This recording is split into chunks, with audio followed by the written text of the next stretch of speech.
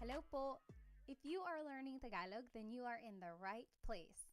My name is Pat and I'm here to welcome you to the Tagalog Time video series and podcast where I will teach you conversational Tagalog. In my Tagalog lessons, we will break down grammar rules, we will learn common phrases that native speakers say, and we will practice so that you can feel confident speaking Tagalog to anyone you meet. Along the way, we will also talk about Filipino culture, history, and geography so that you can have some context to go along with the information we learn about the language. But first, I want to ask you, why are you learning Tagalog? Did you grow up in a home where your parents or your grandparents spoke Tagalog but you were never taught how to speak the language? Or maybe you have a special someone in your life who speaks Tagalog and you want to learn the language so that you can get to know their culture better. Or maybe you are fluent in Tagalog and you just want to understand the language a little bit better. Whatever your reason is, I'm so glad you're here. We will start from scratch, get a good foundation on the language, and build our way up. A little bit about myself. I was born in Manila. My family moved to the United States when I was 2 years old. And growing up, my parents only spoke to me in Tagalog. The only time they spoke to me in English was if I was in trouble. They wanted to make sure that I understood that I was in trouble loud and clear, so they said it in English and in Tagalog. But for the most part, my parents only spoke to me in Tagalog. Also, I watched a lot of TFC, the Filipino channel, growing up, and my family went to the Philippines every other year because we still have a lot of family over there. So all of that really helped me stay fluent in Tagalog. And it wasn't until I was already an adult when I really appreciated the fact that I was bilingual in both English and Tagalog. And I hope to help you in your Tagalog learning journey. I will mention that this Tagalog lesson is available on 2 different platforms. You can find the video on my YouTube channel, Tagalog Time Pat, or you can find the audio wherever you find your favorite podcast. I decided to have this Tagalog lesson available in these 2 different platforms because I know some people prefer the video so that they can see the images on there if they are visual learners, while others are auditory learners and prefer to just listen to the information. However you are catching this episode right now, I do encourage you to try out the other platform at a later time. For example, if you are watching the video on YouTube, maybe try out the podcast later. And vice versa, if you are listening to the podcast, maybe check out the video later. There are certain things in both the video and the podcast that are very beneficial. For example, when you are watching the video, you can see all of the words spelled out. You can see how everything is written and the pattern of all of these phrases. Whereas when you are listening to the podcast, you can really focus on the sounds and the emphasis and the pronunciation of words. The video and the podcast work different parts of your brain, so give each a try and see which one works best for you. Alrighty, let's go ahead and get started with the lesson. This is episode 1. I like to call it Tagalog Fundamentals. Our learning agenda for the lesson includes talking about the history of Tagalog. Where does the name come from? Who speaks Tagalog, like in what regions of the Philippines? And what is the difference between Tagalog and Filipino? So Filipino is actually the national language of the Philippines. How is it different from Tagalog? We'll talk about that. Then we will learn some common introduction phrases so that you can have a conversation with someone you just met. And lastly, we'll do some practice questions and apply what we learned. Alrighty, this is a picture of a river.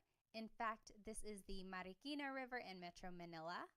I will just describe it to you. In the back, there are some skyscrapers, really tall buildings. In fact, this is kind of what you would see in the Philippines whenever you visit a big city.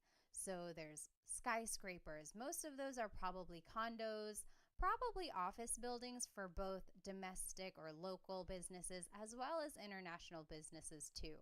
And then there's probably some shopping centers all mixed in there as well. Around those skyscrapers, you will see a lot of houses. So big cities are very populated, a lot of traffic can be seen there. However, throughout the city, you will find pockets of nature, like this river, or even parts of wooded areas, or even nature parks where families will often relax together. So what does a river have to do with Tagalog? Well, in Tagalog, the word river is ilog. And back in the day, those who lived near the river were called taga-ilog. Taga means from, ilog means river, so these people were from the river, or also known as river dwellers. The opposite of that would be taga-bundok, from the mountain. So this was just a way to distinguish people in different regions. Taga-ilog are those who were living beside the river. And the name Tagalog comes from this phrase, taga-ilog. It is the language that was spoken by these people who were living near the river. So eventually, the language was called Tagalog. Now, what is the difference between Tagalog and Filipino? Well, before the 1930s, there actually wasn't even a national language in the Philippines. At the time, Spanish and English were considered to be official languages, but there was no national language assigned yet. It wasn't until 1937 when Tagalog was declared to be the national language by the government. However, this was pretty controversial. Tagalog was only spoken in the central Luzon area. That means people up north and people in the south did not speak Tagalog. There are lots of languages and dialects throughout the country. In fact, some people didn't even recognize Tagalog as the national language. Some people did not support this decision, but ultimately Tagalog was chosen for a number of reasons. First, Tagalog was spoken in Manila and its surrounding areas. And this is where the government had resided for many years. So since this is the area where government decisions were being made about politics, economics, and social issues, many people decided that Tagalog would be more suitable to be the national language. Also, Tagalog was chosen because it didn't have as many smaller dialects like other languages did in the country at the time. Another reason why Tagalog was chosen to be the national language was because there was an extensive amount of historical documents and books written in Tagalog. So this showed that Tagalog had already been a well-established language. Lastly, Tagalog was chosen to be the national language at the time because even though not a lot of regions spoke it fluently, it was the most widely understood language throughout various regions in the Philippines. Eventually, in 1987, it was declared that Filipino would actually be the national language instead of Tagalog. So what is the difference between Tagalog and Filipino? Well, Filipino comes from Tagalog. However, it includes loan words that are also commonly used, but come from Spanish, English, and other languages. For example, let's take the word dictionary. In Filipino, people would just say diccionario, dictionary. However, a true Tagalog purist would say talatinigan. You'll notice that the word diccionario has a lot of Spanish influence. And that is what the Filipino language is all about. It incorporates all of these loan words that have been mixed into Tagalog. So that's the main difference between Tagalog and Filipino. Tagalog is the uninfluenced language, whereas Filipino incorporates all of these loan words and influences from other countries. So speaking of, what are some of the Tagalog influences? Well, Spain colonized the Philippines from 1521 to 1898. So for over 300 years, Spain occupied the country, so it had a big effect on the Filipino culture, language, and traditions. Here are some loan words from Spanish. Caballo, horse; radyo, radio; cuchara, spoon; tinidor, fork. Another country that influenced Tagalog is China. There were a lot of immigrants from the Hokkien community who were from the southern tip of China, and they immigrated to the Philippines between the 16th and 19th centuries. There are a lot of Chinese influences in the Filipino culture. For example, the cuisine, pancit and lumpia, come from the Chinese culture. Also, beliefs in feng shui and other things like that come from Chinese culture as well. Here are some Tagalog words that were influenced by China. Hikaw, earring; susi, key; ate and kuya, so older sister and older brother. Those are some words from the Chinese culture. Next, America influenced Tagalog. America occupied the Philippines between 1898 and 1946. And here are some English words that have influenced Tagalog. Wais, wise; ballpen, pen; nurse, nurse; driver, driver. Also, Japan influenced Tagalog. They occupy the Philippines between 1942 and 1945, and here are some Tagalog words that were influenced by Japanese. Karaoke, katol, which is the incense or some smoke that's used to deter mosquitoes, and then tsunami. And again, this is what the Filipino language incorporates. It adds all of these words that have been borrowed from other countries into Tagalog, whereas Tagalog purists would use other words that were more used in pre-colonial times. All right. So now let's take a look at where Tagalog is spoken throughout the Philippines. There are three main island groups in the Philippines: Luzon, Visayas, and Mindanao. Luzon is up in the north, then Visayas is in the central area, and then Mindanao is way down in the south. Tagalog is spoken here in this central Luzon area, so it's more up there in the north. There are so many languages in the Philippines, and here are just some of them. Ilocano is spoken up there in the north, northern Luzon area. Tagalog, again, is the central Luzon area. Bicolano is in the southern Luzon area. Waray is spoken in the Visayas region, also Cebuano and Bisaya. All of that is spoken in the southern areas of the Philippines. And then Hiligaynon is on the western side of the Visayas region. Now, the big question is, what is the difference between language and dialect? I will say that not everyone agrees. Some people think Tagalog is a language. Some people would say Tagalog is just a dialect. Same with Bisaya. Some people would say, in my research, language is considered to be more broad, whereas dialect is more regional. So yes, someone could argue, oh, Bicolano is regional, Hiligaynon is regional. I like to consider all of these as different languages, and I know I'm going to get people who disagree, and I apologize, but I also just like to give these regions their own recognition as having this developed language and form of communication.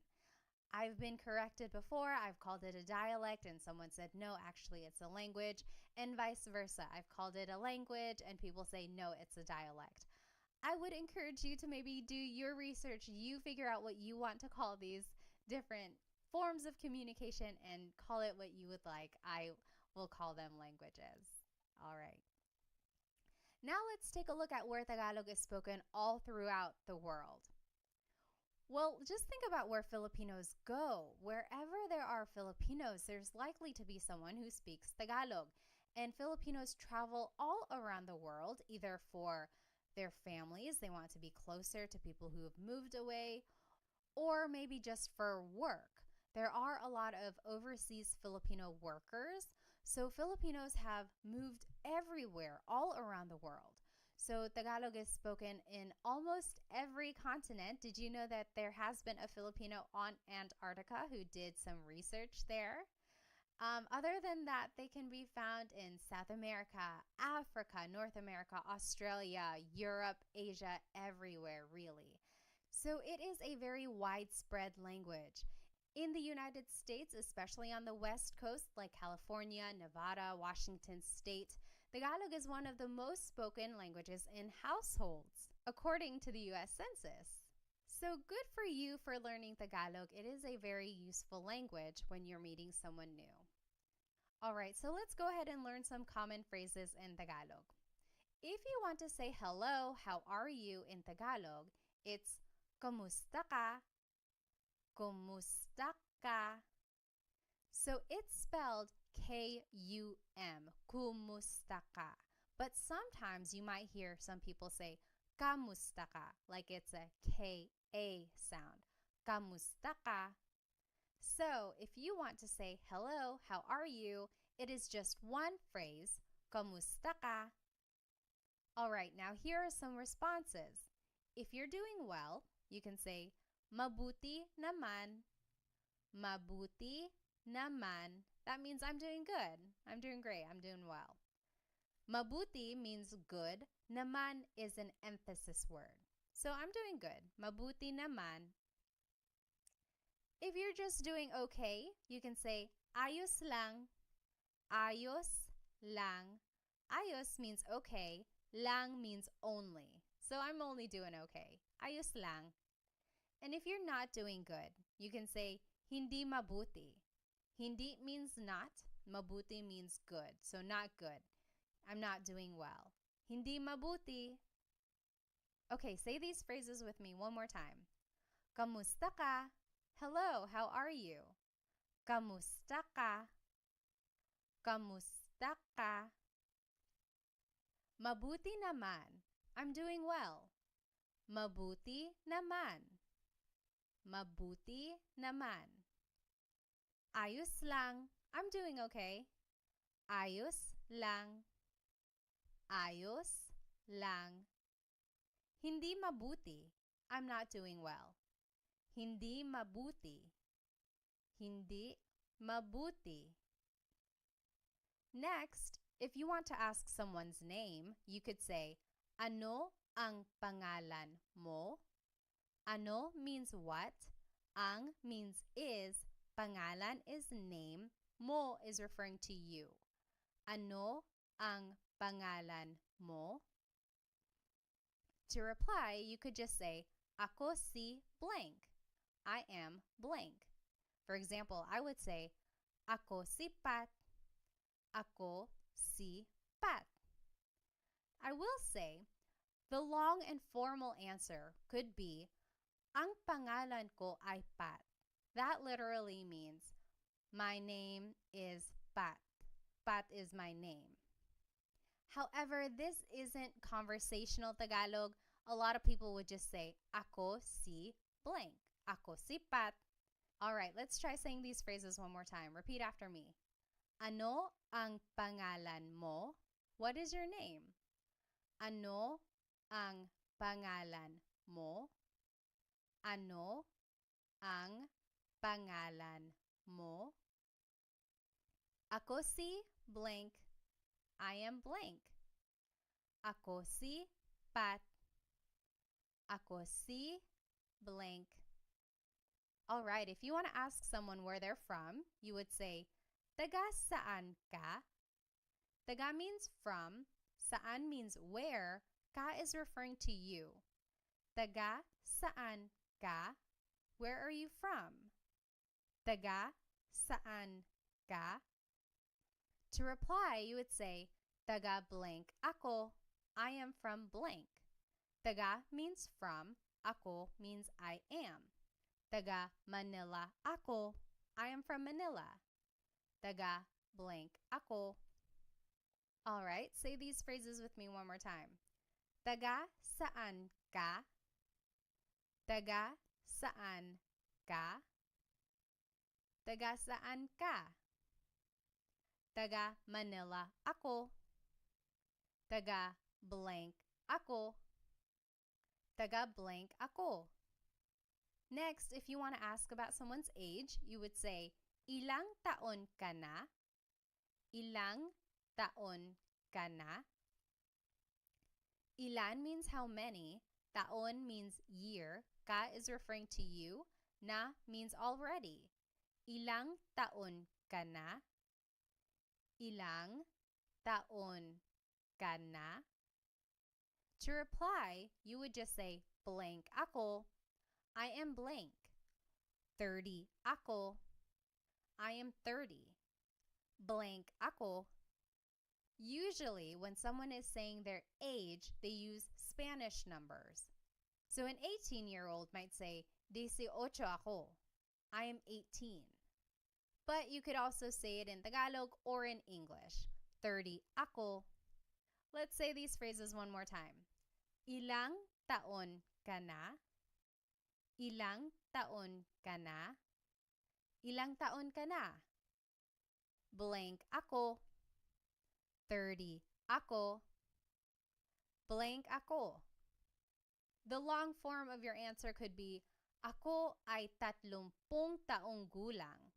That literally means, I am 30 years old. Again, this is not so much conversational Tagalog. It's more common for someone to just say, 30 ako. Next, you can ask someone, ano ang trabaho mo? What is your job? Ano means what, ang means is, trabaho means job, mo is referring to you. Ano ang trabaho mo? Ano ang trabaho mo? Your response would be, blank ako. So very similar to the last response. I am blank. I am a blank. For example, I could say, nurse ako, teacher ako. And here's just some vocabulary on some professions. Guro, teacher. Nurse, nurse. Doktor, doctor. Abogado, lawyer. So you could say, guro ako, nurse ako. All right, say these phrases with me one more time. Ano ang trabaho mo? Ano ang trabaho mo? Ano ang trabaho mo? Blank ako.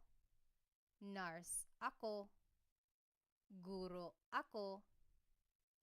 The long form answer would be, ako ay isang nurse.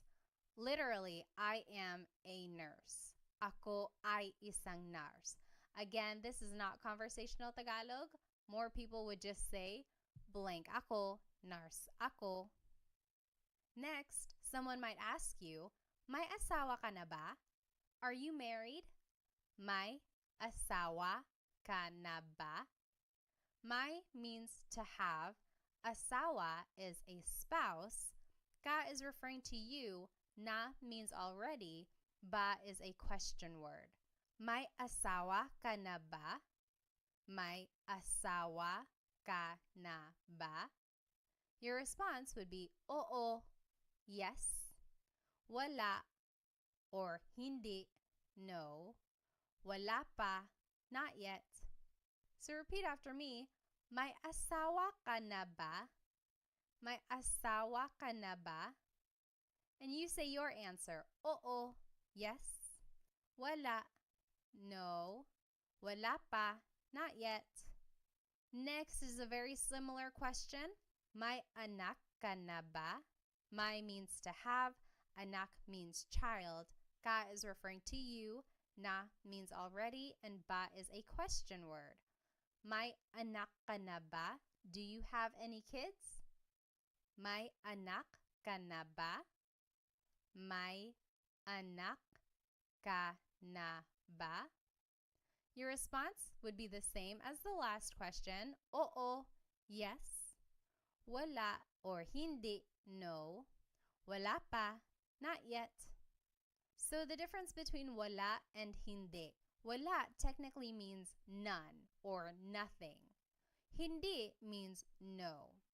And since the question has the word may, which means do you have, it's almost like a quantity, then you could answer with wala, none. I have none yet. I don't have any kids yet. So wala, none. Sometimes you might also hear someone say hindi, no. Most commonly you would hear someone say wala, none. If you do want to answer and say that you do have kids, you can add the number of kids in your response. Oo, may dalawang anak na ako. Let's review some Tagalog numbers. Isa, 1, dalawa, 2, tatlo, 3, apat, 4, 5, 5. Now, if you listen again to the response, it's oo, may dalawang anak na ako. When the number ends with a vowel, like dalawa, ends with the letter A, you have to add an NG at the end when you respond. So, oo, may dalawang anak na ako. So instead of saying may dalawa anak na ako, you have to add an NG to the end of the word dalawa so that it connects to the word anak. It's almost like you're saying two of child. You have two children.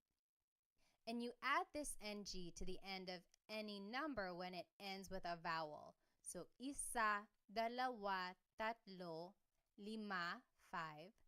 But for the word apat, 4, it ends with a consonant. You would have to add the word na before the word anak. So, oo, may apat na anak na ako. So anytime the number ends with a consonant, you add the word na. All right. Say that again with me. May anak ka na ba? May anak ka na ba? Do you have any kids? May anak ka na ba? And your response, oo, yes, wala or hindi, no, wala pa, not yet. And to talk about how many kids you do have, you could say, oo, may dalawang anak na ako, and just fill in the number in the phrase. Lastly, to get to know someone, you can ask them, ano ang hilig mo? What are your hobbies? Ano means what, ang means are or is, hilig means your likings or things that you like. Mo is referring to you. Ano ang hilig mo? What do you like to do? What are your hobbies? Your response would be, mahilig ako blank. I like to blank. And here are some examples of some hobbies.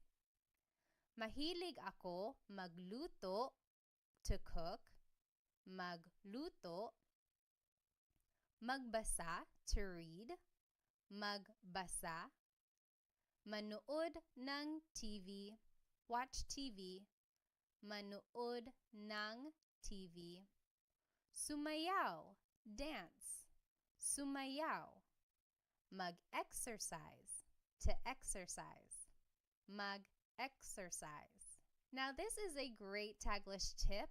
When you don't know a verb in Tagalog, you can use the mag pattern.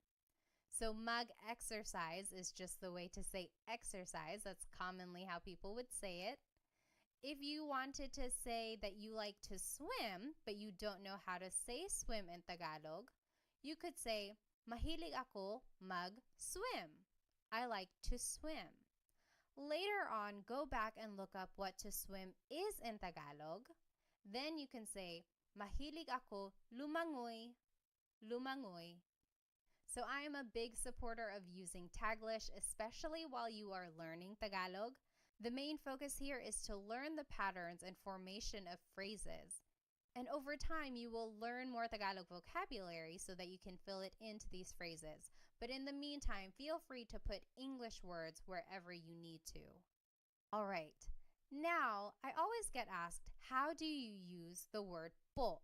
The word po is a part of speech that is used to show respect.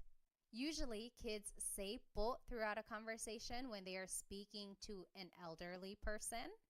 Or adults even say po when they are trying to be respectful either to someone in authority or someone older than them. There are specific placements for the word po, but I will tell you about those in my next video, how to use po.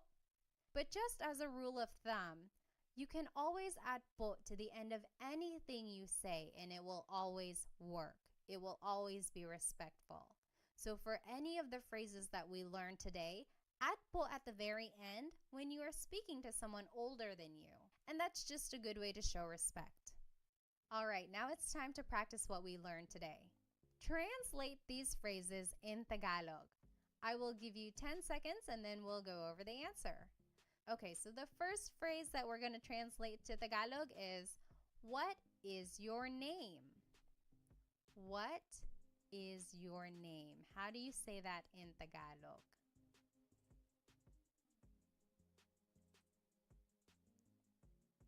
Ano ang pangalan mo? Ano ang pangalan mo? What is your name? Ano ang pangalan mo? Now, how would you reply in Tagalog? If someone asked you, ano ang pangalan mo? How would you reply in Tagalog?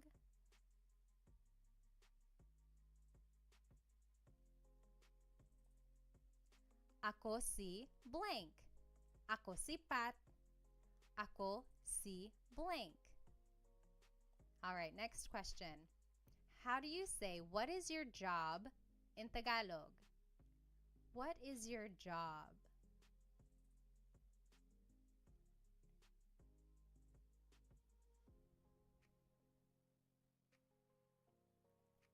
Ano ang trabaho mo?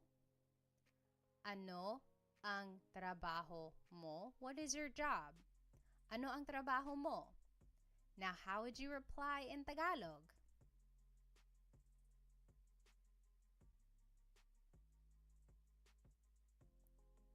Blank ako. I am blank. Nurse ako. Teacher ako. Next, how would you say, hello, how are you in Tagalog? How do you say hello, how are you in Tagalog?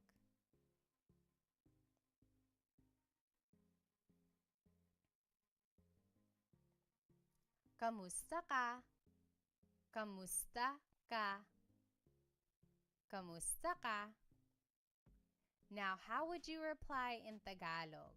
Remember, there are 3 different responses that you could say. How would you reply to kamusta ka?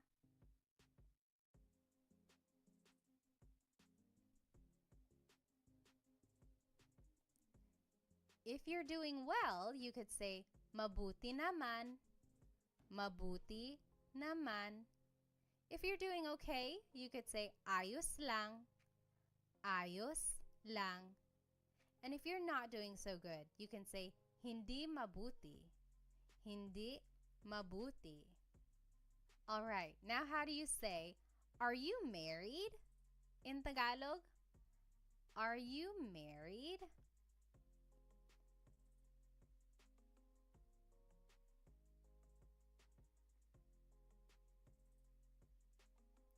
May asawa ka na ba? May asawa ka na ba? Are you married? May asawa ka na ba? Now, how would you reply in Tagalog? Remember, there are 3 different types of responses you can give to this question. May asawa ka na ba?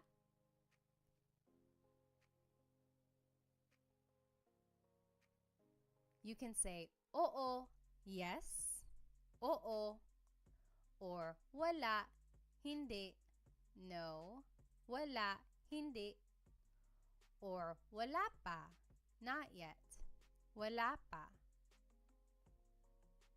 How do you say, where are you from in Tagalog? Where are you from?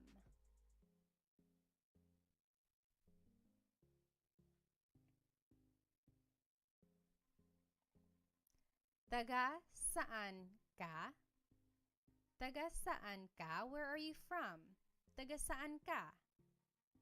Now, how would you reply in Tagalog?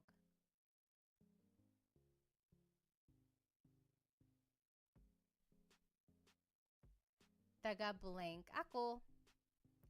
Taga Manila ako. I'm from Manila.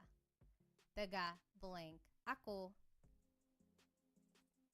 All right, how would you ask, how old are you in Tagalog? How old are you?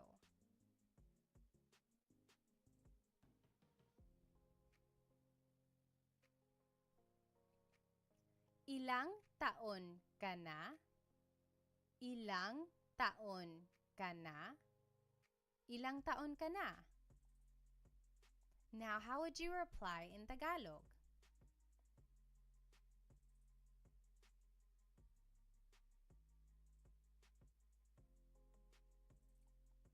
You can say blank ako. For example, I would say 30 ako. So blank ako.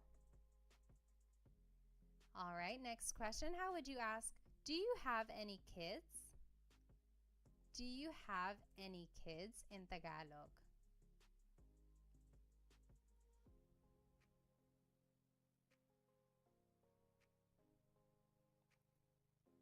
May anak ka na ba? May anak ka na ba? Do you have any kids? May anak ka na ba? And how would you reply in Tagalog?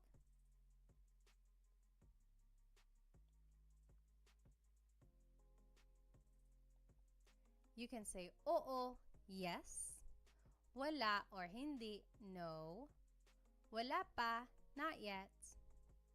And if you wanted to be specific and say how many kids you do have, it would be, may blank anak na ako.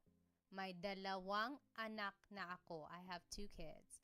Or may apat na anak na ako. I have 4 kids. So that would be the sentence structure if you wanted to say how many kids you do have. Lastly, how would you ask someone, what are your hobbies in Tagalog? What are your hobbies?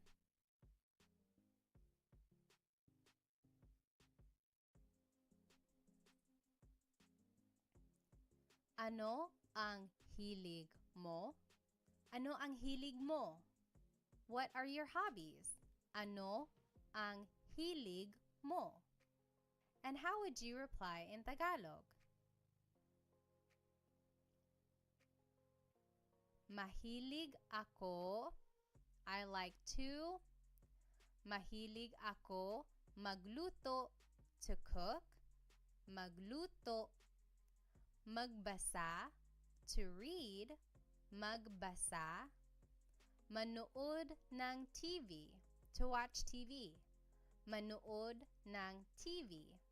Sumayaw, to dance. Sumayaw. Mag-exercise, to exercise. Mag-exercise. And remember, you can always use a Taglish tip. If you don't know a verb in Tagalog, just say it as a mag verb.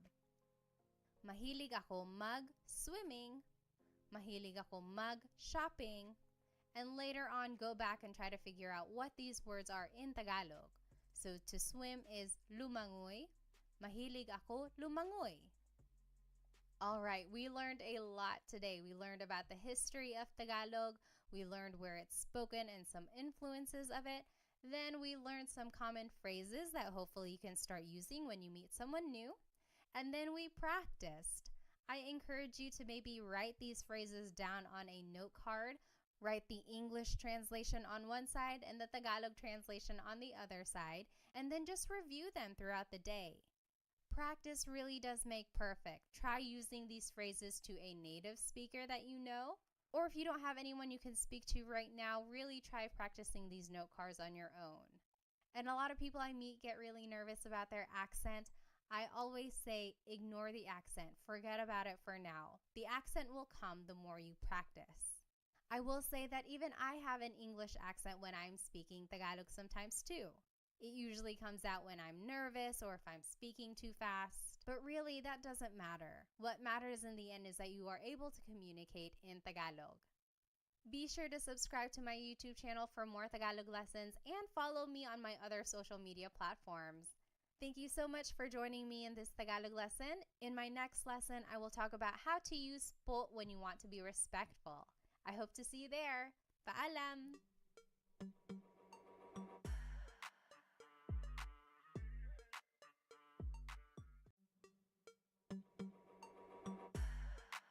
Hello po! Welcome to another episode of Tagalog Time. In today's Tagalog lesson, we will learn how to use the word po.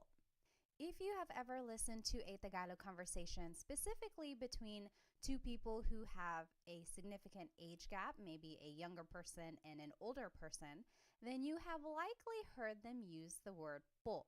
So what is this word? Why is it used when people are speaking Tagalog? And how do you use it? We will go over all of that in today's episode.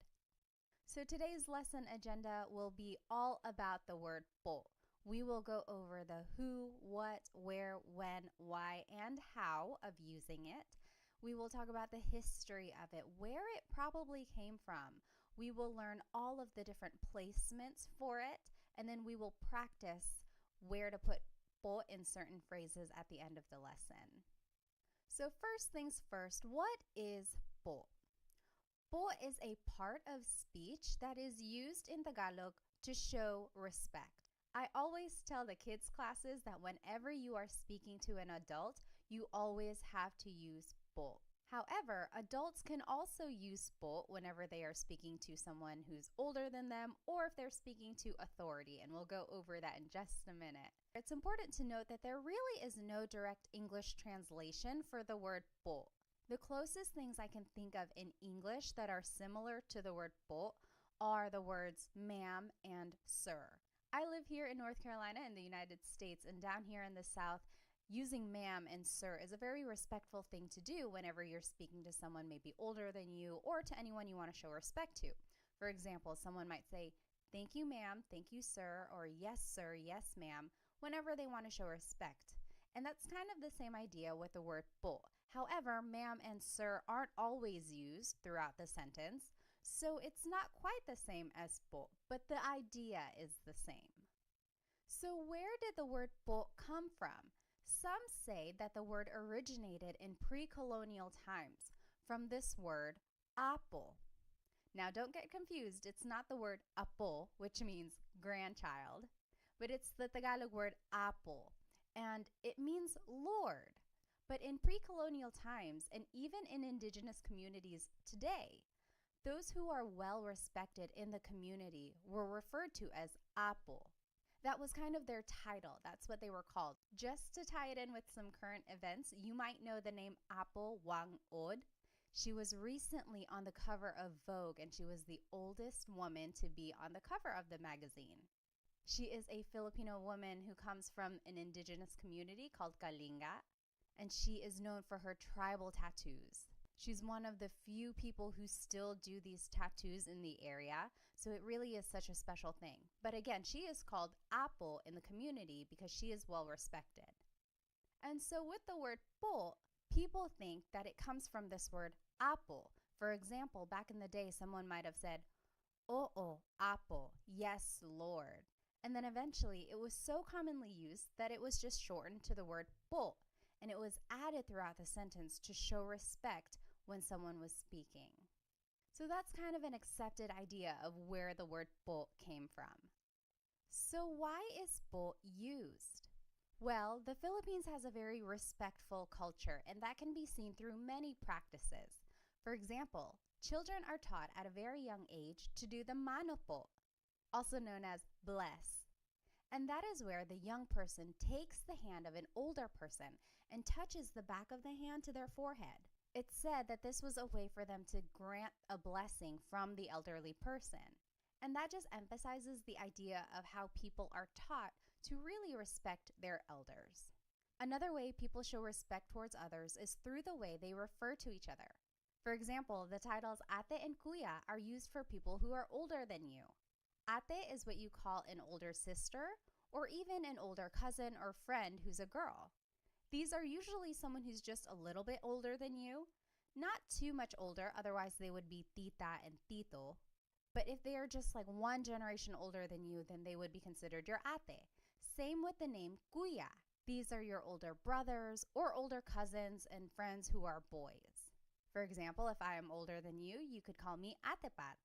Your older cousin might be Kuya Sam, and so on. So again, these titles just show how respect is embedded in the family and community unit. As I mentioned, kids are taught to say po whenever they are speaking to their elders. So their parents, their aunts and uncles, their grandparents. However, it's important to note that adults also use the word po whenever they are speaking, of course, to their elders, so maybe their grandparents or their parents, but also to anyone in authority, so bosses or police or priests or doctors. So anyone they want to be respectful to, they would say po. When and where is the word po used? It can be used anytime. Whether you are just at home with your family, or if you're at the grocery store, or if you're at work, it's always appropriate whenever you want to show respect. Other than using the word po personally with your family, you might also hear the word po in hospitality settings. So for example, at hotels and restaurants. You will likely hear the staff speaking to you with the word po. And that again is just a way to show respect because you are a guest in that area. And that is just a way for them to be professional and respectful. All right, so how do you use the word po? Before we jump into the proper placements of po, let's go over some common Tagalog phrases that we can use as a reference. So first, the basic way to say hello and how are you in Tagalog is just kamusta ka, kumusta ka. To reply, you can say mabuti naman, I'm doing well, mabuti naman. Or if you're just doing okay, you can say ayos lang, ayos lang. And if you're not doing well, you can say, hindi mabuti. Hindi mabuti. Say these phrases with me one more time. Kamusta ka? Hello, how are you? Kamusta ka? Mabuti naman. I'm doing well. Mabuti naman. Ayos lang. I'm doing okay. Ayos lang. Hindi mabuti. I'm not doing well. Hindi mabuti. Next, if you want to ask for someone's name, you can say, ano ang pangalan mo? Ano ang pangalan mo? Your response would be, ako si blank. I am blank. I would say, ako si Pat. Ako si blank. Next, if you want to ask where someone is from, you can say, taga saan ka? Where are you from? Taga saan ka? To reply, you can say, taga blank ako. I am from blank. Taga Manila ako. Taga blank ako. Let's say these phrases one more time. Ano ang pangalan mo? What is your name? Ano ang pangalan mo? Ako si blank. I am blank. Ako si Pat. Ako si blank.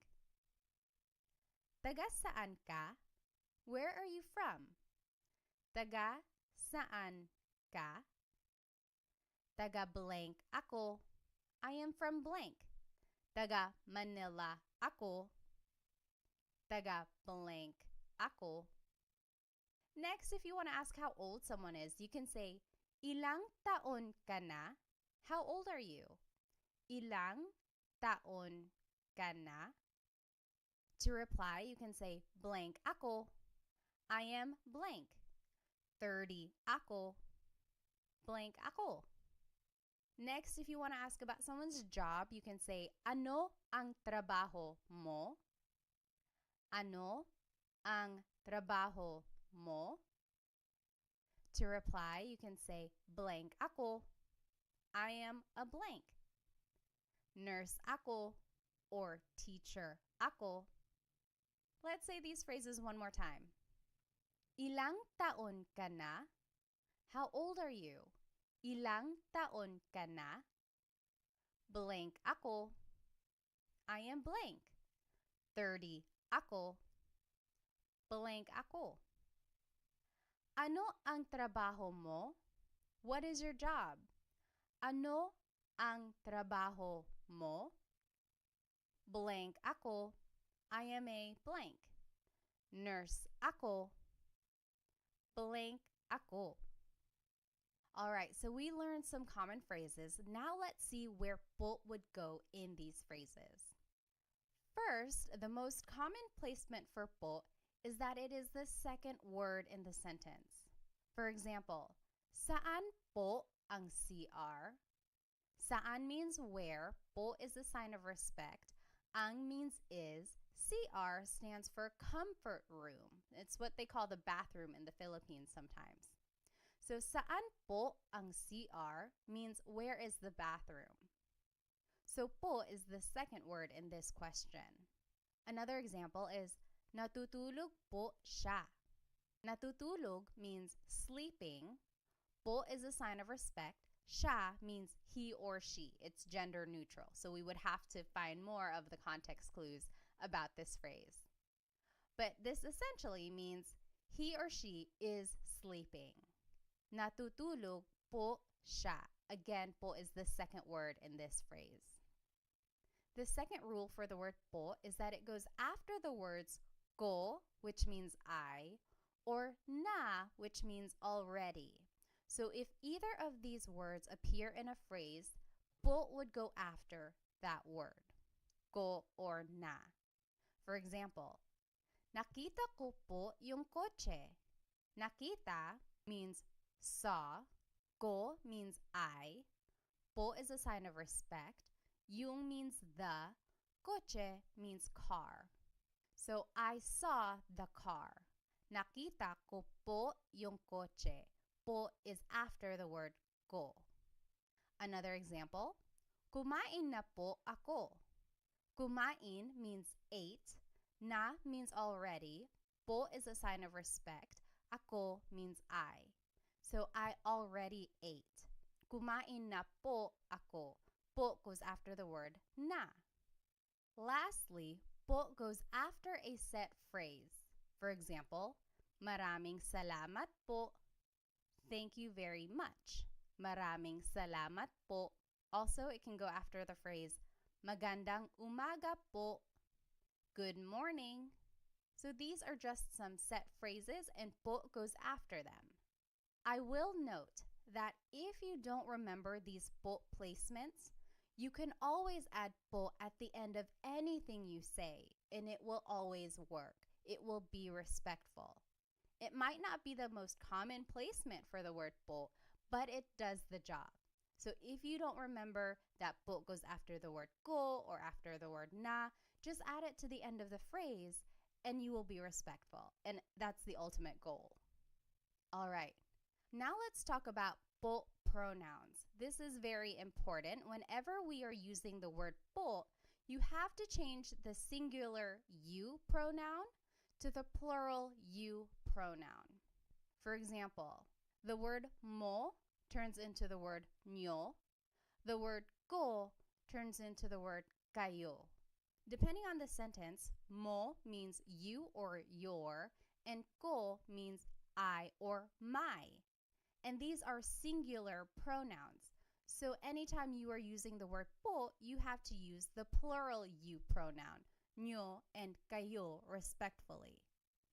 And they do this in other languages as well. They do this in French. I took 5 years of French between high school and college.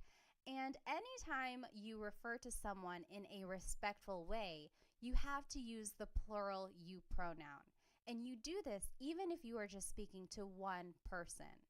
So that can get a little confusing. People always ask, so if I'm only speaking to one person, but I'm still using the word po, I still have to refer to them in the plural you?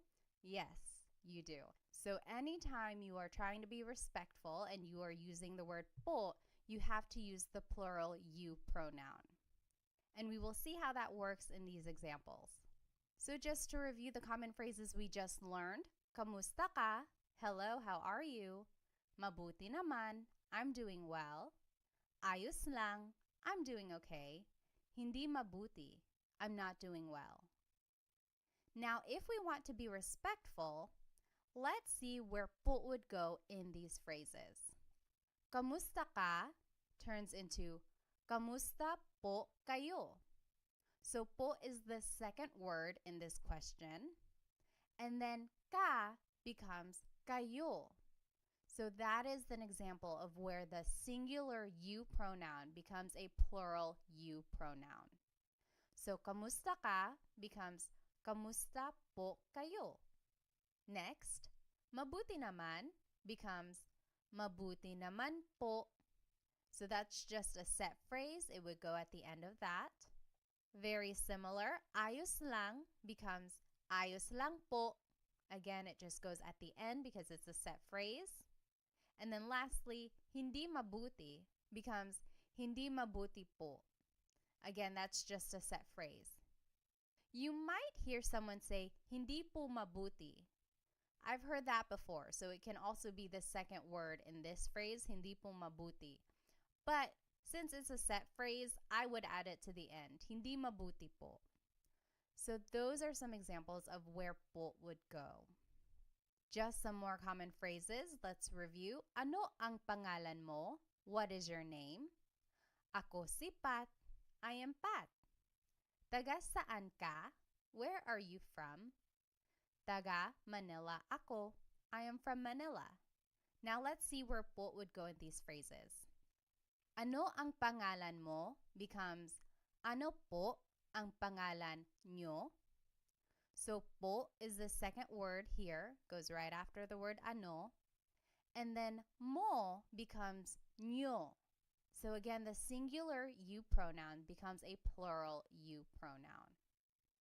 Next, ako si Pat becomes ako po si Pat. Po is the second word in this phrase.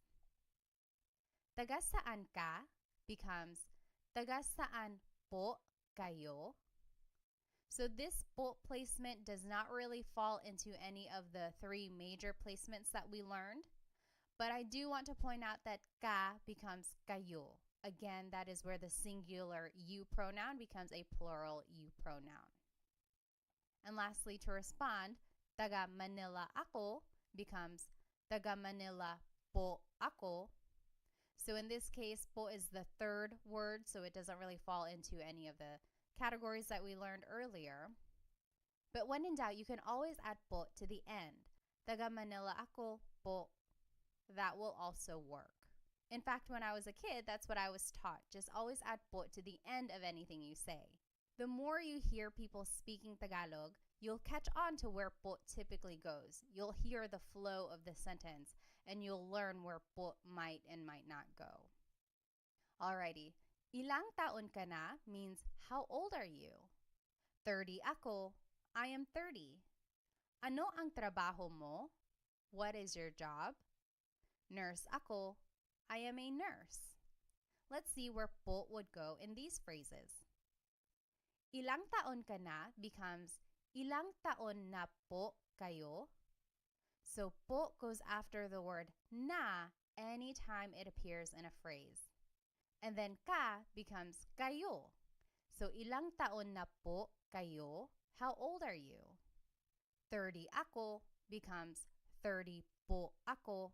So po is the second word placement there. Ano ang trabaho mo becomes ano po ang trabaho nyo. Po is the second word placement here. And then mo becomes nyo. And lastly, nurse ako becomes nurse po ako. Po is the second word placement in this phrase. All right, let's try some practice questions. Just to review, these are the three common placements of po. Usually it's the second word placement in a phrase, or it goes after the words ko or na if either of them appear in a phrase. And lastly, it goes after a set phrase. And then the most important rule is anytime you are using po, you have to use a plural you pronoun instead of the singular you pronoun. So like the phrase we learned, taga saan ka? Where are you from? Turns into taga saan po kayo? Ka becomes kayo. You would never ever hear someone say, taga saan po ka?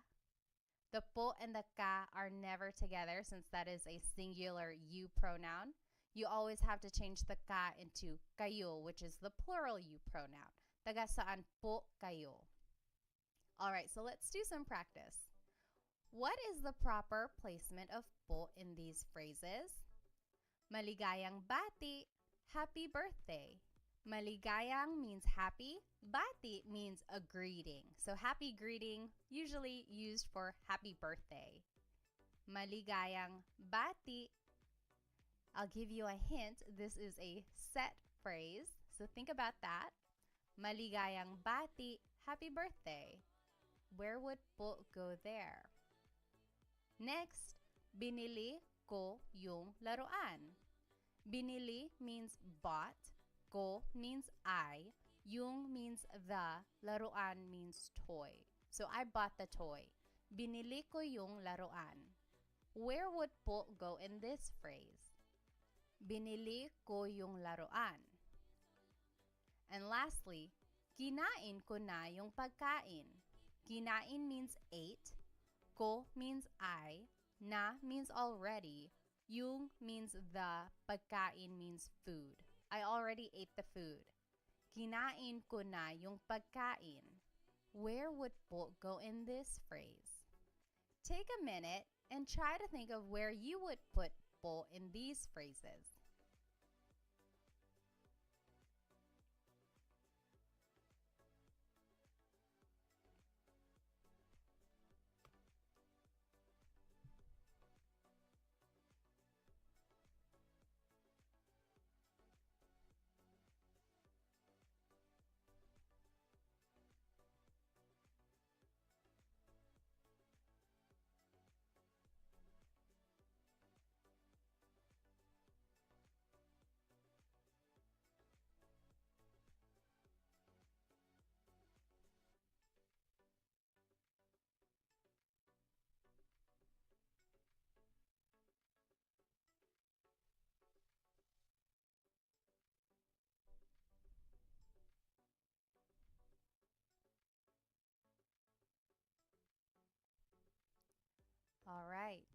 Maligayang bati becomes maligayang bati po. So that is a set phrase, so po would just go at the end of that. Maligayang bati po. Next, binili ko yung laruan. I bought the toy. Becomes, binili ko po yung laruan. Po would go after the word ko in this phrase. Lastly, kinain ko na po yung pagkain. So remember, one of the rules was it goes after the word ko or na if either of them appear in the phrase. What if they both appear in the phrase? It would just go after both of them. So kinain ko na po yung pagkain. Po goes after the word na, which is after the word ko. So did you get it right? I hope you did. It does take some practice, but remember you can always add po to the end of your sentence. All right, so just a quick note. What is the difference between po and ho? For example, someone might say ano po, which means what? Someone else might say ano ho, which also means what. What is the difference between po and ho? Well, both are a sign of respect. They have the same placement rules that we just learned. However, ho is considered to be a little bit more informal and po is formal. Some people might use the word ho when they are speaking to an elderly person who is not really close to them or a stranger who they don't really know well. For instance, some people use the word ho when they are speaking to an older person who they don't really know very well. So maybe an older stranger or just an older acquaintance, they might use the word ho. Whereas po is really saved for older people in their family, people they really know and want to formally respect. I personally don't use the word ho very often. I just use po for everyone when I want to be respectful. However, I have heard people use the word ho whenever they're speaking to someone kind of informally but also still respectful. You might hear it in movies or Filipino shows or things like that. Just know that it is equivalent to the word po but just a little bit less formal. Alrighty, so we learned a lot today. We learned the placements of po. We learned a little bit about the history, where it comes from, how to use it, when and where. And then we were able to practice a little bit. So I encourage you, maybe when you are speaking to your parents or to your grandparents, just practice saying po, even if it's in English. Try adding po to anything you say at the end, even if it's an English phrase. That way you can get in the habit of using po and being respectful towards others in this way. If you would like to stay connected and get notified whenever I have a new Tagalog lesson, I encourage you to subscribe to my YouTube channel. And please follow me on my other social media platforms. I have a lot of other good content there as well. I'll see you in our next Tagalog lesson. Paalam!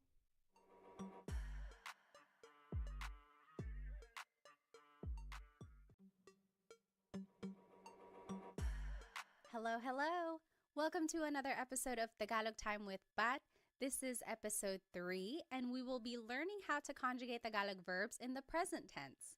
I encourage you to go back and watch episode 1 and 2 if you have not watched them yet.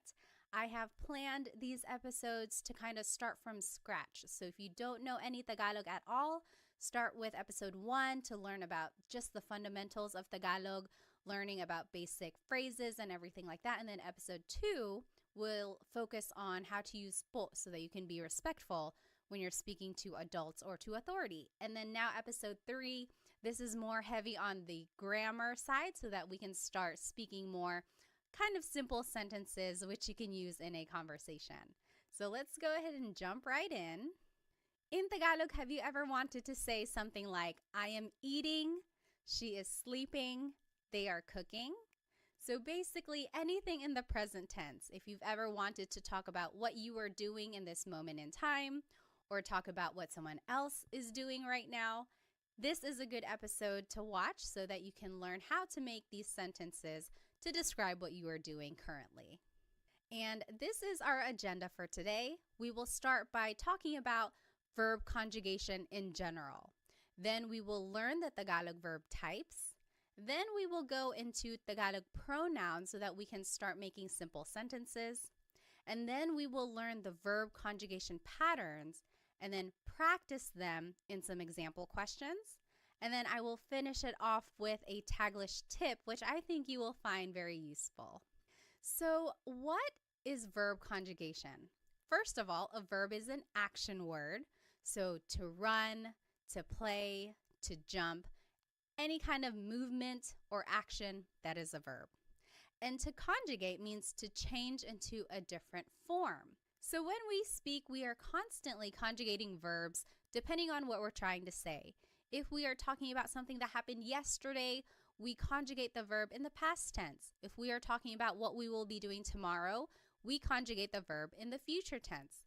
So to conjugate just means to change into a different form. And I like to take the time to kind of explain what conjugate means, because one time in a class, I had a student ask, what does conjugate mean? And here I was just throwing the word around thinking everyone knew what it meant.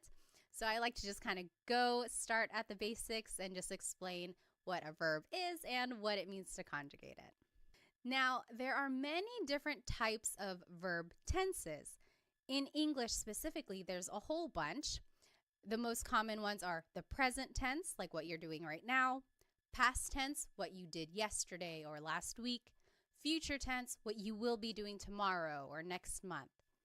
Then in English, there are also lots of other tenses, like the present perfect tense, like I have been to his house before. So that means like something happened in the past, but it's still kind of related to the present. Then there's the pluperfect tense. I had eaten lunch. So that's something that happened in the past. It's done. It happened at a specific moment in time. And then there are just so many more verb tenses out there, especially in English. But in today's class, we will focus on how to conjugate verbs in the present tense. Alrighty, so in Tagalog, there are 5 main types of verbs in Tagalog. Mag, ma, in, and e verbs. Now, what makes them different is that some verbs are actor-focused and some are object-focused and some are both. So what does that mean? An actor-focused verb means that the subject is doing the action. For example, the boy is playing. Here, the subject is the boy, and he is doing the action. He is playing. Whereas in an object-focused verb, the action is being done to the subject. For example, wash the dishes.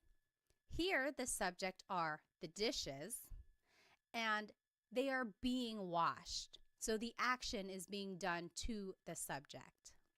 So that's the difference between an actor and an object-focused verb, and the difference between them will be important when we are determining the type of sentence that we're going to make. So we'll see that more in the examples later on. Alrighty, so speaking of subjects, let's learn some subject pronouns. Ako means I. Ka means you singular, so it's just you by yourself, one person. Siya means he or she. And I want to point out that siya is gender neutral. That means you have to listen for the context of the sentence to determine who that person is talking about. And also, take a look at the spelling. It looks like it should be pronounced siya, but it's actually pronounced siya, siya. There are some regions in the Philippines that might pronounce it siya, but for the most part, in the central Luzon, Tagalog-speaking areas, it's pronounced siya, siya. Next, sila is they.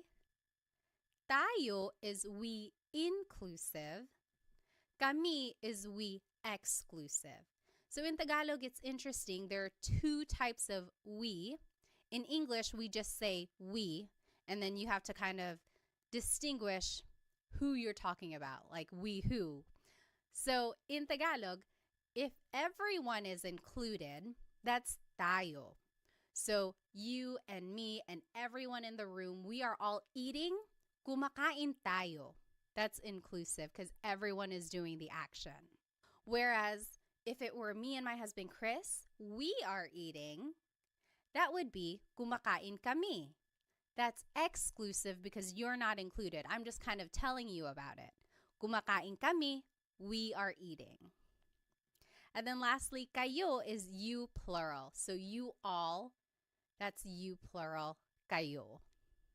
Okay, now the simplest sentence structure is verb plus pronoun. If we take a look at the verb to cook, in Tagalog it's magluto. So if you want to say I am cooking, it's nagluluto ako. Or you could say nagluluto ka, you are cooking. Nagluluto siya, he or she is cooking. Nagluluto sila, they are cooking. Nagluluto tayo, we are cooking, inclusive. Again, that's you and me and everyone in the room. We are all cooking together. Everyone is included. Nagluluto tayo. Versus nagluluto kami. Me and my husband Chris, we are cooking. That's exclusive. And then nagluluto kayo, you all are cooking. Maybe you all as a class, nagluluto kayo. All right, so all of these examples just show the simple sentence structure, verb plus pronoun. So the verb goes first, and then the pronoun goes afterwards. It's the opposite of English, where the pronoun goes first. Like, I am cooking, I is the pronoun, and then it's the verb cook. So in Tagalog, it's the opposite, verb plus pronoun. All right, so one important thing about Tagalog verbs is that they all have a root word, and then something is added to them to conjugate it to a different tense. So an affix or an infix is added to the word to change it into a different tense. For example, let's take a look at the word magluto, to cook again. You could say nagluluto ako, I am cooking. That's the present tense. Past tense, nagluto ako, I cooked. Future tense, magluluto ako, I will cook. So I underlined here all of the root words. So luto is the root word. And then there's the affix that goes before the root, and that will determine the tense. And what I want you to get from this slide is that if you can pick out the root word in a conversation, then that will really help with the translation of Tagalog for you. So if I heard someone say, oh, nagluto ako kahapon, then I would say to myself, okay, I know luto means to cook. Now I have to use context clues to figure out, are they talking about something that happened yesterday, or are they cooking right now, or are they going to cook tomorrow? So if you can pick out root words when you're listening to Tagalog, that will really help with the translation and understanding of the language. Alrighty, so let's go ahead and jump right into these conjugation patterns. We will start with the mag verbs. They are usually actor focused, and they are the most common type of verb in Tagalog. Here are some examples. Maglakad, to walk. Magluto, to cook. Magbasa, to read. Now, in the present tense, if you want to conjugate a mag verb in the present tense, here is the pattern. It's the affix nag, then it's the repeated first syllable, and then it's the root. For example, maglakad becomes naglalakad.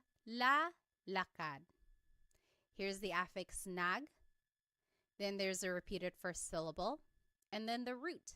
Naglalakad ako, I am walking. Naglalakad sila, they are walking. Alrighty, let's take a look at magluto, to cook.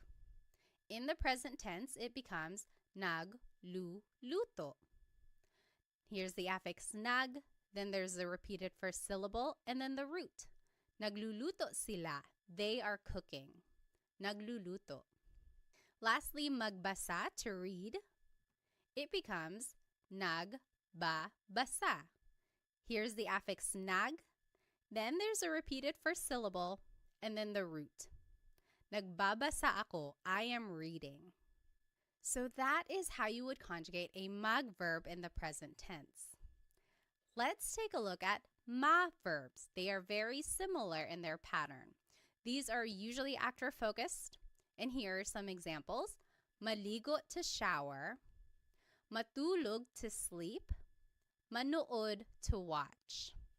In the present tense, if you want to conjugate a ma verb, here's the pattern. Now the affix is na, then it's the repeated first syllable and then the root. So maligo, to shower, will be naliligo. Naliligo ako. I am taking a shower. Naliligo siya. He is taking a shower. You jot it down on your paper. What do you think matulog and manood will be in the present tense? And feel free to pause the video if you need. All right, matulog in the present tense, to sleep, is going to be natutulog. The affix is na, then there's a repeated first syllable, and then the root. Natutulog ako. I am sleeping. Natutulog. Manood, to watch, will be nanonood. Nanonood sila. They are watching. Affix is na, then there's the repeated first syllable, and then the root, nanonood. So mag and ma verbs have a very similar pattern. The only difference is that affix in the beginning.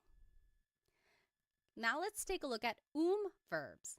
These can be actor or object focused, depending on the context. And here are some examples. Kain is to eat. Takbo is to run. Tawa is to laugh. Now you might be wondering, why are these verbs? Doesn't appear in the word at all. It's because is the infix that goes into the word when you are conjugating it. So in the present tense, to conjugate an verb, the infix goes between the first and second letter, and then it's the root at the end. So for example, kain, to eat, becomes kumakain. Goes between the first and second letter, and then you add the root at the end. Kumakain ako. I am eating. Kumakain ako. Next, takbo means to run. In the present tense, it would be tumatakbo. Tumatakbo siya. He is running. Goes between the first and second letter, and then it's the root at the end. Tumatakbo. You jot it down. What do you think tawa will be in the present tense? And just use the pattern we learned. In the present tense, tawa, to laugh, will be tumatawa. Goes between the first and second letter, and then the root goes at the end. Tumatawa sila. They are laughing. Tumatawa. Alrighty, now let's move on to verbs. These are also object focused. And here are some examples. Gamit means to use. Walis means to sweep. It has a very similar pattern to verbs. The only difference now is that the infix in goes between the first and second letter, and then it's the root. So gamit, to use, in the present tense becomes ginagamit. In goes between the first and second letter, and then it's the root. Ginagamit ko. I am using something. Ginagamit.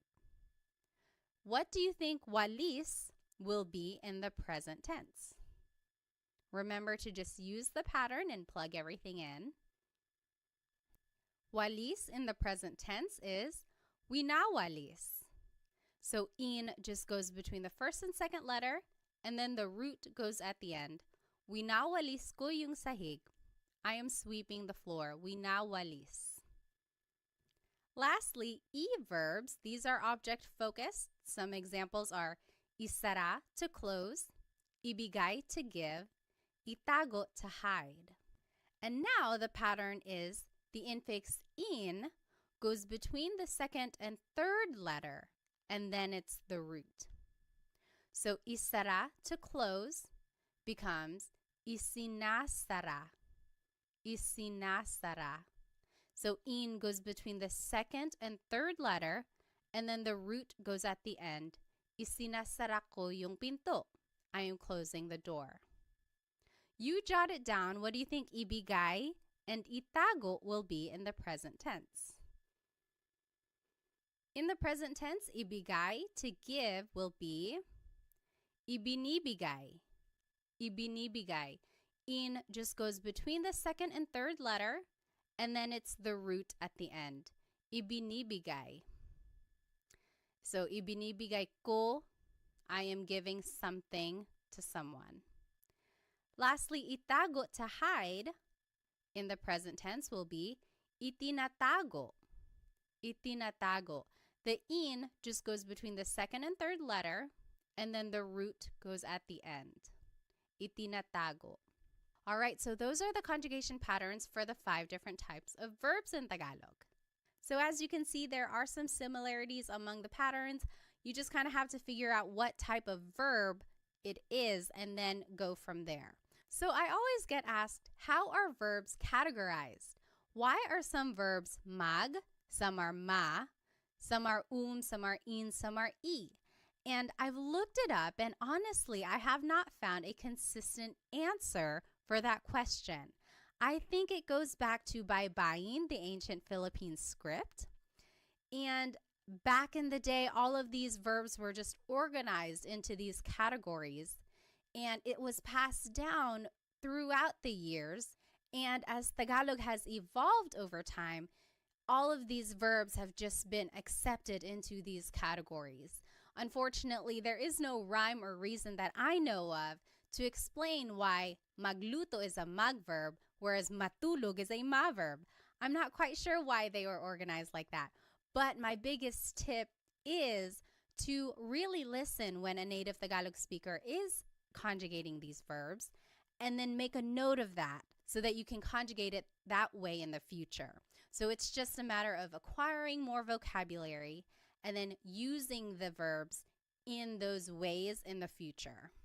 Now, if anyone does know the answer to that, like why are verbs organized in these groups, please let me know because I would love to share it. I have not been able to find a consistent answer to explain why they are the way they are. All right, so now let's go ahead and practice. I'm going to go ahead and turn my video off so that I can use the whole screen. All right, so in this top left corner are the verb patterns that we just learned. Under that are the subject pronouns we learned. Ako is I, ka is you, siya is he or she, sila is they, tayo is we, inclusive, kami is we, exclusive, kayo is you, plural. Then here is the simple sentence structure, verb plus pronoun. And then here are some vocabulary terms to indicate present tense. So ngayon means right now. Ngayong araw means today. And here are some examples. So number 1, I am cleaning right now. Maglinis means to clean. Number 2, she is eating. Kain means to eat. Number 3, you all are cooking. Magluto means to cook. Number 4, we are walking. Maglakad, inclusive. Number 5, they are sleeping. Matulog. And number 6, we are watching TV. Manood, exclusive. So let's do number 1 together just so we are all on the same page. Remember our sentence structure here, verb plus pronoun. So the verb for to clean is maglinis. In the present tense, it's naglilinis. So mag verbs, remember the pattern is affix nag, then there's a repeated first syllable, and then the root. Naglilinis, then I, the subject pronoun for I is ako. And then right now, ngayon. Naglilinis ako ngayon. I am cleaning right now. Naglilinis ako ngayon. You take a minute and do the last 5 questions and then we'll go over it. And feel free to pause the video now if you think you'll need more time. All right, so let's go ahead and do number 2. She is eating. Kumakain siya. Remember, kain is an verb. So the pattern for verbs is the infix goes between the first and second letter, and then it's the root. Kumakain siya. Number 3, you all are cooking. Nagluluto kayo. Nagluluto kayo. Number 4, we are walking. Naglalakad tayo. So remember, inclusive means everyone is doing the action. Tayo is the inclusive form of we. Number 5, they are sleeping. Natutulog sila. Natutulog sila. And lastly, we are watching TV. Exclusive. Nanonood kami ng TV. So not everyone is doing it. It's just me and someone else. Nanonood kami ng TV. So the TV just goes at the end. Nang means some or a thing. We are watching some TV. Now, I want to take a look at this phrase, she is eating. Kumakain siya. Kain is a good example of a verb that can be actor or object focused. So we just learned, kumakain siya. She is eating. But you could also say, kumakain siya ng kanin. She's eating some rice. Or kumakain siya ng saging. She's eating a banana. So ng can mean some or a thing. And in all of these examples, kain is being conjugated as an verb. But you could also say, kinakain niya yung cake. She is eating the cake. Or, kinakain niya yung pandesal. She's eating the pandesal. Pandesal is like a sweet bread that's usually eaten for breakfast. So these last two examples, kain is being conjugated as an verb. What's the difference here? When kain is being conjugated as an verb, it is an actor-focused verb. So in these examples, it's like asking, what is she doing? Oh, she's eating. She's eating some rice. She's eating a banana. What is she doing? Versus when it's an object-focused verb, it's almost like you're asking, what is she eating? Oh, kinakain niya yung cake. She's eating the cake. Or kinakain niya yung pandesal. She's eating the pandesal. So when it's an actor-focused verb, it's more answering the question, what is she doing? In an object-focused verb, it's like answering the question, what is she eating? So there you can kind of see the shift in the focus of the sentence. Is it more focused on what the subject is doing or focused on what the subject is eating? So I think that's very interesting how the verbs can take on a different kind of focus depending on the context of your sentence. All right, so let's go back to the examples we just did. If you look closely, you'll notice that all of these examples are mag, ma, or verbs. That is because they are all actor-focused, meaning you can use a subject pronoun like we were using. However, if you want to use an in or verb, now you have to actually use a possessive pronoun. And the idea here is that for in or verbs, since the object is the focus of the sentence, it's almost like you are in possession of that object, so you have to use these possessive pronouns. So let's take a look down here in the bottom left corner. Here are possessive pronouns. Ko means my or I. Mo means your or you singular. Niya means her or his, he or she. Nila means their or they. Natin means our or we inclusive. Namin means our or we exclusive. Ninyo means your or you plural. So you might be wondering, how can it mean my or I, your or you? Because you can use these pronouns in different ways. So you could say like, bahay ko, my house, or bahay mo, your house. So when you're attaching it to an object, it takes on the possessive quality of like my or your or his or her. But when you're using it in a sentence with an object-focused verb, then it takes on the translation of I, you, he or she. So now this is the sentence structure we will be using when we use an in or verb. Verb plus pronoun like we were just doing. Then it's the word yung. And then it's the noun. A very similar word is ang, A-N-G. That also means the. However, yung is specific. It's like that thing. So for our purposes, let's just use yung because it's a little bit more specific to the examples we will be going over. And then again, here are some vocab words to indicate present tense. Ngayon means right now. Ngayong araw means today. And here are some examples. I am using the car, and I gave you some vocabulary words. Gamit means to use. Coche is car. Number 2, he is closing the door. Isara means to close. Pinto means door. Number 3, you all are sweeping the floor. Walis means to sweep. Sahig means floor. Number 4, they are hiding the toys. Itago means to hide. Mga laruan means toys. So this is interesting. If you want to make a noun plural, you have to add the word mga in front of it. It's not like in English where you just add an S at the end. To make a noun plural, you have to add this word mga. So let's do the first one together, just so we're on the same page. Keep an eye on your new sentence structure here, verb plus pronoun, then yung, then the noun. So I am using the car. Gamit is to use. In the present tense, it's ginagamit.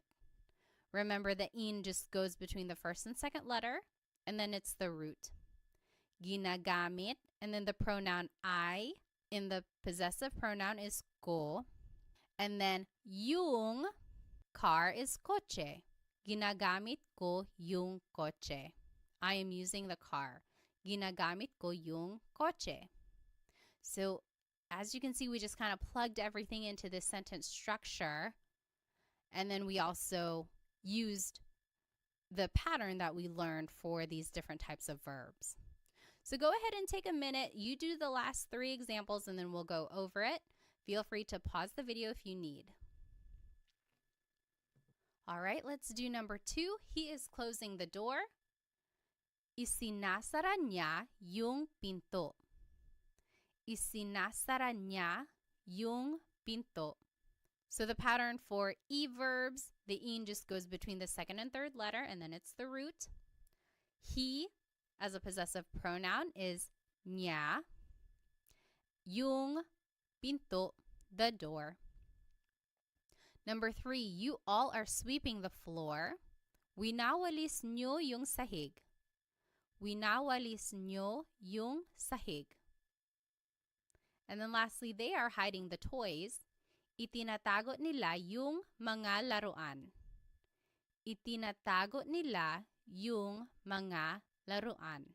So it really is just a matter of plugging everything into the sentence structure and then using the patterns that we learned for these different verbs.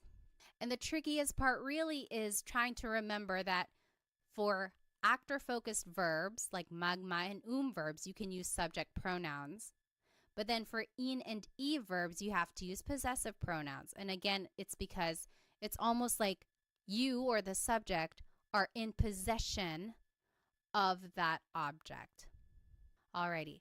So let's take a look at this verb walis. This is another example of where it can be an actor or object-focused verb. We learned winawalis ko yung sahig. I am sweeping the floor. That's an in verb. The focus is on the object, sahig. What are you sweeping? I'm sweeping the floor. Winawalis ko yung sahig. But you could also say nagwawalis ako. I am sweeping. Now the focus is on me, the subject. I am sweeping. What are you doing? I'm sweeping. So here, when it's an in verb, it's an object-focused sentence. Versus when it's a mag verb, it's an actor-focused sentence. So very interesting there. Alrighty, let's finish it off with this Taglish tip. Taglish is Tagalog and English together. And I am a big supporter of using Taglish. There are people out there who might say, oh, don't use Taglish. That's a bad way to learn a new language. On the contrary, I think it's a great way to learn a language because you can use it as a stepping stone while you get more vocabulary. So you don't want to rely on Taglish forever. The idea is that hopefully over time you can get more vocabulary and learn how to say the whole phrase in Tagalog. But in the meantime, let's learn this Taglish tip, and I think you can use it every day. So let's take a look at these examples. I am driving, she is swimming, they are jumping. We didn't learn how to say to drive, to swim, or to jump. We didn't learn those verbs. But you could always turn them into a mug verb. So mug plus the English verb, and then you could just conjugate it in the present tense using the pattern we learned. Affix is nug, then there's a repeated first syllable and then the root, and then use the subject pronouns like we learned. So what if for number 1 I said, I am driving, and I told you to use the verb mug drive. Now you could conjugate it as nagdadrive ako. So you see there's the affix nag, then there's a repeated syllable, more like a repeated sound, and then there's the root. Nagdadrive ako. I am driving. Nagdadrive ako. I know it's kind of funny. It's like, is this even allowed? But honestly, I hear this phrase a lot. It's like, oh, sorry, I can't pick up the phone right now. Nagdadrive ako. I am driving right now. Next, she is swimming. What if I told you to use the verb mag-swim? How would you say that in Taglish? In Taglish, you could say, nagsiswim siya. So the affix is nag, then there's the repeated first syllable, and then the root. Nagsiswim siya. Lastly, they are jumping. What if I told you to use the verb mag-jump? How would you write they are jumping in Taglish form? In Taglish, you could say, nagjajump sila. They are jumping. Nagjajump sila. So the affix is nag, then there's a repeated first syllable or sound, and then the root. Nagjajump sila. So I think this tip is useful, but again, try to go back later on and try to figure out what that word is in Tagalog so that you can say the whole phrase in Tagalog. So to drive in Tagalog is magmaneho. So nagmamaneho ako. I am driving. To swim in Tagalog is lumangoy. So lumalangoy siya. She is swimming. And then to jump in Tagalog is talon. Tumatalon sila. They are jumping. So try using Taglish whenever you can, because I think it's a great way to practice using the sentence structure. You also get to practice using the different pronouns, and also it's a way to practice the conjugation patterns that we learned. And then also, of course, it's a good way to gain vocabulary when you go back and look up what these words actually are in Tagalog.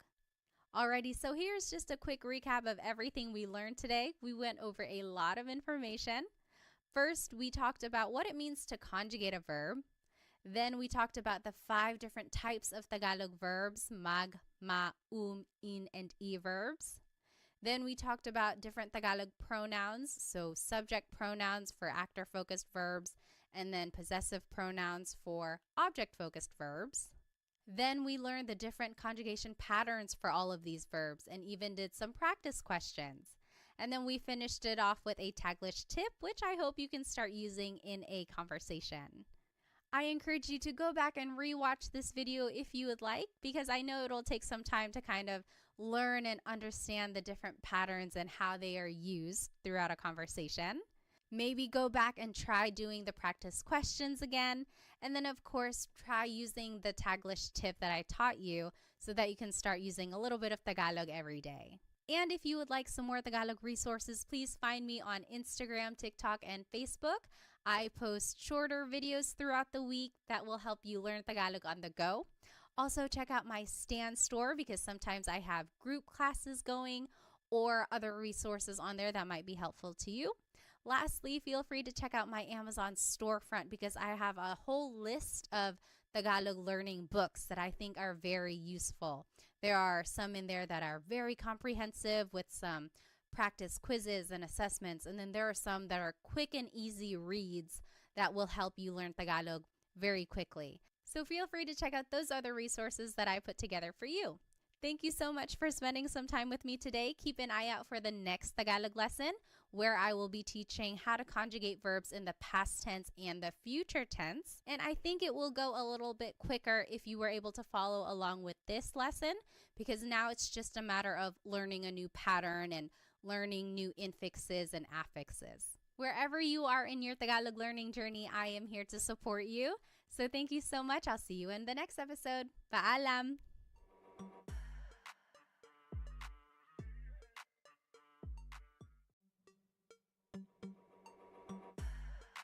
Hello, everybody. Welcome to another episode of Tagalog Time with Pat. This is episode 4, and today we're going to be learning how to conjugate verbs in the past and future tense. So this is actually a continuation of episode 3, where we learned how to conjugate verbs in the present tense. So I highly encourage you to go back and watch episode 3, where I go over what it means to even conjugate a verb, just giving an overview of Tagalog verb types and everything like that, and then also some practice and conjugation patterns on how to conjugate verbs in the present tense. So since this is kind of a continuation, I encourage you to go back and watch episode 3 if you have not watched it yet, because we will be building upon those ideas that we have already learned so far. Okay, so in Tagalog, have you ever wanted to say something like, I ate something earlier today, or she slept early? So anything in the past tense. Or have you ever wanted to say something like, they will cook something, or we will use something? So things in the future tense. If you've ever wanted to say things about the past or the future, this is the episode for you.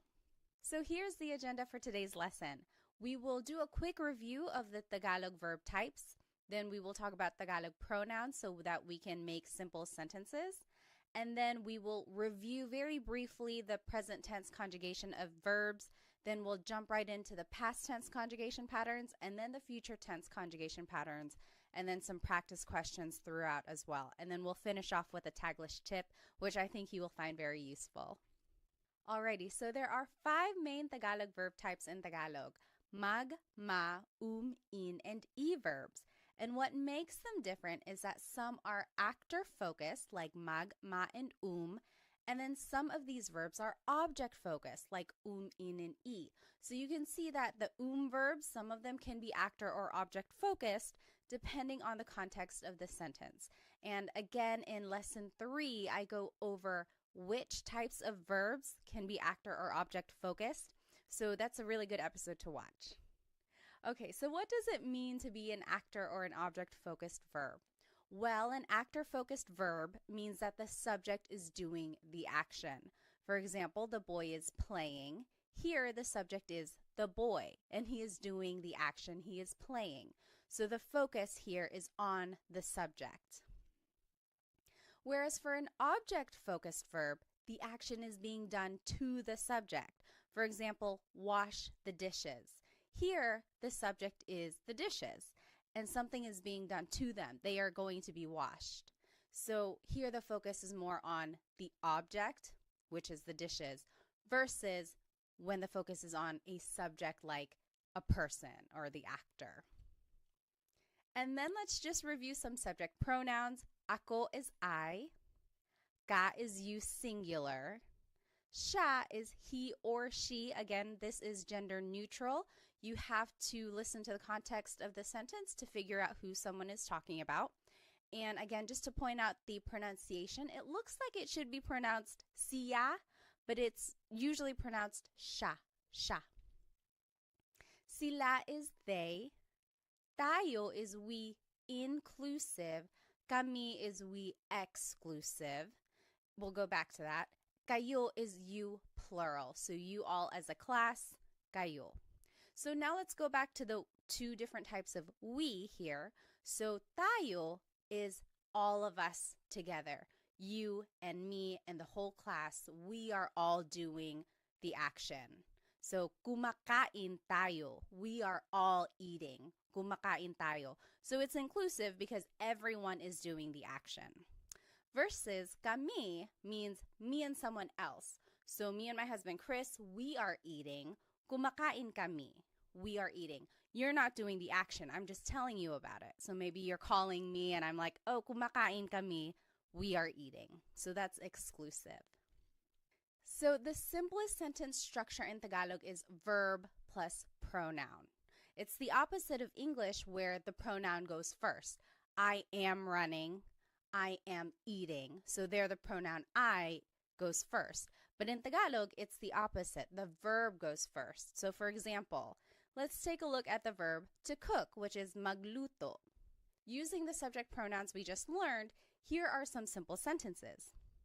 Nagluluto ako. I am cooking. Nagluluto ako. Nagluluto ka. You are cooking. Nagluluto siya. He or she is cooking. Nagluluto sila. They are cooking.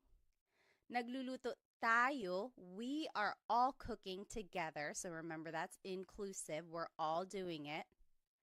Nagluluto kami. We are cooking. So me and my husband Chris, nagluluto kami. That's exclusive. And then nagluluto kayo. You all are cooking. Maybe you all as a class, you all are cooking. So this is a good slide to know just because it shows how you can put the verb and the pronoun together, and then it shows how the different subject pronouns are used. Okay, so now just a review that all Tagalog verbs have a root, and then something is added to them, whether it's an affix at the beginning, maybe an infix in the middle, or even a suffix at the end, which we will see today. So something is added to the root to conjugate it to a different tense. So for example, the word magluto, to cook, in the present tense, it's nagluluto ako. I am cooking. Nagluluto ako. In the past tense, nagluto ako. I cooked. Nagluto. In the future tense, magluluto ako. I will cook. Magluluto. And I've underlined and bolded the root here. So luto, that's the root word of to cook. And then an affix is usually added to indicate the different tense. So you can see the different affixes there. And what I want you to get from this slide is that if you can pick out the root word in a conversation, then that's kind of half of the battle, right? Try to pick out root words that you can recognize and then use context clues to determine what is actually being said. So if I heard someone say, oh, nagluluto ako ngayon, then I would say, oh, okay, I know luto means cook. Are they saying that they're cooking right now, or did they cook something yesterday, or will they be cooking tomorrow? So just kind of try to pick out the root words that you know and then kind of go from there for the translation of Tagalog. Okay, so all of that was a review from Lesson 3. Let's jump into the new material now of Lesson 4, the past tense conjugation patterns. So let's start with the mag verbs. These are usually actor-focused and they are the most common type of verb in Tagalog. Some examples are maglakad, to walk, magluto, to cook, magbasa, to read. Now, in the past tense, you have to add the affix nag in the beginning. So now the pattern is nag plus the root. For example, maglakad in the past tense is naglakad. Naglakad ako, I walked. Naglakad siya, she walked. So naglakad is the past tense of to walk in Tagalog. Magluto becomes nagluto. Nagluto ako, I cooked. Nagluto ako ng kanin, I cooked some rice. So nagluto is the past tense of to cook. Magbasa becomes nagbasa. Nagbasa ako, I read. So nagbasa is the past tense of to read. So you can see how the pattern is nag plus the root, right? It's a little different from the present tense. Speaking of, let's go ahead and just compare the present tense to the past tense conjugation of mag verbs. So in the present tense, we learned naglalakad is walking. Naglalakad. If you recall, the present tense conjugation of mag verbs is nag plus the repeated first syllable plus the root. Naglalakad ako, I am walking. Naglalakad. The present tense conjugation of to cook is nagluto. Nagluto ako, I cooked. Then in the present tense, magbasa is nagbabasa. That means reading. Nagbabasa ako. I am reading. Now let's compare these to the past tense conjugation. This is what we learned today. So naglakad is walked. Nagluto is cooked. Nagbasa is read. So there is a slight difference here from the present tense to the past tense. There's no repeated sound, right? So naglalakad ako means I'm walking. Naglakad ako means I walked. So the difference between the tenses can be a little subtle. It's one of those things that you have to train your ear for, right? So for the present tense, you can hopefully recognize that there's a repeated sound. Naglalakad ako. Versus the past tense, naglakad. It's like done. There's no repeated sound. So that's kind of one way to distinguish between the present and the past tense conjugation of magverbs. All right, now let's take a look at maverbs. They have a very similar pattern. These are also actor-focused, and some examples are maligo to shower, matulog to sleep, manood to watch. In the past tense, this is the pattern for maverbs. Now the affix is na, and then it's the root. For example, maligo becomes naligo. Naligo ako. I took a shower. Naligo siya. He took a shower. So it's just naligo. You jot it down. What do you think matulog and manood will be in the past tense? Just use this pattern that we learned, affix na and then the root. What do you think matulog and manood will be in the past tense? Okay, matulog to sleep in the past tense is natulog. Natulog ako. I went to sleep. Natulog ako. And then manood will be nanood. So, nanood ako ng sine. I watched a movie. So again, we are just using this pattern, affix na plus the root, and that is how you change maverbs into the past tense. Let's compare. So in the present tense, I think it'll help if I put them both up together. So in the present tense, shower is naliligo. I am taking a shower. Naliligo ako. Naliligo. In the past tense, it's naligo. Naligo ako. Naligo. That's showered. I took a shower. For the verb matulog, in the present tense, it's natutulog siya. So natutulog is sleeping. In the past tense, it's natulog. That means slept. Then for the verb manood, in the present tense, it's nanonood. Nanonood ako. I am watching something. In the past tense, it's nanood. Nanood ako. I watched something. So it is a very similar pattern to the mag verbs. The only difference is that it doesn't have the G in the affix. But you can see here in the present tense, there is that repeated syllable, whereas in the past tense, there is no repeated syllable. It's just the affix, then the root. All right, so now let's take a look at verbs. These can be actor or object focused depending on the context, and here are some examples. Kain means to eat, takbo means to run, tawa means to laugh. And again, you might be wondering, why are these verbs? There is no in there. Is the infix that is put into the word to conjugate it in the present tense. But in the past tense, this is the pattern. So goes after the first letter when you're using it in the past. For example, kain, to eat, becomes kumain. Kumain ako. I ate. Kumain. Takbo becomes tumakbo. Tumakbo siya. He ran. Tumakbo. So again, the infix just goes after the first letter. Tumakbo. You give it a try. What do you think tawa, to laugh, will be in the past tense? Just use that pattern that we learned. Tawa in the past tense becomes tumawa. Tumawa sila. They laughed. Tumawa. So again, we are just adding the infix after the first letter. So now let's compare. In the present tense, kain is kumakain. Kumakain ako, I am eating. Kumakain ako. In the past tense, it's kumain. Kumain ako, I ate. Kumain. For the word takbo, in the present tense, it's tumatakbo. That means running. Tumatakbo siya, he is running. In the past tense, it's tumakbo. He ran. Tumakbo. Then for the word tawa, which means to laugh, in the present tense, it's tumatawa.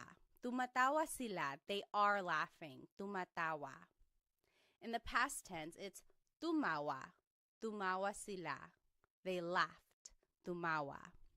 Again, if you need to review the present tense conjugation patterns for verbs, be sure to watch lesson 3 because I go over all of that and there are practice questions as well. All right, so let's take a look at in verbs. These are usually object focused and here are some examples. Gamit means to use. Walis means to sweep. In the past tense, the infix in goes after the first letter.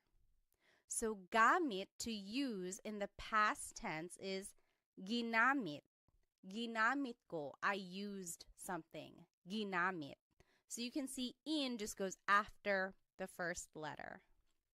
You jot it down. What do you think walis, to sweep, will be in the past tense?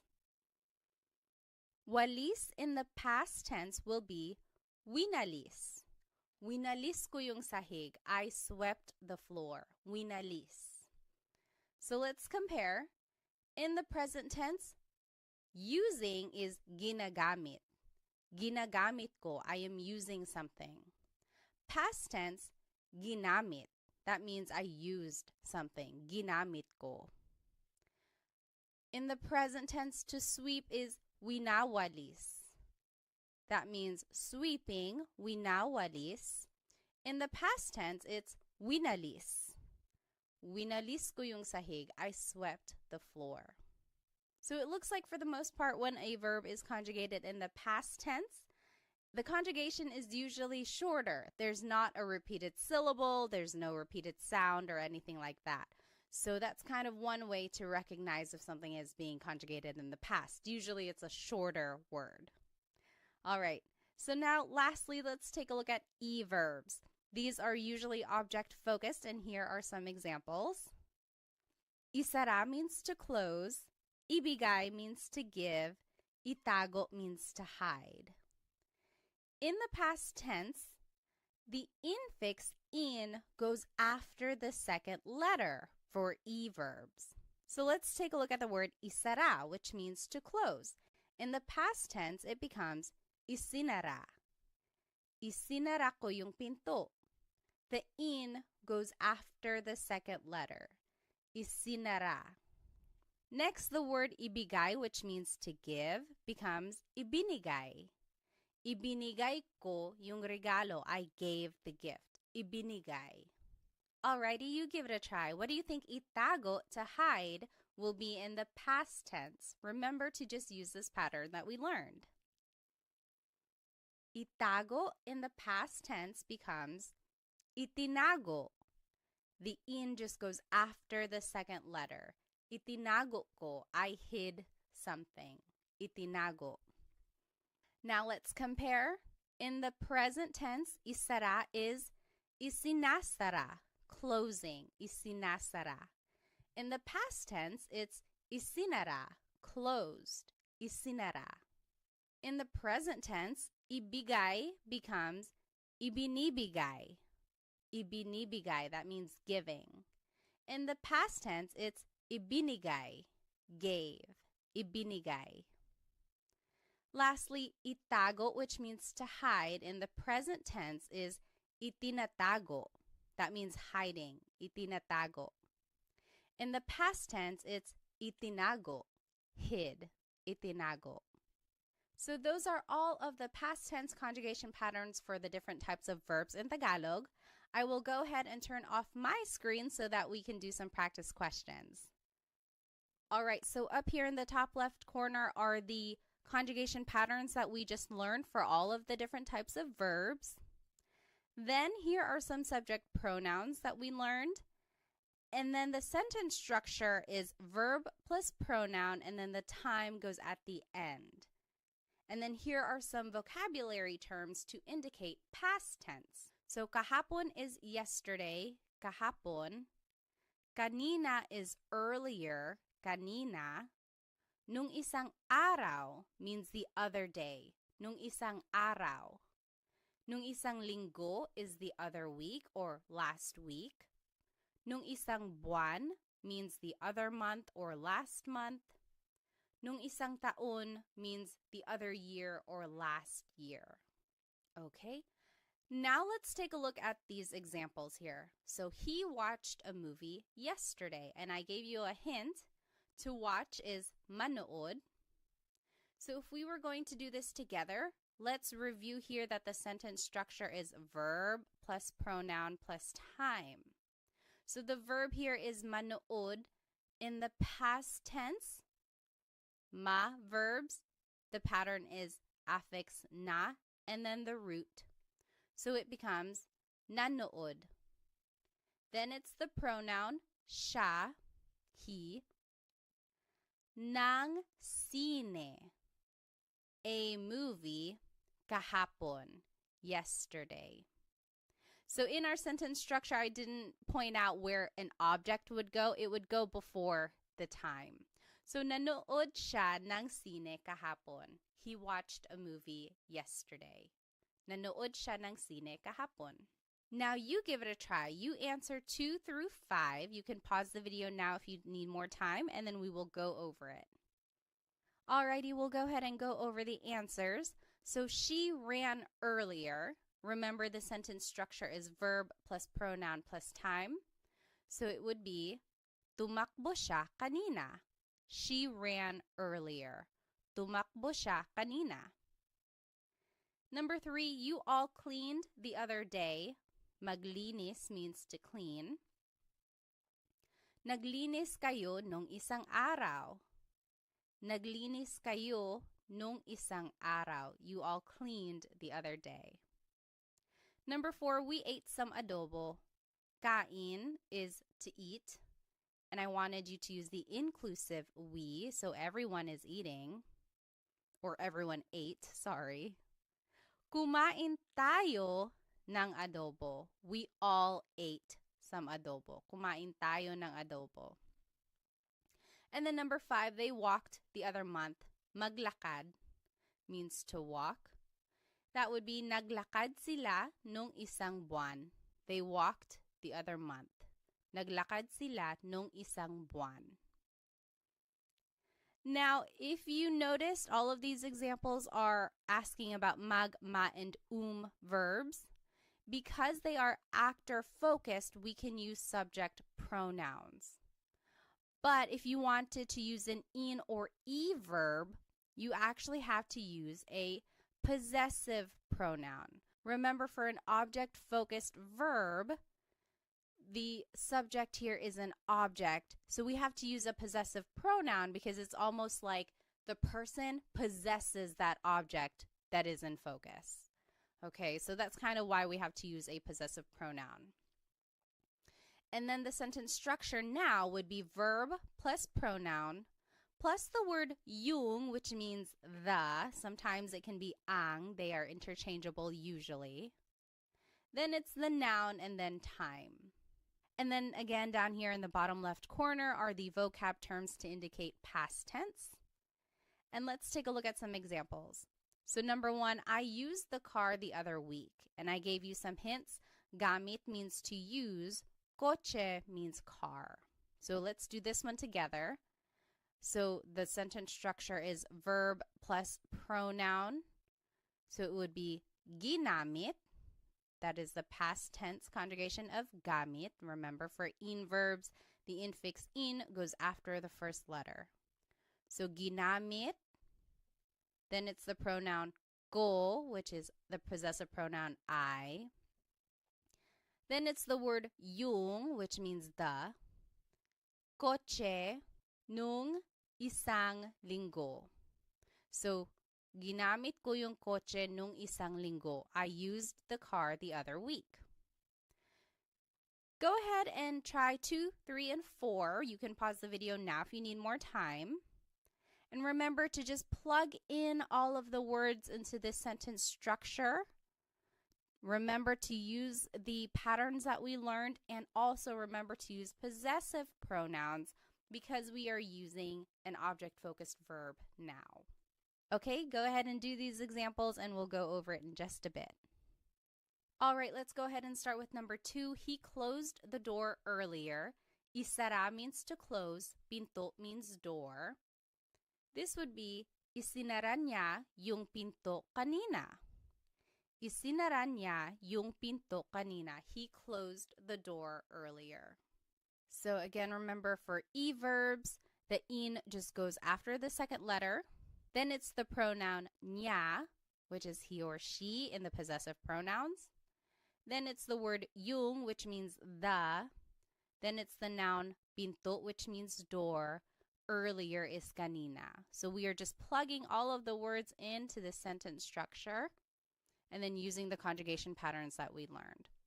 Okay, number 3, you all swept the floor yesterday. Walis means to sweep, sahig means floor. Winalis ninyo yung sahig kahapon.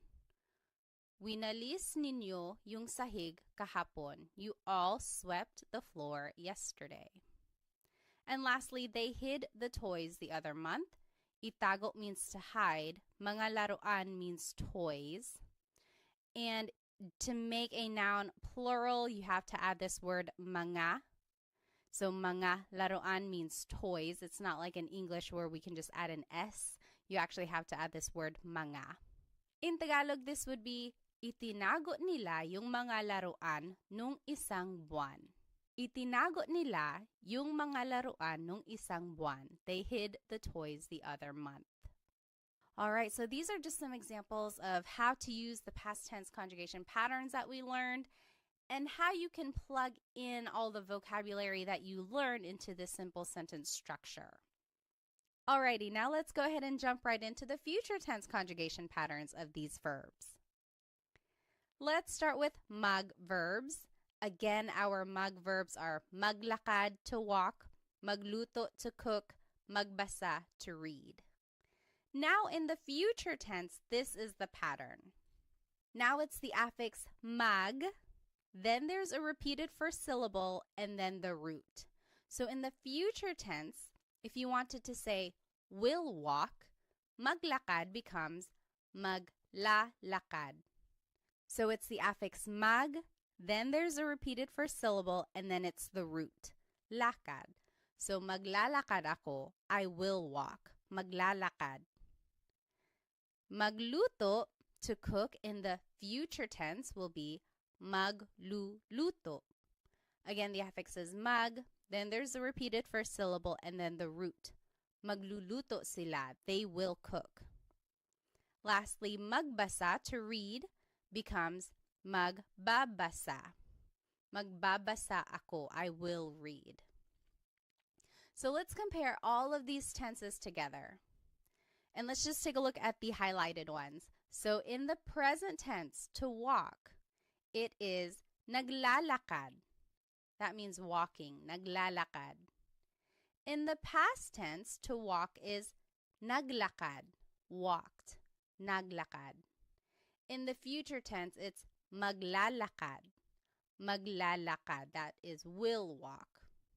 So future tense and present tense are very similar for mag verbs. The only difference is the first letter. So it's one of those things where you have to listen very carefully, but also rely on the context clues in case you miss what that first letter was. Okay, so it is a very similar pattern for present and future tense conjugation of mag verbs. Next, let's take a look at ma verbs. It's a very similar pattern to the mag verbs. Again, here are some ma verbs. Maligo, to shower. Matulog, to sleep. Manood, to watch. In the future tense, here is the pattern for ma verbs. Now the affix is ma, then there's a repeated first syllable, and then it's the root. So maligo, to shower, in the future tense will be maliligo. The affix is ma, then there's a repeated first syllable, and then it's the root. Maliligo ako, I will take a shower. You jot it down. What do you think matulog, to sleep, and manood, to watch, will be in the future tense? And remember to just use this new pattern. Okay, in the future tense, matulog, to sleep, will be matutulog. Matutulog ako, I will go to sleep. Matutulog. So the affix is ma, then there's a repeated first syllable, and then the root. Matutulog. And then manood, to watch, will be manunood. Affix is ma, then there's a repeated first syllable, and then the root. Manunood ako, I will watch. Now let's compare all of the tenses together for ma verbs. Let's just take a look at the highlighted ones. Maligo means to shower. In the present tense, it's naliligo ako, showering, taking a shower. Naliligo ako. In the past tense, it's naligo, showered. Naligo. In the future tense, it's maliligo. Maliligo ako, I will take a shower. Again, for ma verbs, it's a very similar pattern for present and future tense conjugation. The only difference is that first letter. But they both have that repeated first syllable. So again, try to listen carefully or try to rely on the context clues so that you can figure out what they're talking about. Okay, next, verbs. Our verbs are kain, to eat, takbo, to run, tawa, to laugh. Now the pattern for verbs is you repeat the first syllable. So take a look at this. Kain, to eat, becomes kakain. Kakain ako, I will eat. Kakain ako ng pansit. I will eat some pansit. So it's very interesting because now there's no infix at all for future tense conjugation of verbs. You just simply repeat the first syllable. So let's take a look at takbo, which means to run. Takbo in the future tense becomes tatakbo. Tatakbo sila, they will run. Tatakbo. Again, you're just repeating the first syllable. You give it a try. What do you think tawa, to laugh, will be in the future tense? All right, tawa will be tatawa. Tatawa sila, they will laugh. So you're just repeating the first syllable for the future tense conjugation of verbs. Very interesting. They just dropped the altogether. So let's go ahead and compare all of the conjugation patterns for verbs. We'll just take a look at the verb kain here, highlighted in yellow. In the present tense, to eat, it's kumakain. Kumakain ako, I am eating. Kumakain. In the past tense, it's kumain. Kumain ako, I ate. And then in the future tense, it's kakain. Kakain ako, I will eat. So very interesting. All of the conjugation patterns are different for verbs here. Then in verbs, some examples are gamit, to use, walis, to sweep. Now the pattern for future tense conjugation of verbs is that you have to repeat the first syllable, then it's the root, then goes at the end. So take a look at the word gamit, which means to use. In the future tense, it would be gagamitin. Gagamitin ko yung kotse. I will use the car. Gagamitin. So you repeat the first syllable, then it's the root, then it's at the end. So this is very interesting. We haven't seen a suffix yet, so the goes at the end of the word. This is the first time we've seen this. You jot it down. What do you think walis, to sweep, will be in the future tense? And just use this pattern. All right, walis in the future tense will be Wawalisin. Wawalisin ko yung sahig. I will sweep the floor. Wawalisin. So again, you just repeat the first syllable, then it's the root, and then in goes at the end. Let's compare all of the conjugation patterns for in verbs. We'll just take a look at the ones highlighted in yellow. So gamit means to use. In the present tense, it's ginagamit, using, ginagamit. In the past tense, it's ginamit, used, ginamit. And in the future tense, gagamitin, will use, gagamitin. So very interesting there. Lastly, e-verbs. Some examples are isara, to close, ibigay, to give, itago, to hide.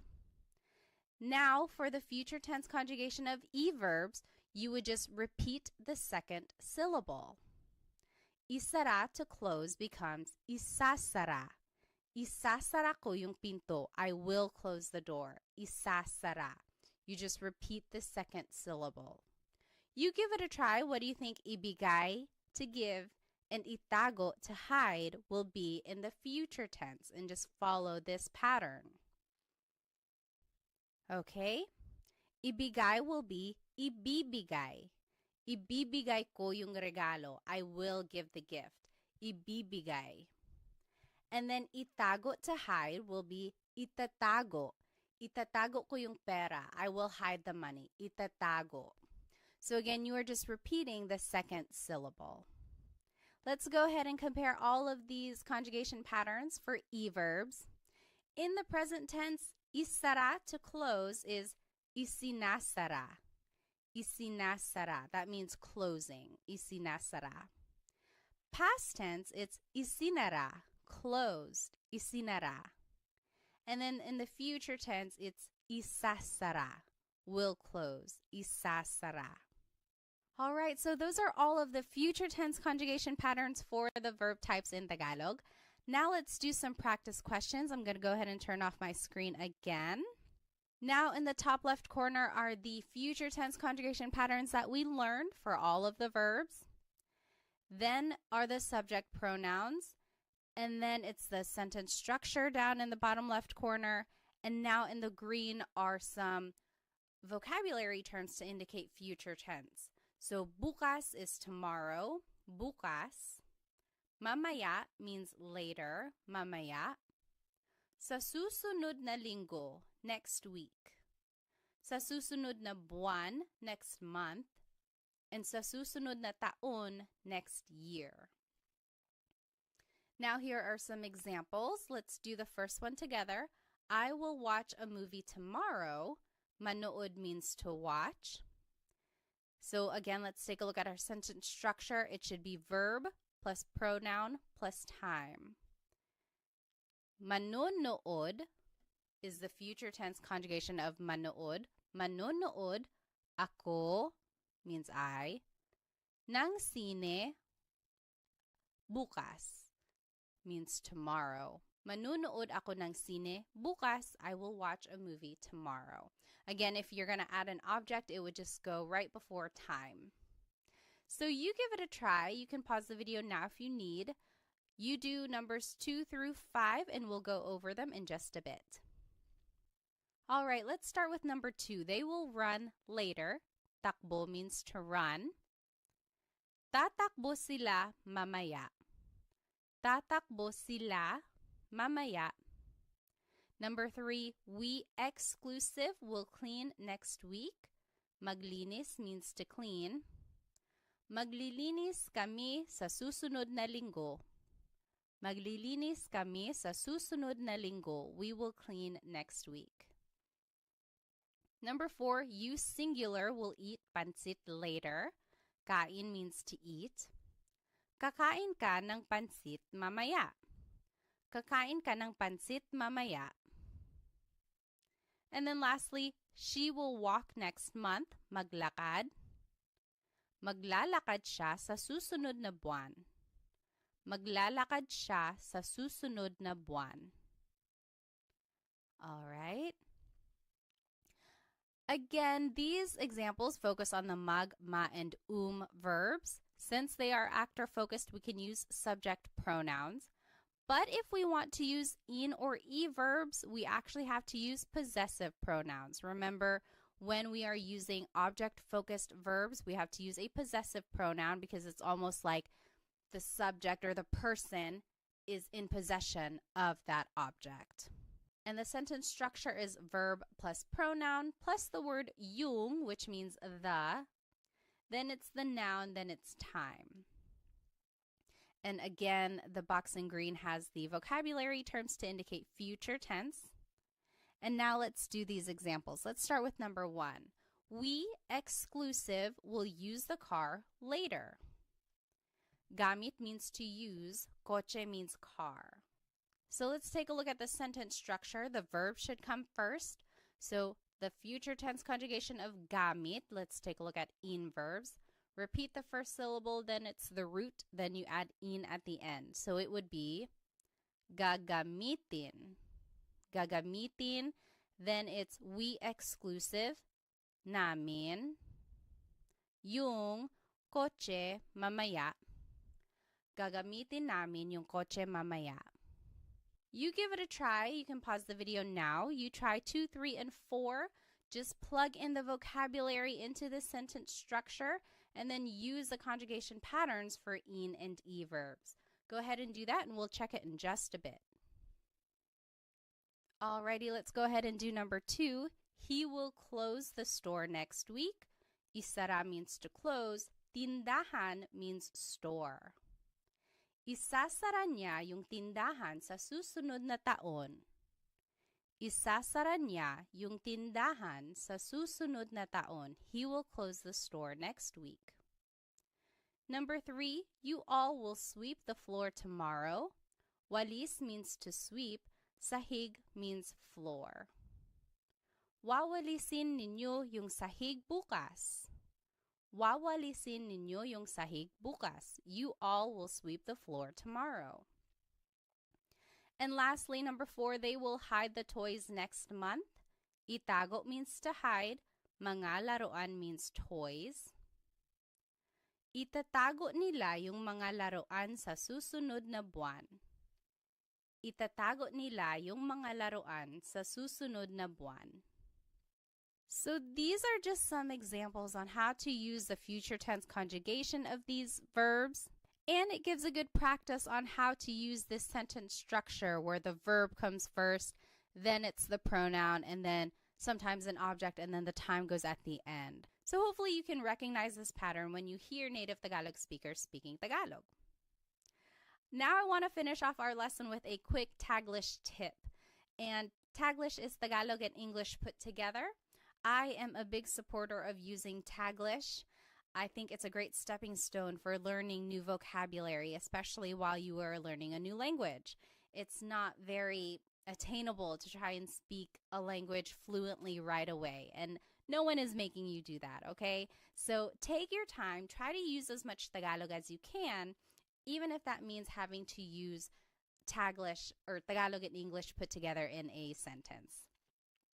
So let's take a look at these examples. I drove yesterday. She will swim later. They jumped earlier. We didn't learn these verbs. We didn't learn to drive. We also didn't learn to swim or to jump. But you can always turn them into a mug verb. So that means mug plus the English verb. Then conjugate it like you would in the past or the future as a mug verb. And then you can use subject pronouns in your sentence. So let's take a look at number 1, I drove yesterday. What if I told you to use mug drive? Now conjugate it in the past tense because it's drove. I drove yesterday. It would be nag-drive. Nag-drive ako kahapon. I drove yesterday. Nag-drive ako kahapon. So see, we are just using the pattern that we've already learned and using this mug plus an English verb. So go ahead and try number 2 and 3. You can use mug swim and mug jump. And then we'll go over it in just a second. Alrighty, for number 2, she will swim later. If I told you to use mag-swim, it would be magsiswim siya mamaya. Magsiswim siya mamaya. So again, for the future tense conjugation of a mag verb, it's mag plus the repeated first syllable plus the root. Magsiswim siya mamaya. She will swim later. Lastly, they jumped earlier. If I told you to use mag-jump, it would be nagjump sila kanina. The affix is nag, then it's the root for a past tense conjugation of mag verbs. So nagjump sila kanina. So that is just a quick way to use Taglish, but I do encourage you to go back and look up these words in Tagalog so that you can say the whole phrase in Tagalog eventually.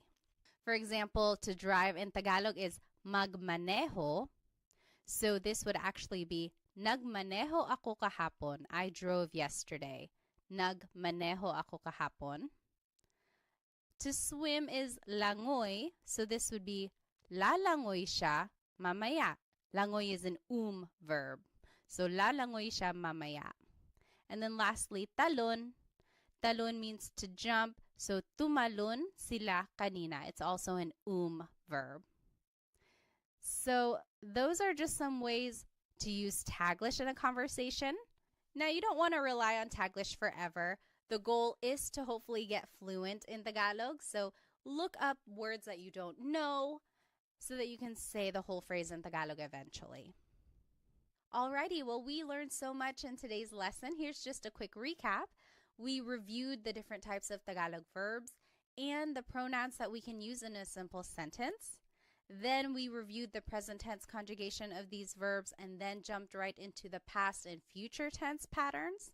Then we did some practice questions and then finished off with a Taglish tip, which I hope you can start using in your everyday conversations. Again, I strongly encourage you to watch lessons 3 and 4 together because they build on each other. Be sure to take detailed notes so that you can keep all of these conjugation patterns straight. Hopefully this will help you recognize some of these patterns and recognize the tenses and definitely root words now that you know some vocabulary when you're listening to Tagalog speakers. If you would like some more Tagalog resources, please follow me on Instagram, TikTok, and Facebook, where I post shorter videos throughout the week that will help you learn Tagalog on the go. I also have an Instagram subscription if you would like extended videos and also a monthly newsletter where I recap all of my Tagalog lessons that I post on Instagram. I also have a Stan store where I have some products and then sometimes some group classes if they are available. You might want to check that out. And lastly, feel free to check out my Amazon storefront where I have links to some fun products about the Filipino culture, which I think you might enjoy. Well, thank you again for spending some time with me. I hope to see you in the next Tagalog Time episode. Paalam!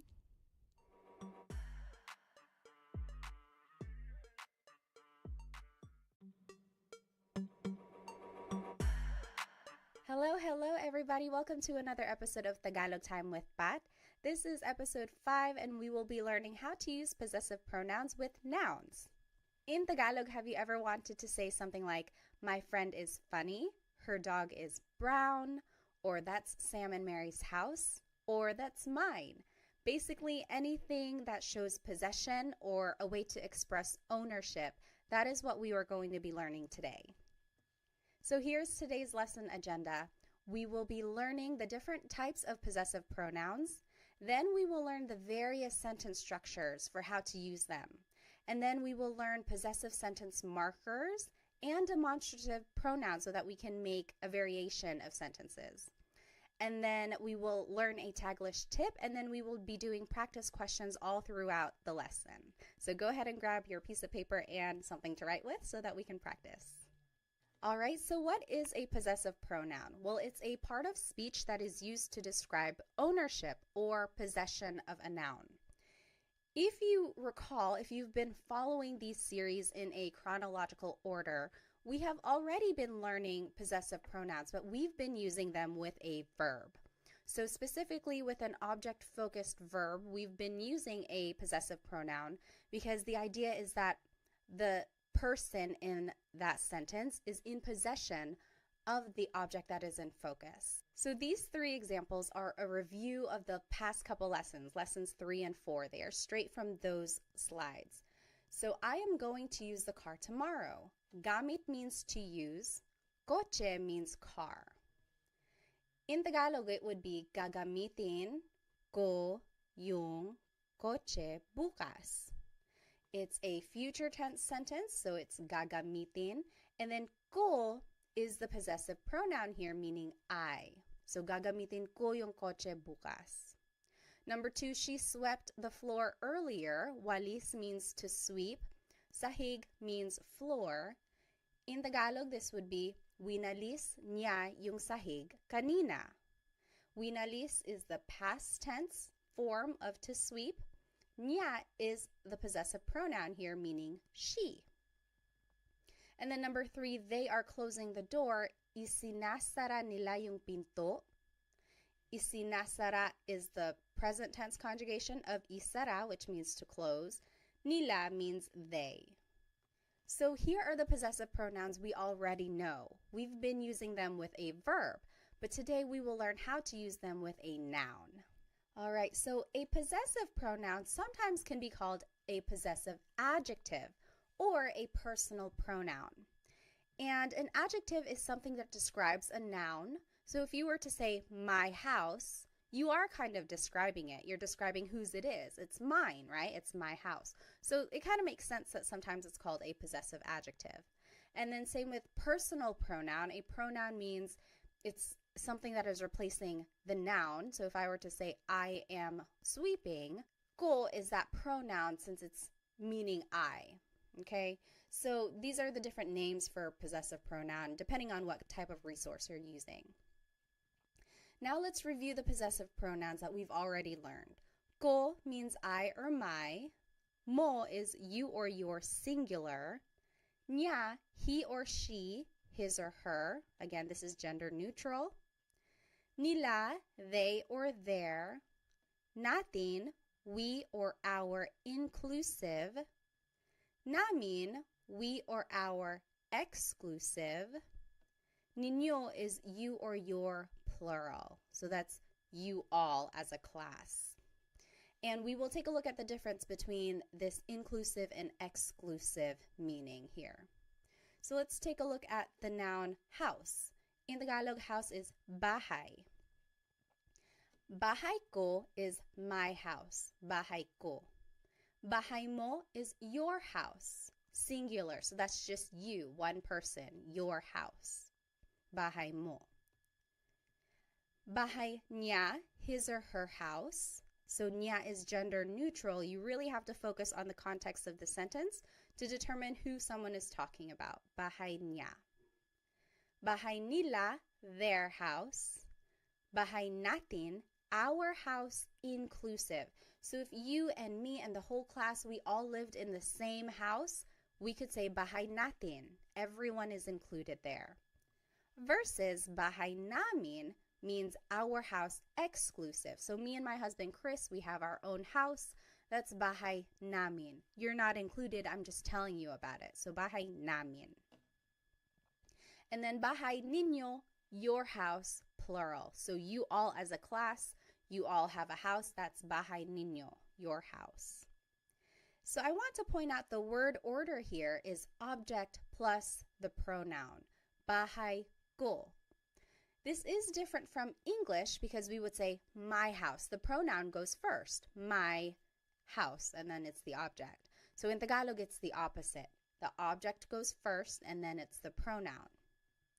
And this is an important note. These types of possessive pronouns never go at the beginning of the sentence in Tagalog.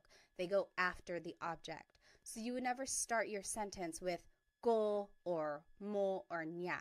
It just doesn't work like that. All right, so let's do some examples. I'm going to go ahead and turn off my screen here. Now, in order to use these possessive pronouns in a sentence, we have to have a noun and an adjective. So we will learn some of these nouns and adjectives here. In this top left corner are the possessive pronouns we just learned. Now here are some nouns. So aso is dog, Pusa is cat. Kotse is car. Bahay is house. Pagkain, food. Mga damit, clothes. Buhok, hair. Ulo, head. Mga kamay, hands. So again, that's how you make something plural. You have to add the word mga before it. Mga kamay means hands. Now here are some words for people that you might know. Tatay, father. Nanay, mother. Kapatid, brother or sister. So that's gender neutral. Kapatid is a brother or a sister. Mga anak, children. Kaibigan, friend. And now here are some adjectives. So here are different colors, mga kulay. Pula is red, kahel, orange, dilaw, yellow, verde, green, azul, blue, lila, purple, puti, white, itim, black, abo, gray, rosas, pink, ginto, gold, kayumanggi, brown. And some more adjectives, masakit, hurts, sira, broken, nawawala, missing, masaya, happy, bago, new, malayo, far away, masarap, delicious, malamig, cold. And lastly, let's finish off with some more adjectives, matangkad, tall, maliit, little, malaki, big, mahaba, long, maikli, short, thing, nakakatawa, funny, maganda, beautiful, guapo, handsome. All right, so that's a lot of vocabulary right there, which is great because then we can make a variety of sentences. Now here is the sentence structure for using these possessive pronouns. So first comes the adjective, then it's the word ang, which means is or are, then it's the object, and then it's the pronoun. So let's take a look at some examples. Number one, your, plural, food is delicious. Let's do this one together. So the adjective comes first. Take a look at the sentence structure. Adjective comes first, so it would be masarap. It's right over here in this pink box. Masarap means delicious. Then it's the word ang. Then it's the object, food, which is here in the noun section, food, pagkain. And then it's the pronoun, ninyo, plural. Your food is delicious. Masarap ang pagkain ninyo. So do you see how we just plugged everything into the sentence structure here? It's a matter of knowing these vocabulary terms and then just putting it into the sentence structure. This is a good phrase to know if you're visiting like a Filipino restaurant or if you are visiting a family member, like someone who's older than you and you want to be respectful after they fed you. You could say, masarap ang pagkain ninyo. Your food is delicious. All right, so go ahead and take a minute and do the rest of these examples, and then we will go over it in just a bit. All right, so let's start with number 2. My head hurts. It would be, masakit ang ulo ko. Masakit ang ulo ko. My head hurts. Number 3, his brother is funny. Nakakatawa ang kapatid niya. Nakakatawa ang kapatid niya. So kapatid is one of those words that's gender neutral. If you wanted to be specific and say brother, like this sentence is perfectly fine, but you could go further and say, nakakatawa ang kapatid na lalaki niya. Or nakakatawa ang kapatid niya na lalaki. So, but usually you can just say nakakatawa ang kapatid niya. Number 4, their car is broken. Sira ang kotse nila. Sira ang kotse nila. Number 5, our exclusive house is far away. Malayo ang bahay namin. Malayo ang bahay namin. Number 6, your singular hands are cold. Malamig ang mga kamay mo. Malamig ang mga kamay mo. And lastly, number 7, our inclusive cat is black and white. Itim at puti ang pusa natin. And that is how you say and It's just the word at, A-T. Itim at puti ang pusa natin. All right, so here is a quick Taglish tip. Taglish is Tagalog and English put together. I am a big supporter of using English in Tagalog if you are still learning new vocabulary. So here is one way you can use it. So here is the sentence structure we just learned. If you don't know an adjective or an object in Tagalog, just say that word in English. For example, his cousin is beautiful, or my child is heavy. We didn't learn the word for cousin, we didn't learn the word for heavy. So you can just say them in English. Maganda ang cousin niya. His cousin is beautiful. Maganda ang cousin niya. Or heavy ang anak ko. My child is heavy. Heavy ang anak ko. So that works. That's perfectly fine. But the idea is to go back and look up what those words are later so that eventually you can say the whole thing in Tagalog. Maganda ang pinsan niya. So pinsan is cousin. And this is gender neutral as well. Maganda ang pinsan niya. Or mabigat ang anak ko. Mabigat means heavy. So if you don't know a word in Tagalog, don't be discouraged. I do want you to try and use Tagalog as much as you can, even if that means having to sneak in some English here and there. And then hopefully someone will just correct you and say, oh, cousin in Tagalog is pinsan. So then you can just start saying pinsan in your sentences. All right, so here are the examples we just did, and I want to take a closer look at number 1. Your food is delicious. And you can say it in an alternative way. So your food is delicious. We just learned, masarap ang pagkain ninyo.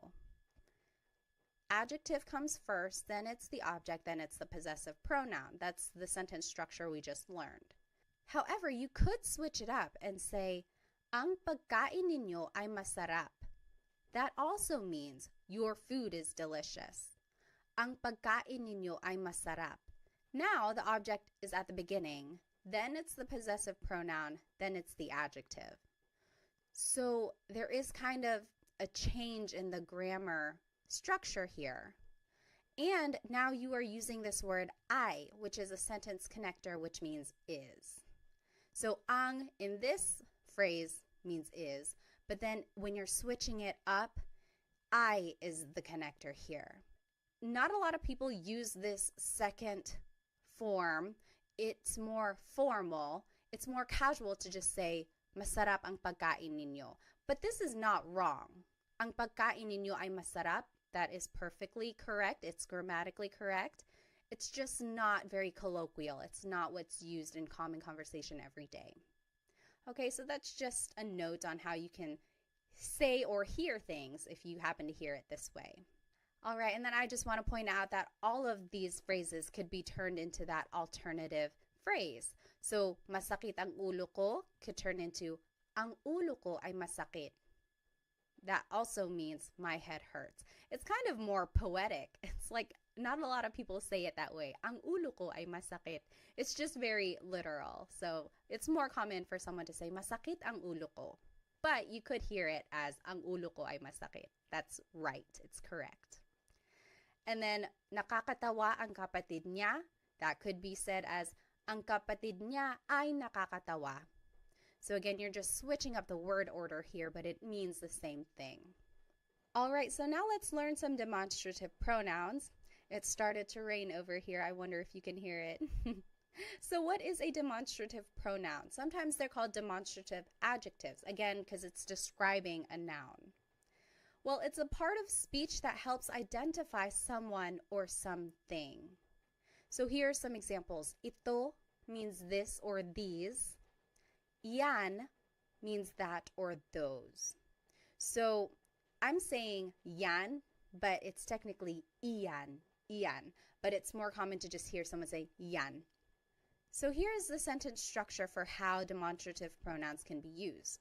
Ito or iyan goes first. It's taking the place of the adjective. Then it's the word ang, then it's the object, then it's the pronoun. So the last part of this sentence structure is the same as what we've just learned. So here's how it's used. This is my house would be ito ang bahay ko. Ito ang bahay ko. This is my house. So ito goes first, then it's the word ang, then it's bahay, and then it's the pronoun. Ito ang bahay ko. That is my house would be iyan ang bahay ko. That is my house. Iyan ang bahay ko. So ito means this, iyan means that. And it can be used in a plural way as well. They can mean singular or plural things. So these are my kids is still ito ang mga anak ko. Ito ang mga anak ko. These are my kids. Those are my kids. Iyan ang mga anak ko. So ito means these. Iyan means those. Now there is an alternative way to say these phrases, which is still correct. So this is my house, we just learned. Ito ang bahay ko. You might also hear it as bahay ko ito. Bahay ko ito. So it's using that demonstrative pronoun ito, and then there's the object and there's the pronoun. So the word order is switched up and we took out the word ang. It's just kind of included in that phrase already. Bahay ko ito, this is my house. Same with that is my house. We learned iyan ang bahay ko. But you could also hear bahay ko iyan. Bahay ko iyan. Both forms of these phrases are correct. There's not one wrong way to say it. Ito ang bahay ko might be a little bit formal, but it's said just as much as bahay ko ito. Okay, so these are the two ways you might hear the demonstrative pronoun being used with a noun. So let's do some examples. These are my kids is ito ang mga anak ko. We learned that. And then those are my kids. Yan ang mga anak ko. I want you to think of the alternative. Remember, we took out the word ang, and then we had to switch up the order. So if you need to take a look at the last slide, you can flip back. But go ahead and pause the video now if you'd like, and then we'll go over it. Okay, so the alternative for ito ang mga anak ko would be mga anak ko ito. So the object goes first, then it's the pronoun, then it's the demonstrative pronoun. Mga anak ko ito. Yan ang mga anak ko can also be said, mga anak ko yan. Mga anak ko iyan. Okay, so those are the different ways you could say these phrases. They are both used equally as much. Okay, so this is just a review of the sentence structure for using these pronouns. Usually it's the adjective first, or it could be the demonstrative pronoun ito, iyan. Then it's the word ang, and then it's the object, and then it's the pronoun. So that's the sentence structure. And then remember that these possessive pronouns never go at the beginning of the sentence. They always go after the object. Okay? Now I want to take a look at some possessive sentence markers. What is a possessive sentence marker? Well, it's a part of speech that indicates ownership specific to a person or multiple people. So now if we want to say someone's name, like we're saying it belongs to someone specific, this is how we're going to do it. So we would use the word ni for one person. We would use the word nina for multiple people. So take a look at this. Mary's children are smart. So it's just one person. It's Mary. It would be matalino ang mga anak ni Mary. So this is the same sentence structure. It's the adjective, then it's the word ang, then it's the object. And instead of a pronoun, now we're adding someone's name. And in order to do that, we have to use this possessive sentence marker, ni, because it's just one person. Matalino ang mga anak ni Mary. Mary's children are smart. Now, if we're talking about multiple people, like this is Sam and Jane's car, then you would have to use the word nina. Ito ang kotse nina Sam and Jane. So it's still that same sentence structure. Ito is the demonstrative pronoun, then it's the word ang, then it's the object kotse, and now instead of a pronoun, we're using someone's name, but then we have to use this possessive sentence marker nina because it's multiple people. So ito ang kotse nina Sam at Jane. This is Sam and Jane's car. All right, so this is that sentence structure I was just talking about. It's the adjective, plus it's the word ang, then it's the object, then it's ni or ni na, and then the names go at the end. So here are some examples. Let's do number 1 together. Sarah's head hurts. Head is ulo, hurts is masakit. So let's just follow this sentence structure. So adjective comes first, masakit, ang, ulo, which is the object, ni, Sarah. So it's just one person, so we would choose ni. Masakit ang ulo ni Sarah. Sarah's head hurts. You take a minute, you do number 2 and 3, and then we will go over it. Okay, number 2, John and Amy's house is far. House is bahay, far is malayo. Malayo ang bahay nina John at Amy. Malayo ang bahay nina John at Amy. So we use nina because it's multiple people. And number 3, that is Mario's cat. Cat is pusa. Yan ang pusa ni Mario. Iyan ang pusa ni Mario. So it's just one person, so we would use the possessive sentence marker, ni. Now, there are some different ways to say these phrases. Let's take a look at the example. This is Sarah's house. We learned, ito ang bahay ni Sarah. But you could also hear, bahay ito ni Sarah. So in this case, the object goes first, then it's the demonstrative pronoun, then it's the possessive sentence marker, ni, and then it's the name. Bahay ito ni Sarah. Another example, that is Mark and Molly's house. It would be, iyan ang bahay ni Mark at Molly. So we've learned these sentence structures already. It's the demonstrative pronoun, then it's the word ang, then it's the object, and then it's usually the pronoun, or in this case, it's the people with the possessive sentence marker. Now, the alternative way to say this is, bahay iyan ni Mark at Molly. So the object goes first, then it's the demonstrative pronoun, then it's the sentence marker, and then it's the people's name. Bahay iyan ni Mark at Molly. So these two ways to say these phrases are both correct. They are used equally as much. So you might hear them in those ways, or you could practice saying them either way. I would say it's more casual to say, bahay ito ni Sarah. But if I'm walking around and we happen to be walking by Sarah's house, I could say, oh, ito ang bahay ni Sarah. This is Sarah's house. So it kind of just depends on the context of what you're trying to say. Okay, but they are both used equally as much. Okay, now let's take a look at this last set of possessive pronouns. They are different from the first set that we learned. These are also known as sa personal pronouns, and you'll see why. So these pronouns can replace the noun in the sentence. Not always, but they can, and you'll see what I mean. So akin means mine, akin. Iyo means yours, singular. That's just you, it's yours.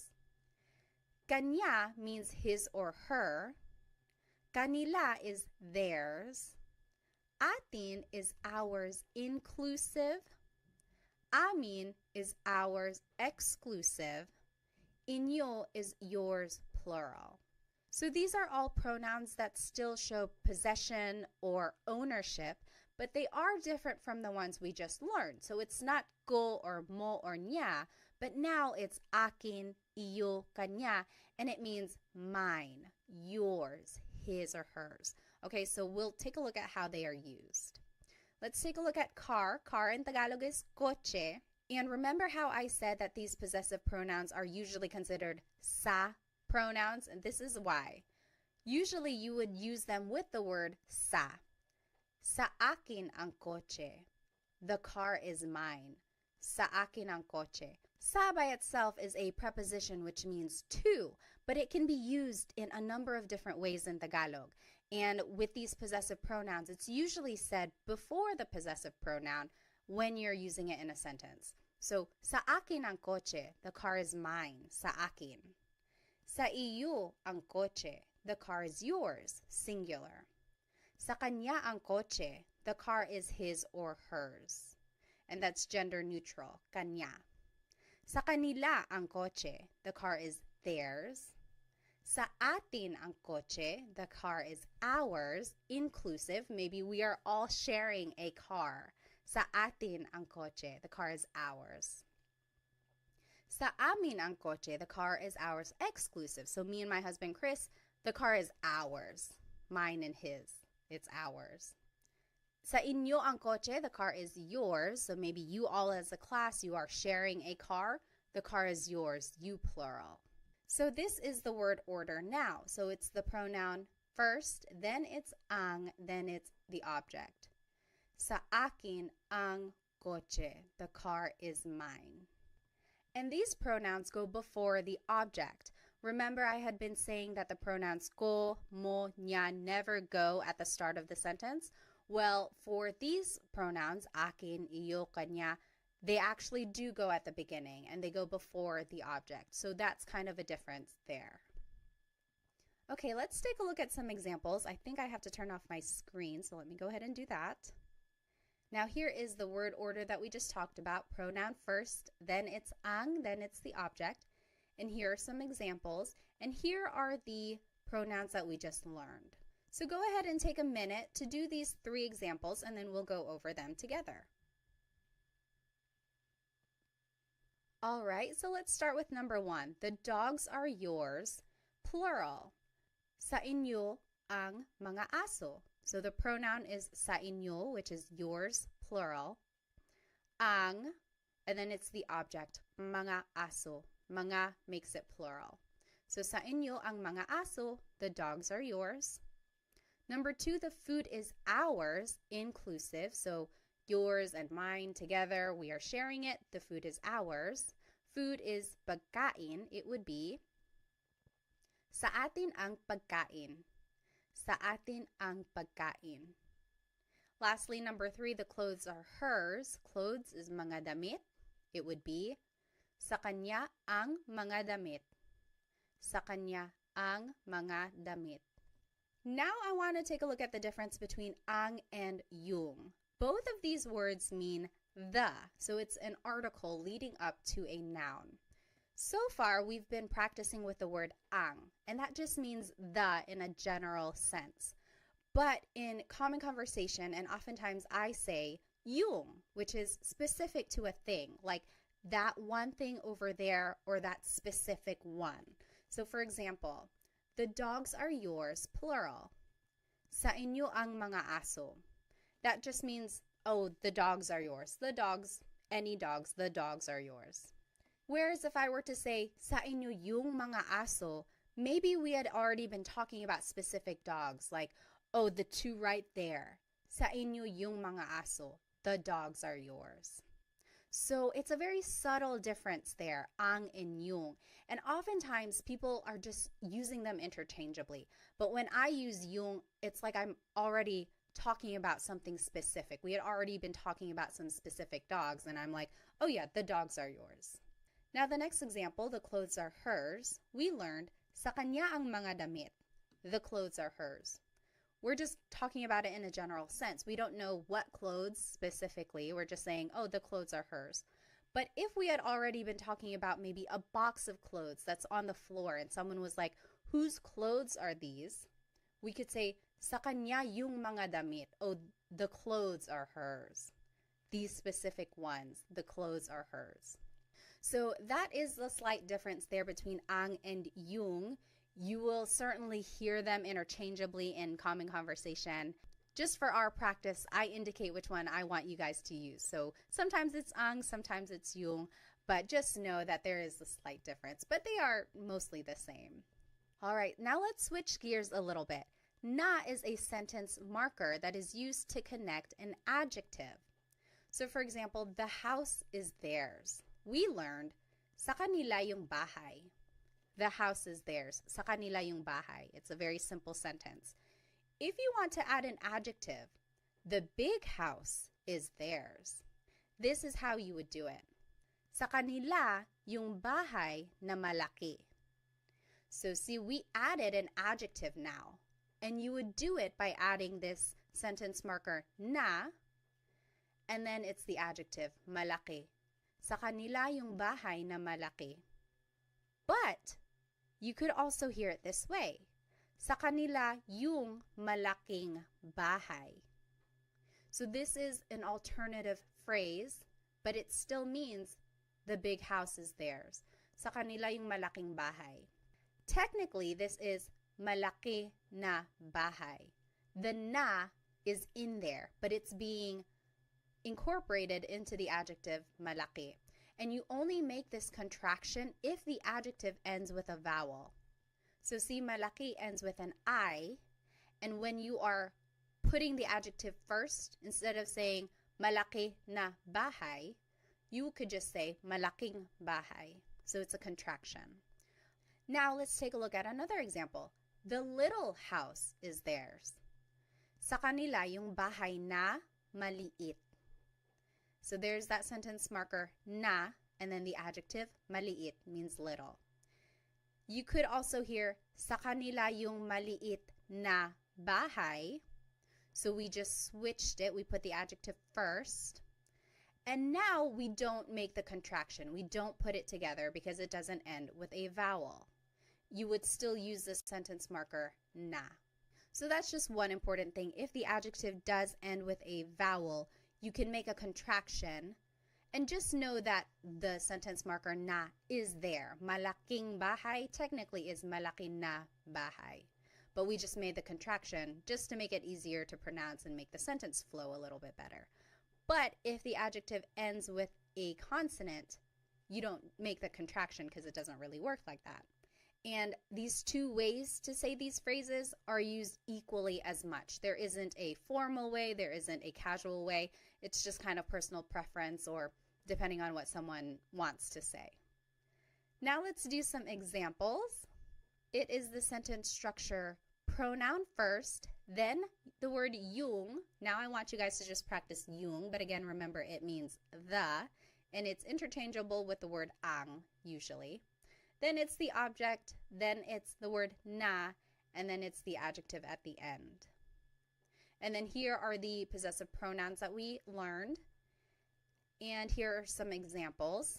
Let's do the first one together. The white car is mine. White is puti, car is coche. So let's just follow this sentence structure. Pronoun first, sa akin, yung, then it's the object coche, then it's the sentence marker na, and then it's puti, the adjective. Sa akin yung coche na puti. The white car is mine. Sa akin yung coche na puti. What do you think the alternative way to say this would be? So remember, you can put the adjective before the object, and depending on whether or not there's a vowel at the end, you can make the contraction. What do you think the alternative phrase would be for sa akin yung coche na puti? The alternative phrase you could say is sa akin yung puting coche. So remember, the adjective can go first, and technically the sentence marker na is here, but we just made a connection. So puting coche. Sa akin yung puting coche. So for these next examples, I want you to make the sentence using the sentence structure, but also write it in the alternative way. Remember, these two ways to say it are equally used as much. So there is the vowel again, just pointing it out. You can make the contraction because puti is the adjective and it ends with a vowel. Go ahead and take a minute, do these examples, and then we'll go over it. All right, number 2, the black and orange cat is ours, inclusive. Black is itim, orange is kahel, cat is pusa. It would be, sa atin yung pusa na itim at kahel. Sa atin yung pusa na itim at kahel. Remember to say and if you have more than one adjective, it's just the word at. That means and. Now the alternative way to say this would be, sa atin yung itim at kahel na pusa. So na is still there because itim and kahel end with a consonant. There's nothing to make a contraction for. So sa atin yung itim at kahel na pusa. All right, number 3, the new clothes are not yours. Singular. New means bago. Clothes is mga damit. So this is a way to kind of negate a thought. So it's not something we've seen so far, so this is how you do it. Hindi sa iyo yung mga damit na bago. So everything here is the same. We've already learned it. Pronoun, then it's yung, then it's object, then it's not, and then bago, the adjective. The only difference is that we've added the word hindi, which means no, but in this sentence, it can mean not. So the new clothes are not yours. Hindi sa iyo yung mga damit na bago. So that's how you would say not. And the alternative way to say it is hindi sa iyo yung mga bagong damit. Hindi sa iyo yung mga bagong damit. Here you can make the contraction bago na damit. Could just be bagong damit. All right, now let's practice with some demonstrative pronouns. Ito means this or these. Yan means that or those. If you wanted to say this is mine, it would be sa akin ito. Sa akin ito. Or you might hear sakin to. Sakin to. So a lot of people just put all the words together or shorten it. Sakin to, this is mine. That is yours is sa iyo yan. Sa iyo yan. So the pronoun goes first, and then it's the demonstrative pronoun. You might hear sa'yo yan. Sa'yo yan. And then lastly, that's not mine. Again, negating the thought. It would be hindi sa akin yan. Hindi sa akin yan. Or hindi sa'kin yan. Hindi sa'kin yan. All right. Now let's do some examples. First, it's the pronoun, and then it's the demonstrative pronoun. And these are the pronouns we learned. So now take a minute and do these examples. If you wanted to say those are his, it would be sa kanya yan. Sa kanya yan. Number 2, these are ours. Exclusive would just be sa amin ito. Sa amin ito. So we are just following that sentence structure, pronoun, then the demonstrative pronoun. Number 3, that's not yours. Plural is hindi sa inyo yan. Hindi sa inyo yan. So you just add the word hindi at the beginning to mean not. Okay, so let's just do a quick recap. We learned so much in today's episode. We learned the different types of possessive pronouns. Certain pronouns can go at the beginning of the sentence, and some do not ever go at the beginning, so remember to keep track of that. We also learned the different sentence structures and how to use the possessive sentence markers and demonstrative pronouns throughout these sentences. We also learned how to use English throughout these phrases if we don't know the word in Tagalog. And then we did lots of practice questions throughout the lesson, which I hope will help you understand some of these concepts. Now, let's go back to these phrases that we learned at the beginning. I want you, for your homework, to try and translate them, and I will put the answers in the video description. And then you can go over it. If you have any questions, feel free to write them in the comments. And if you need some more Tagalog resources, please feel free to follow me on Instagram, TikTok, or Facebook. I post shorter videos throughout the week to help you practice. And then feel free to check out my Amazon storefront. I have lots of good links in there for Tagalog resource books that I think are helpful. Also some Filipino-inspired products which I think you might enjoy. I also have a Stan store which has products in there, and then also I have some group classes, so if I'm holding any group classes, you might be able to sign up. Well, thank you so much for spending some time with me today. I will see you in our next Tagalog Time episode. Paalam!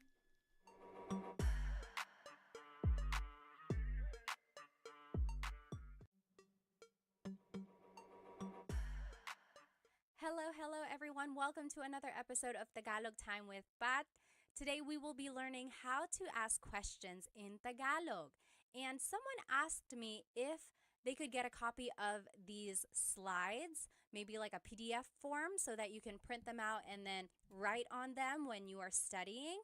I have uploaded them onto my Stan store, so you are able to download them if you would like. The link to that is in the description. So let's go ahead and get started.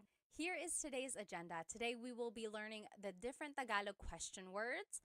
Then we will be learning how to use them to make a question formation. We will also be practicing some Tagalog responses and learning some common questions, and then doing a lot of practice questions as well. So go ahead and grab a piece of paper and something to write with so that we can get started.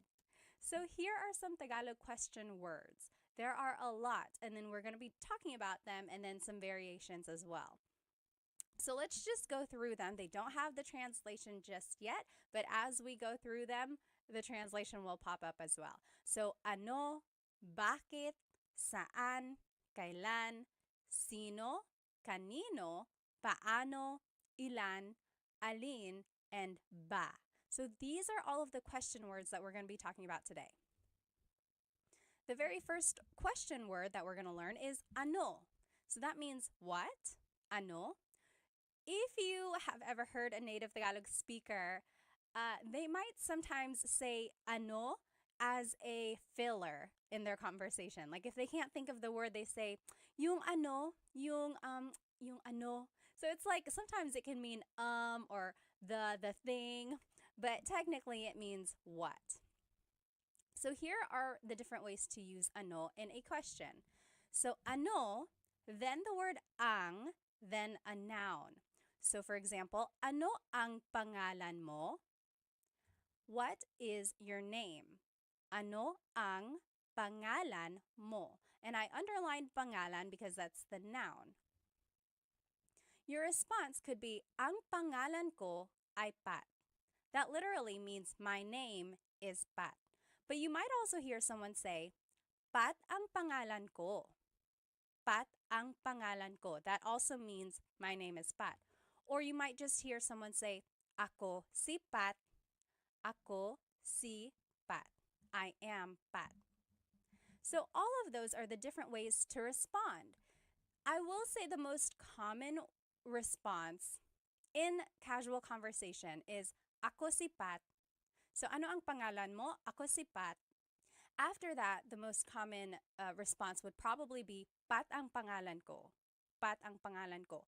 Ang pangalan ko ay Pat is a little bit formal. It's not very natural. It's kind of what you would read, like if something is written out. That is like the grammatically correct way to say, my name is Pat. But those are different ways to respond, and they're all correct. Another example, ano ang trabaho niya? Trabaho means job. So ano ang trabaho niya? What is her job? His or her. Niya is a gender-neutral pronoun. So you have to listen to the context of the conversation to determine who someone is talking about. So ano ang trabaho niya? And the responses could be, ang trabaho niya ay nurse. Ang trabaho niya ay nurse. Or it could be, nurse ang trabaho niya. Nurse ang trabaho niya. Or nurse siya. Nurse siya. I will say nurse siya is a little bit more like grammatically correct because it's like a person. You're not really, I don't know, it just kind of doesn't sound as correct when you say, ang trabaho niya ay nurse. It's almost, I guess it does work. It does work. Don't listen to me. But yeah, so these are the different ways to say this. Again, ang trabaho niya ay nurse is a little bit more on the formal side. Not a lot of people say it like that. It's more common for someone to say nurse siya. She is a nurse. Which I am. Surprise, surprise, right? A lot of Filipinos are nurses. Here's another example. Ano ang blank sa Tagalog? That means, what is blank in Tagalog? What is blank in Tagalog? This is a good question to know while you are learning Tagalog vocabulary. If you see something and you want to be like, oh, what is this in Tagalog? You can say, ano ang blank sa Tagalog? For example, ano ang dog sa Tagalog? The answer would be, dog sa Tagalog ay aso. Dog sa Tagalog ay aso. Or, aso ang dog sa Tagalog. Aso ang dog sa Tagalog. So these both mean dog in Tagalog is aso. So you might be wondering, why are there so many different ways to respond? And I think it's just a lot of languages have that. It's like you can move around some of the words, change up the grammar a little bit, and it means the same thing. But there are certain phrases or certain ways that things are more used in common conversation. In this case, I think aso ang dog sa Tagalog, or actually dog sa Tagalog ay aso. I think aso ang dog sa Tagalog is a little bit more casual. Okay. Next, ano ang verb? So this is another way to use ano. So ano ang kinakain mo? Ano ang kinakain mo? That means, what are you eating? Kinakain is the present tense form of to eat. So what are you eating? Ang kinakain ko ay adobo. Ang kinakain ko ay adobo. I'm eating adobo. Or adobo ang kinakain ko. Or kumakain ako ng adobo. So those all mean I am eating adobo. The more commonly used way to say it would be kumakain ako ng adobo. I'm eating adobo. Usually the last example that I give is the one that's more natural, like less formal and used in common conversation. Another example, ano ang sinabi niya? Sinabi means to have said. Like, what did he say? Ano ang sinabi niya? Responses could be, ang sinabi niya ay hindi. He said no. Ang sinabi niya ay hindi. Or, hindi ang sinabi niya. Or, sinabi niya hindi. Those are the different ways to say, he said no. Again, I would hear sinabi niya hindi, or hindi ang sinabi niya. Just a note about sinabi, you might hear someone say, sabi niya hindi. Sabi niya hindi. Technically, the past tense conjugation of sabi is sinabi, but people shortcut it and say sabi niya hindi. So if you hear that, that's what it means. Next, ano ang ginagawa mo? What are you doing? Ano ang ginagawa mo? And some responses, gumagawa ako ng cake. I am making a cake. And I'm going to explain this in a minute. Nanonood ako ng TV. I am watching TV. So why did I respond this way to this question? Gawa means to make or to do. So if someone asked you, ano ang ginagawa mo? They could be asking, what are you doing? And I responded, nanonood ako ng TV. I'm watching TV. Or if someone asks, ano ang ginagawa mo? That could also mean, what are you making? So I responded, gumagawa ako ng cake. I'm making a cake. So that's just the different ways gawa can be used. And then just another little note here, you'll see in the blue, verbs can be in any tense. So when you are using ano with a verb, it could be asking about what someone did in the past, what someone is doing currently, or what someone will be doing tomorrow or in the future. So verbs can be in any tense. And if you need a review of the different ways to conjugate verbs in Tagalog, go ahead and watch my previous videos. I have a video just for present tense conjugation, and then the video after that is for past and future tense. Once you get the patterns down, it's just a matter of learning new vocabulary and trying to remember the different ways they're conjugated. Okay, so here are the different uses for ano. So, ano na means what's up. Na is an emphasis word, or sometimes it means already. And in this case, it's kind of lost in translation. It's just an expression meaning, hey, what's up? For example, if someone was taking a long time to get ready and I'm like, hey, ano na, we're going to be late, ano na. So it's like, hey, what's up? Or if you haven't seen someone in a very long time, you're like, oh, ano na, hey, what's up? So that's just a different way to use ano na. Next, ano ba means what the heck? And ba is a question word, and we'll learn how to use that later at the very end of the lesson. But in this case, again, it's lost in translation, but it means like, what the heck? So, for example, if someone bumped into you and they didn't say sorry, you can say, ano ba? Ano ba? What the heck? Or if someone is just joking with you, you could say, ano ba? Okay, so it's an expression meaning what the heck. Next, ano daw? That means what did they say? So daw means like you're referring to someone else after they've said something. So ano daw? What did they say? Ano daw? Next, ano ito? What is this? And then ano iyan? What is that? So that's just the different ways to use the demonstrative pronoun this and that. Ano ito? Ano yan? What is this? What is that? And then there's another demonstrative pronoun. Ano yun? Ano iyon? So what is that over there? So what is this? What is that? What is that over there? So it's like a little bit farther. That's the difference there. And then anong problema? What's the problem? Anong problema? So the ng at the end there is like ano ang problema, and you can put it together and it would be anong. So anong pangalan mo? That also works. Instead of ano ang pangalan mo, you can put it together, anong pangalan mo? And you will see this happen to a lot of the question words that we'll be learning. Anytime the previous word ends in a vowel, you can usually make this contraction or like putting the words together. You'll see that. Now let's just practice using ano. So on the left side, let me turn off my screen, so sorry. So on the left side here, you will see the rules that we just learned. So ano ang plus a noun. The example was, ano ang pangalan mo? Ang pangalan ko ay Pat. Or Pat ang pangalan ko, or ako si Pat. Again, remember, ako si Pat is the more casual way to respond. And then the next example we learned was ano ang plus a verb. So ano ang kinakain mo? What are you eating? And then those are the responses. Kumakain ako ng adobo.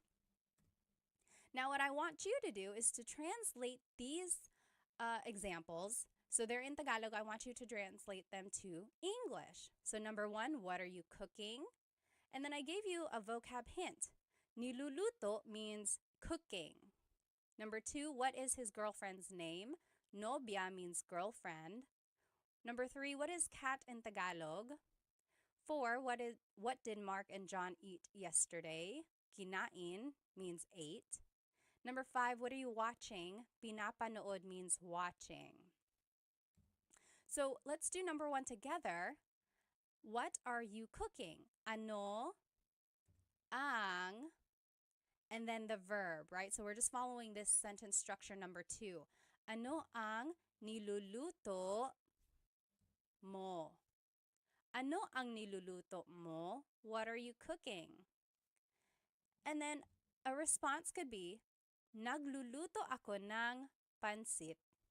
Nagluluto ako ng pansit. So this kind of brings in all of the different conjugations that we had learned in the previous lessons. So try to remember how to conjugate them. And I'm just thinking here, I guess it can be a little bit confusing because in the question, it's conjugated as niluluto. And that wasn't really one of the conjugation patterns that we had learned.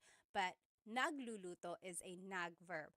So I will say there are some variations in the conjugations and you might not recognize them, but just try your best and then we'll go over it, okay?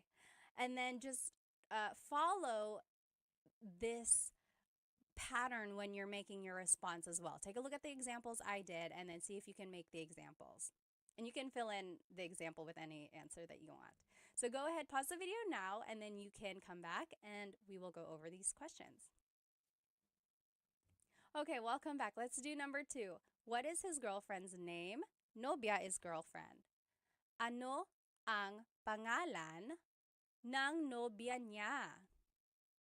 So we learned ano ang pangalan mo. Now if you want to talk about someone else, you would have to add ng nobya niya. Ng means of. So nobya is girlfriend, niya is his. So what is the name of his girlfriend? You see how everything just kind of fits together, but it might not be in the order that we're used to in English. So just take note of this. It would be, ano ang pangalan ng nobya niya? That's how you would say that. Response, Sara ang pangalan niya. Sara ang pangalan niya. Or, siya si Sara. Siya si Sara. Something like that, okay? Number 3, what is cat in Tagalog? Ano ang pusa? Oh gosh, I just told you. Ano ang cat sa Tagalog? Pusa ang cat sa Tagalog. Pusa ang cat sa Tagalog. Next, what did Mark and John eat yesterday? Ano ang kinain nila Mark at John kahapon? Ano ang kinain nila Mark at John kahapon? I want to show you this word nila. This is like a sentence marker that is used to indicate people. So it's like their ownership. When it's multiple people, Mark and John, it's nila. When it's just one person, it's ni. So for example, if it was just Mark, ano ang kinain ni Mark kahapon? Ano ang kinain ni Mark kahapon? It's just one person. But when it's multiple people, you have to use nila. Ano ang kinain nila Mark at John kahapon? Response, kumain sila ng lechon kahapon. Kumain sila ng lechon kahapon. So, sila is the pronoun here. And that's a subject pronoun. So, kumain sila ng lechon kahapon. Using subject pronouns can be tricky, and I don't expect you to know these pronouns or these conjugations right off the bat. But hopefully you can recognize them. And then from these examples, use them this way in the future. Okay, so don't get too worried if you're not getting the questions right. Just use this as a way to learn them. Okay? Number 5, what are you watching? Ano ang pinapanood mo? Ano ang pinapanood mo? The response, pinapanood ko yung bagong pelikula. I'm watching a new movie. Pinapanood ko yung bagong pelikula. Or pinapanood ko yung TV, something like that. You might also hear someone say, nanonood ako ng TV. So we learned in the previous lessons, nanonood or manood means to watch. But this one is pinapanood, and it's focusing more on the object. So the movie or the show, pinapanood. Okay. Next question word is bakit. Why? Bakit. And here is one way to use it. Bakit plus an adjective plus the word ang and then a noun. So for example, bakit madumi ang kotse? Bakit madumi ang kotse? Why is the car dirty? And then the response, madumi ang kotse kasi maputik sa labas. Madumi ang kotse kasi maputik sa labas. So the car is dirty because it's muddy outside. Maputik means muddy, labas means outside. Okay, and then another example is, bakit mainit ang cellphone ko? Why is my cell phone hot? Bakit, mainit is an adjective meaning hot, ang cellphone ko. And then a response, mainit ang cellphone ko dahil masyado kong ginagamit. My cell phone is hot because I'm using it too much. So hopefully you can see here the pattern that we are following. Bakit goes first, and then it's the adjective, and then it's the word ang, and then it's the noun. Or you could also do bakit plus a pronoun and then a verb. So bakit ka umiiyak? Why are you crying? Bakit ka umiiyak? Some responses, umiiyak ako kasi nawawala yung aso ko. I'm crying because my dog is lost. Umiiyak ako kasi nawawala yung aso ko. Nawawala means lost or missing. Another example, bakit mo ginawa iyon? Why did you do that? Bakit mo ginawa yun? Ginawa ko yun dahil mahal kita. I do that because I love you. Ginawa ko yun dahil mahal kita. You might hear me saying yun, as if there's no I, and that's commonly how it's pronounced. You might hear people say, ginawa ko iyon dahil mahal kita, but usually the letter I sound is dropped. And then another way to use bakit plus a verb. Bakit umiiyak si Michelle?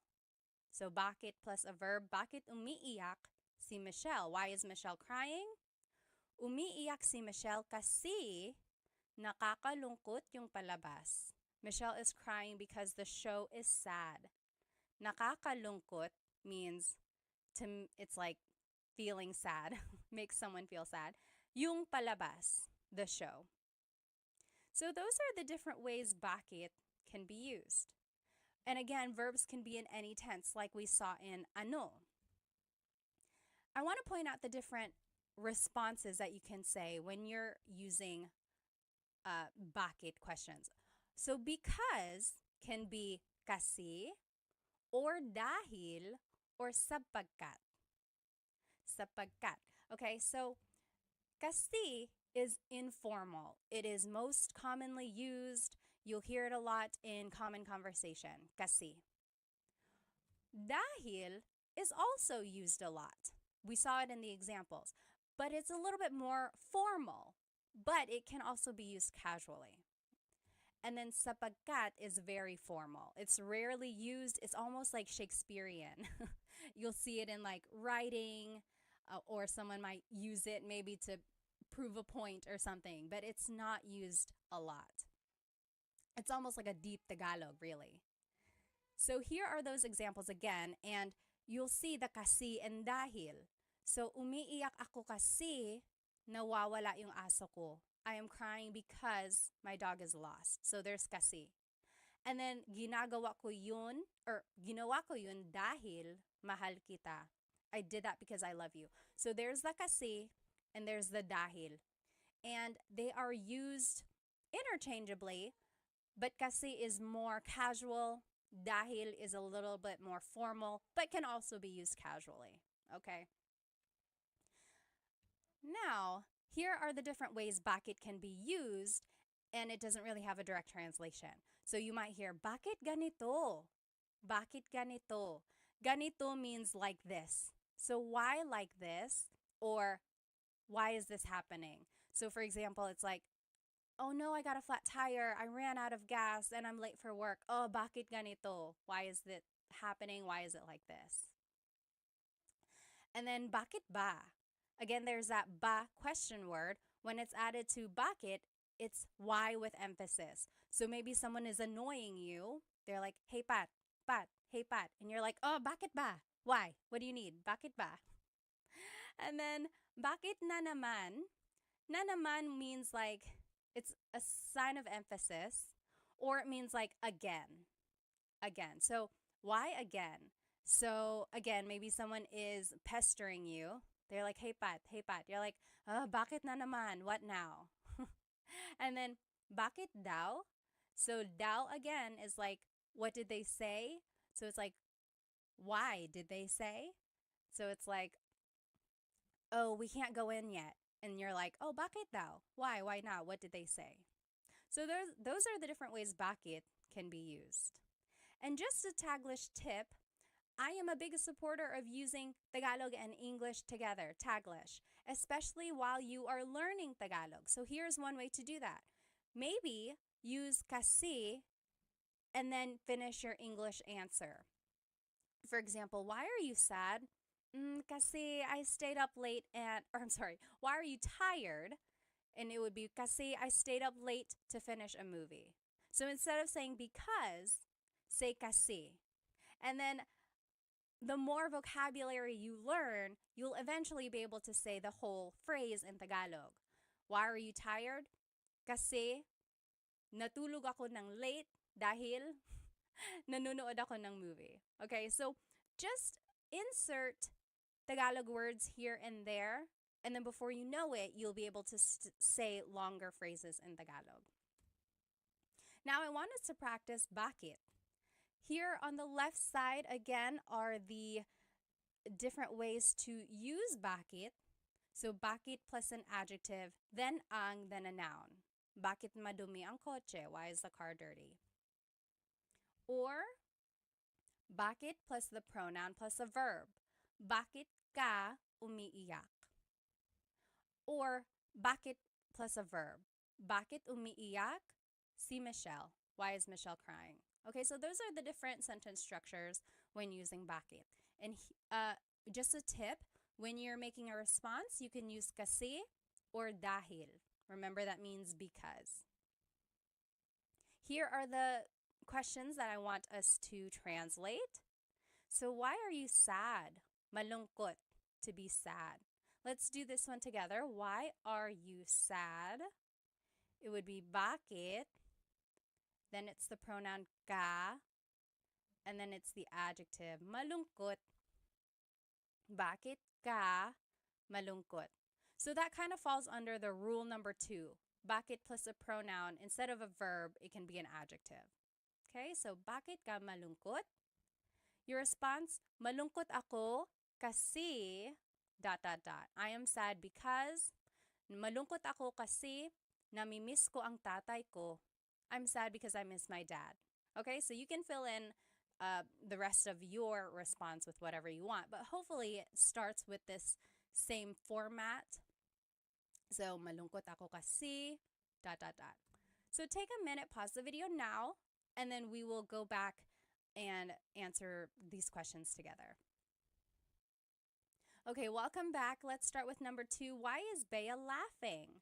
Tumatawa is laughing. So, bakit tumatawa si Bea? Bakit tumatawa? So, there's the bakit, there's the verb. Si Bea. So, it's referring to Bea. Bakit tumatawa si Bea? Tumatawa si Bea dahil Bea is laughing because nanonood siya ng comedy, because she's watching a comedy. Next, why is Sam's car broken? Kotse is car, sira is broken.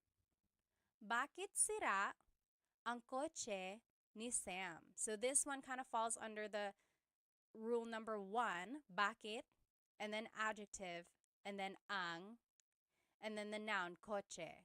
And then ni Sam just indicates the ownership of Sam. So, bakit sira ang kotse ni Sam? Response could be, sira ang kotse ni Sam kasi luma na siya, because it's old. Sira ang kotse ni Sam kasi luma na siya. Next, why are the kids fighting? Mga bata is kids, nag-aaway is fighting. Bakit nag-aaway ang mga bata? So there's bakit and then there's a verb. So there's rule number 3. Bakit plus a verb. Bakit nag-aaway ang mga bata? Why are the kids fighting?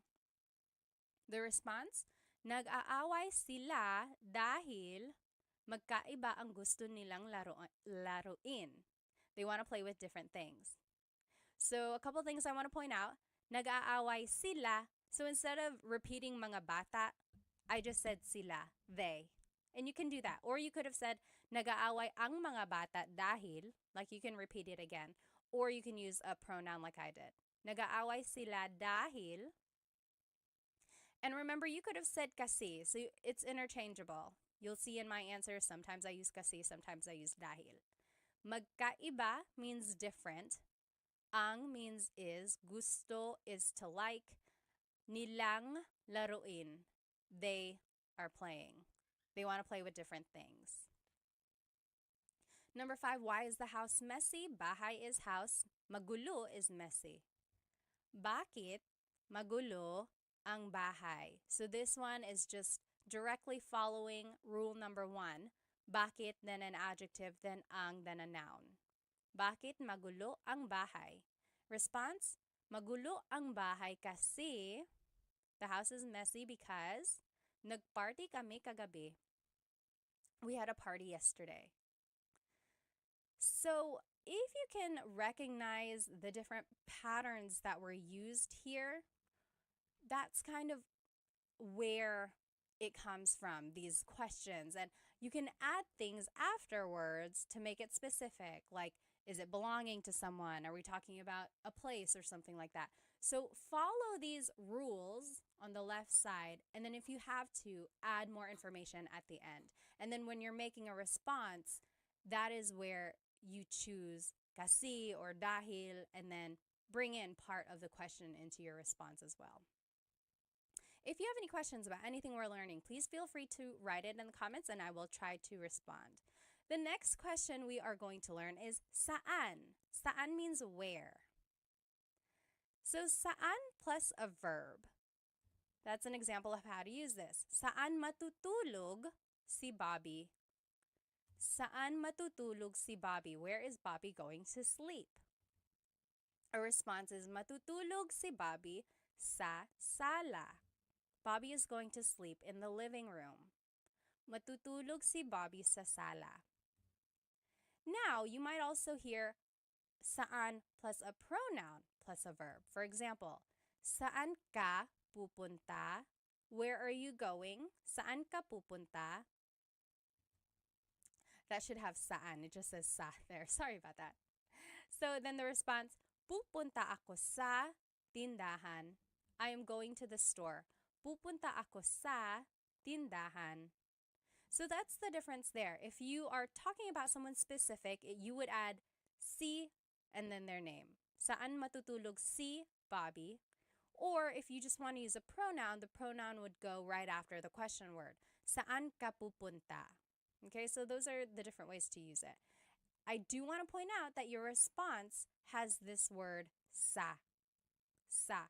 When the question is saan, the response is sa. Sa is a preposition and it means at a place, but it can mean to or from or something like that. So sa has a lot of different translations depending on the context. In this case, it means at a place or to, okay? Next, there's this question word, nasaan. So it's similar to saan, but it's nasaan. And here are the different ways to use it. Nasaan plus ang plus a noun. For example, nasaan ang CR? CR is comfort room in Tagalog, or in the Philippines, that's what they refer to the bathroom as. Where is the bathroom? Nasaan ang CR? The response, nasa labas ang CR. The bathroom is outside. Nasa labas ang CR. Or you could ask about a person. Nasaan si a person? Nasaan si nanay? Where is mother? Nasaan si nanay? The response, nasa trabaho si nanay. Mother is at work. Nasa trabaho si nanay. Now I want to point out that the responses all start with nasa. Okay, so when the question is nasaan, now your response has to have nasa. So that was a difference that's here. So when it's saan, the response has sa. When it's nasaan, the response has nasa. So just to go over it, when do you use saan? When do you use nasaan? Saan napunta ang cellphone ko? Where did my cell phone go? Versus nasaan ang cellphone ko? Where is my cell phone? Saan always goes with a verb. When you're asking about a verb or something that has happened with like an action, then you use saan. Saan napunta? Saan napunta? The root word of punta means to go. So napunta means went. Where did my cell phone go? Saan napunta? There's the verb. And then the response is sa. Oh, sa kotse. And then, nasaan ang cellphone ko? Nasaan plus the word ang plus a noun. So when you're asking about the location of something, then it's nasaan. So it's like nasaan noun, nasaan noun. Anytime there's like the ends, try to remember that. So your response has nasa. Nasaan ang cellphone ko? Nasa bag ko. It's in my bag. Okay? So this is just to look at it again. These are the examples we just saw. You might hear someone say asan or saan when they're referring to nasaan. So that's just like a short way to say it. So instead of saying nasaan ang CR, someone might ask asan ang CR? Where is the bathroom? Or they might even just say saan ang CR, even though technically it should be nasaan. So people shorten it, but technically, just so you know, it should be nasaan. Okay? Now let's take a look at this response. Nasa labas. Nasa labas ang CR. The bathroom is outside. These are the location vocabulary. So let's take the question, nasaan ang susi? Where is the key? Susi is key. Nasa labas, it's outside of the car. Nasa labas. Or nasa loob, it's inside the car. Nasa loob ng kotse. Nasa ibabaw, it's on top. Nasa ilalim, it's under. Nasa tabi, it's beside. So if you wanted to be specific, you would add the object afterwards. Nasa tabi ng kotse, it's beside of the car. Ng kotse. Nasa tabi ng kotse. So those are just the different location vocabulary words that you might hear. And just the sentence structure for the response, it would be nasa plus the location word that we just learned. Then it's nang, then it's a place, then it's ang, then the thing. So let's take a look at it. Nasa loob ng kotse ang susi. The key is inside the car. Nasa, loob is the location. There's nang. Kotse is a place or thing. Ang, and then susi is the thing. Okay? Nasa loob ng kotse ang susi. Or nasa ilalim ng kama ang susi. The key is under the bed. Nasa ilalim ng kama ang susi. So people ask me all the time, when do I use nang? When do I use ang? So these words, sometimes they are prepositions, sometimes they are articles that go before a noun. Just try to think about it as the translation. So the key is under the bed. So under of the bed, the key. That's how this is like literally translated. Ng kama is like of the bed. It's under of the bed. And then ang susi, the key. So a lot of it doesn't make sense. It's not the same grammar structure as in English. So just follow this pattern that I'm showing you now, and with more practice, it'll kind of come more naturally. Next, nasa, location plus si plus the person. So nasa bahay, si tatay. Nasa, and then the location is bahay. Si, and then the person, si tatay. Father is at the house.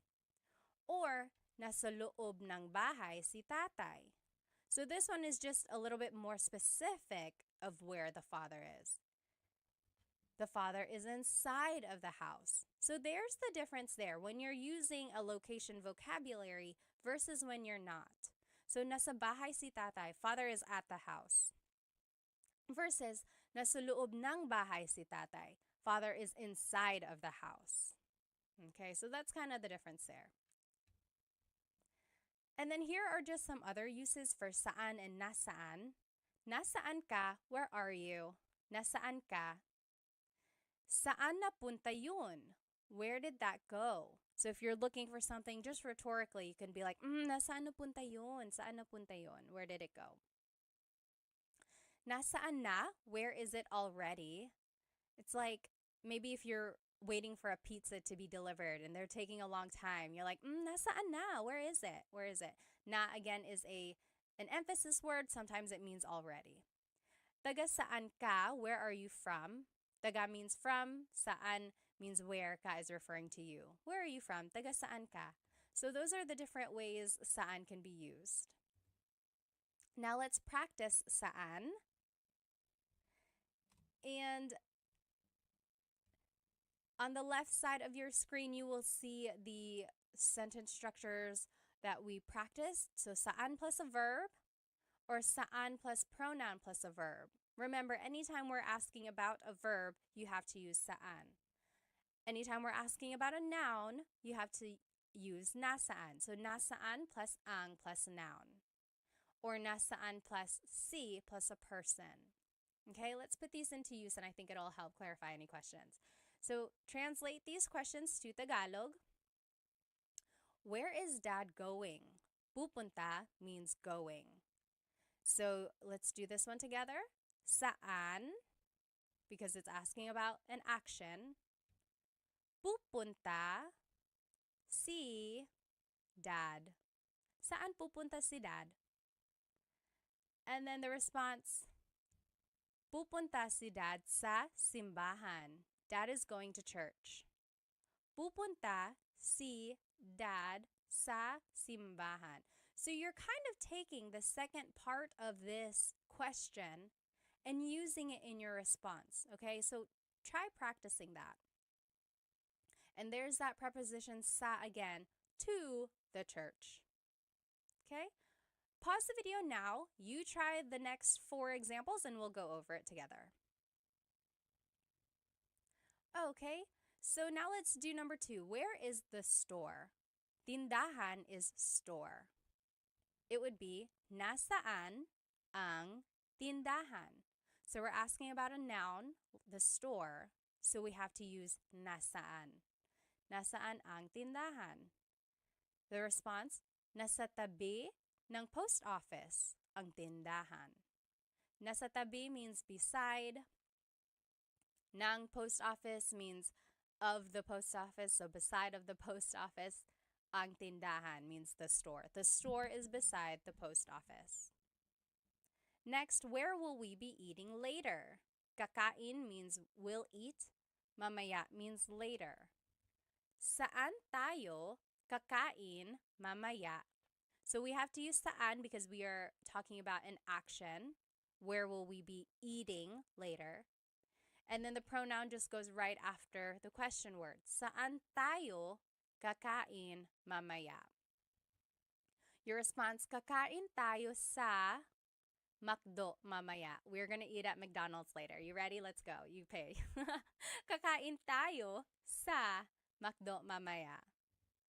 Next, where is my husband? Asawa means husband or wife. Nasaan ang asawa ko? So we're asking about a noun or an object. So nasaan is what we used. Nasaan ang asawa ko? Where's my husband or wife? Husband in this case. Number 5, where is John? Oh, your response, nasa kusina siya. Nasa kusina siya. He is in the kitchen. So remember, anytime you're using nasaan, your response has to have nasa. And then up here in the previous example, anytime you're using saan, your answer has to have sa. And then last one, where is John and Simon? Nasaan sina John at Simon? So it's nasaan because we're just asking about them, not about what they're doing or where they are doing something. And then it would be nasa labas sila, they are outside. Or nasa labas sina John at Simon. So you can add their names again. Or you could just add the pronoun. And then I added that here in the number 4 example, nasa kusina ang asawa ko. So you can repeat that part of the question, or you can just use a pronoun. Okay, so up to you. So these are the question words that we have learned so far. Ano means what. Bakit means why. Saan means where. Okay? And this is where we're going. We're going to see what these other ones mean. Now, we're going to talk about kailan. Kailan means when. When. So if you want to use it in a question, it would be kailan ang, and then a noun. Kailan ang kaarawan mo? When is your birthday? Kailan ang kaarawan mo? Sa March ang kaarawan ko. My birthday is in March. Sa March ang kaarawan ko. Kailan ang handaan? When is the gathering? When is the party? Sa Sabado ang handaan. The party is on Saturday. And again, you don't have to add this part at the end. You could just say sa Sabado. Kailan ang handaan sa Sabado? But the longer response, kailan ang handaan sa Sabado ang handaan? Okay, so those are the different ways you can use kailan.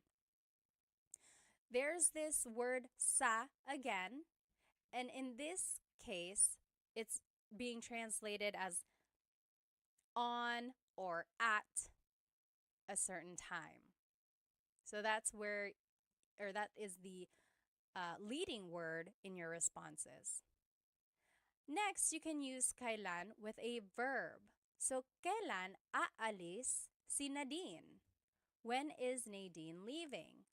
Kailan aalis si Nadine? Aalis si Nadine bukas. Nadine is leaving tomorrow. Aalis si Nadine bukas. So, this is just a phrase, and you use the conjugation patterns that we learned, and then you just answer. So depending on what the question is, just make a statement using that correct tense of the verb. Kailan dumating sina nanay at tatay? When did mother and father arrive? Kailan dumating, so kailan plus a verb, sina nanay at tatay? Dumating sila kahapon. They arrived yesterday.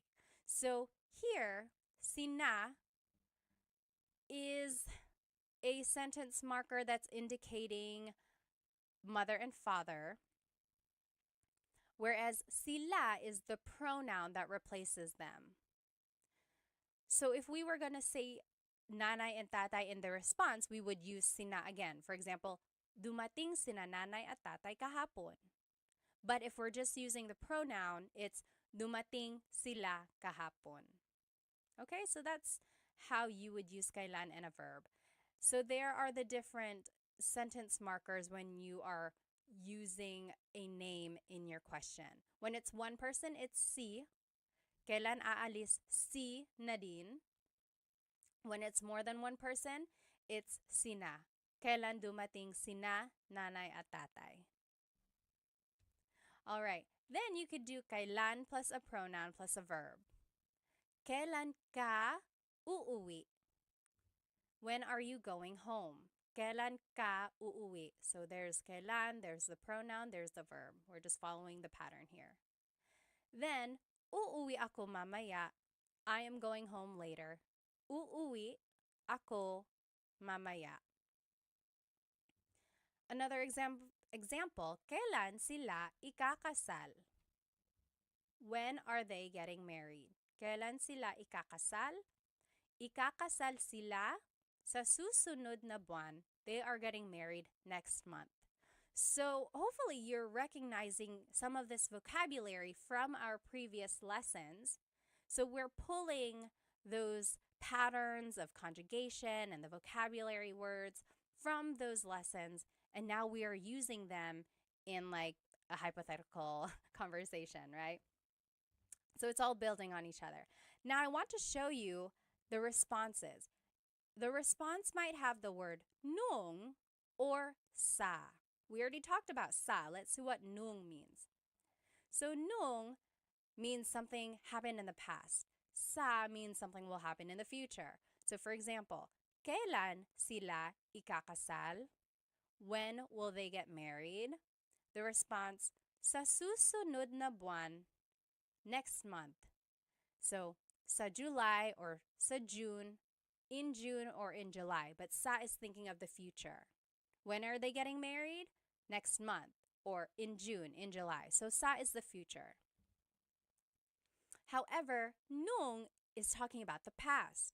So kailan sila ikinasal? So that's the past tense conjugation of to get married. They got married when? Nung nakaraan buwan. So last month. Or nung February, nung January. So last February, last January. So that's the difference there. Sa versus nung. Okay? And there's the emphasis there. And here are just some other ways to use kailan. Kahit kailan, that's just an expression meaning anytime, whenever. So maybe someone is inviting you to eat out for dinner. They're like, oh, when are you available? When can you go out for dinner? You're like, kahit kailan, anytime. Or hanggang kailan means until when. So maybe your car is broken, it's in the shop. They're like, oh, you have to keep the car here. And you're like, hanggang kailan? Until when? How long does it stay here? Have to stay here. And then next, kailan nangyari yun? When did that happen? Kailan nangyari yun? Nangyari means happened, and then yun means that. Kailan nangyari yun? And then just a pronunciation tip, it's pronounced kailan, kailan, but you will often hear it pronounced kailan, kailan. Kailan ang kasal? Kailan ang kasal? But it's not wrong to hear kailan ang kasal. It's a little bit more formal. Okay. So here are some examples. On the top, on the top left here, you will see the kailan rule. So kailan plus ang plus a noun. Kailan ang kaarawan mo? Kailan plus a verb. Kailan aalis si Nadine? Kailan plus a pronoun plus a verb. Kailan ka uuwi? When are you going home? And then here are the examples I want us to practice. Number 1, when is your vacation? Bakasyon is vacation. So let's just follow, I think it would be rule number 1. Kailan ang bakasyon mo? So, kailan, then the word ang, then the noun, which is vacation, and then the pronoun. Kailan ang bakasyon mo? The response, sa susunod na linggo ang bakasyon ko. Next week. My vacation is next week. So, a couple things I want to point out in the response. It should have the word sa because it's talking about the future, right? It will be next week, so there's sa.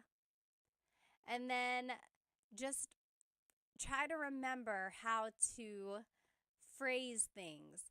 And if you weren't able to watch or if you don't remember the past lessons, just go from here and just copy my sentence structures. Okay, so moving forward when you answer these questions, just see if you can follow these sentence structures. Okay, so go ahead and pause the video now, and then we will go over the examples in just a minute. Okay, so number 2, when are you leaving? Aalis means leaving. Kailan ka aalis? That's just rule number 3. Kailan plus the pronoun plus the verb. Kailan ka aalis? The response, aalis ako sa Lunes. Aalis ako sa Lunes. So there's sa because it's a future action. Number 3, when did Tony come back? Bumalik means came back. Kailan bumalik si Tony? So this is rule number 2. Kailan plus a verb. Kailan bumalik? And then you add si Tony. The response, bumalik si Tony kahapon. He came back yesterday. Bumalik si Tony kahapon.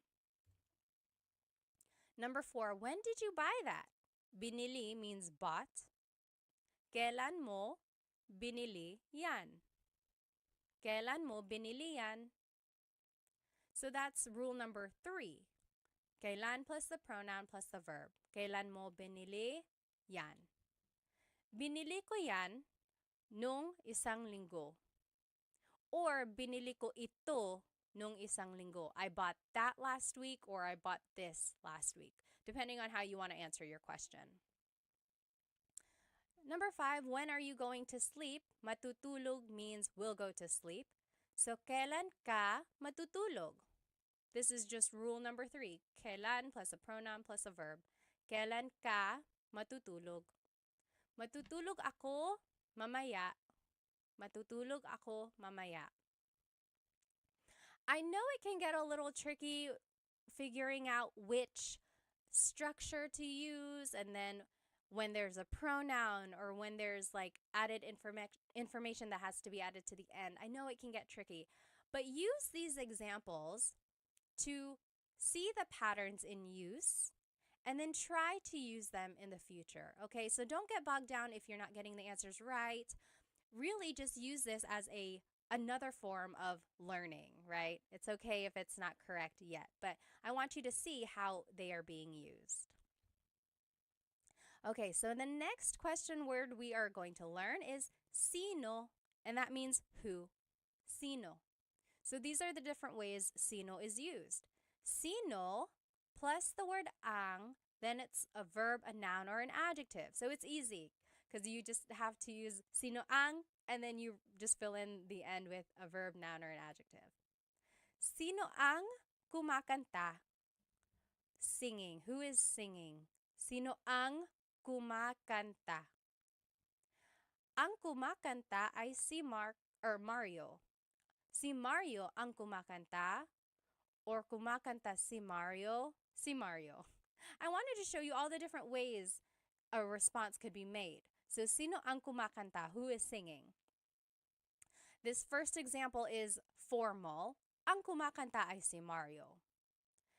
This next one is a little bit formal as well. Si Mario ang kumakanta. Si Mario ang kumakanta. That's kind of formal. This one is casual. Kumakanta si Mario. Mario is singing. Kumakanta si Mario. And then this last one is just a short answer. So, si Mario. Who is singing? Mario. So those are the different ways you can say Mario is singing. Those are the different responses. And then there is the word that has to be in the answer. Si. Because we're asking about a person, your answer has to have si or sina if it's more than one person. We'll see that. So now if you are going to fill it in with a noun, sino ang mga magulang mo? Mga magulang means parents. Sino ang mga magulang mo? Who are your parents? Ang mga magulang ko ay sina John at Mary. So that's what I was just saying. Si is for one person, sina is for more than one person. So, ang mga magulang ko ay sina John at Mary. My parents are John at Mary and Mary. Another way to say it is sina John at Mary ang mga magulang ko. Or sina John at Mary. So those are the different ways to say John and Mary are my parents. When in doubt, go ahead and just use the shortest answer. I don't want you to sound redundant, and then I also don't want you to have to think of too many vocabulary words or an extended sentence structure. So just answer it with the shortest answer because it's still correct. Sino ang mga magulang mo? Sina John at Mary. And then, if it's an adjective that you're asking about, it would be sino ang, and then the adjective. Sino ang pagod? Pagod means tired. Who is tired? Sino ang pagod? Ang pagod ay ang mga bata. The kids are tired. Ang pagod ay ang mga bata. That one's formal. Next, ang mga bata ang pagod. Ang mga bata ang pagod. That is also formal. Or pagod ang mga bata. Pagod ang mga bata. That one is casual. That is what I would say a lot more than the other two. And then the short answer, ang mga bata. Sino ang pagod? Ang mga bata, the kids. The kids are tired. So those are the different ways to say the kids are tired. Now, let's take a look at the responses. Si and sina. Si is for one person. Sina is for multiple people. So an example, kumakanta si Mario. Si Mario, because it's just one person. Versus kumakanta sina Mario at Jane. Mario and Jane are singing. So sina is used because there's more than one person. Now you can also respond with a pronoun. So sino ang pagod? Who's tired? You can say ako, me, ako. Or sino ang pagod? Siya, him, he is, siya. Sino ang pagod? Ikaw. You. You are tired. Ikaw. So you can just respond with a pronoun. So I would say that, like, sino ang pagod? Ako. Just say ako. Keep it easy, right? And then here are the different pronouns. So ako is I, siya, he or she, so that's gender neutral. Sila, they. Ikaw, you, singular. Kayo, you all, plural. Tayo is we inclusive. That's you and me, all of us. We are all tired. Maybe we all ran a race together. We are all tired. Pagod tayo. And then pagod kami, me and my husband Chris, we ran. Only us, we did. So pagod kami, we are tired. Not you. I'm just telling you about it. Okay? Now here are other ways sino is used. Sino siya? Who is he? Who is she? Sino siya? The response, siya si Pat. She is Pat, or that is Pat. Sino ito? Who is this? Sino ito? Ito si Pat. This is Pat. Ito si blank. Sino yun? Who's that? Sino yun? Yun si Pat. That's Pat. Or sino ka? Who are you? Sino ka? The response, ako si Pat. Now, I do want to say, you really shouldn't say sino ka if you want to be polite. Sino ka is kind of rude or just a little blunt. Like, sino ka? Who are you?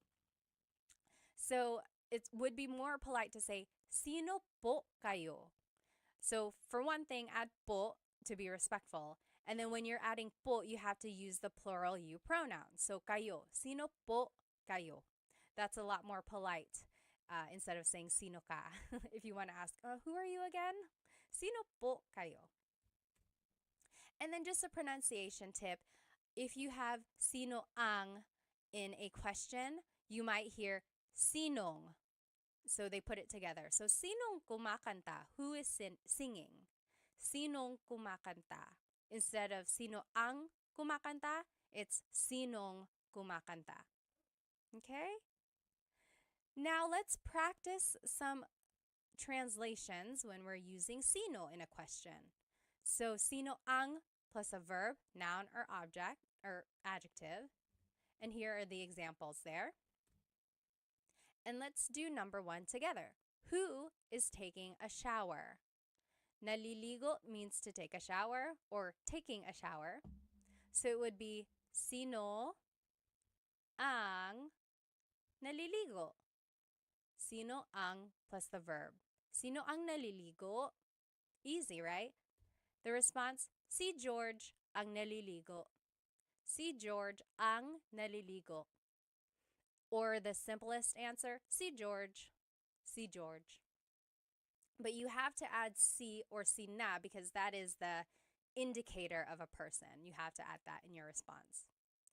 So go ahead and take a minute, pause the video now. You finish the examples and then we'll go back and do them together. Okay, welcome back. Let's do number 2. Who is your sibling? Sibling in Tagalog is kapatid. Sino ang kapatid mo?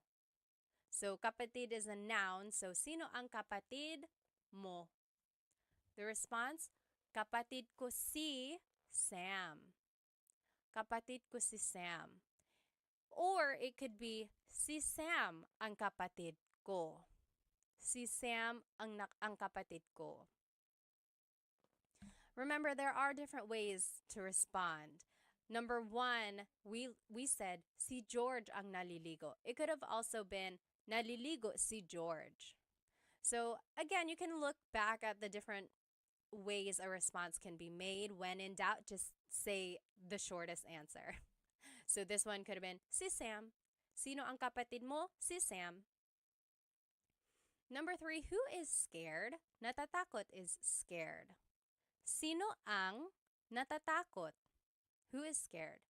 Natatakot ang mga bata. The kids are scared. The kids are scared. Natatakot ang mga bata.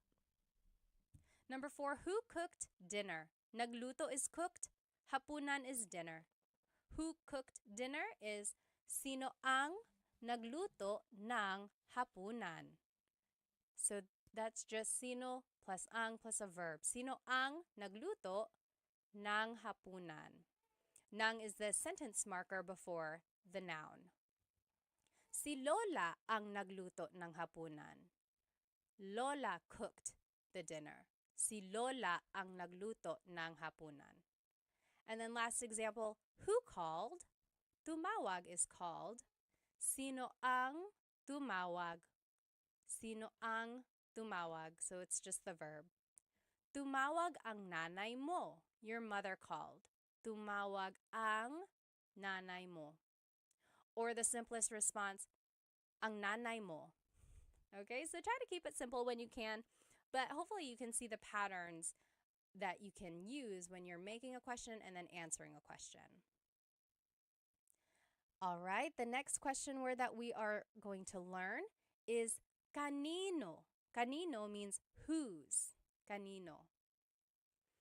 It could be used like this. Kanino, then the word ang, then the noun, then na, and then an adjective. I know that's a lot. Let's take a look at it in action. So, kanino ang sombrero na itim?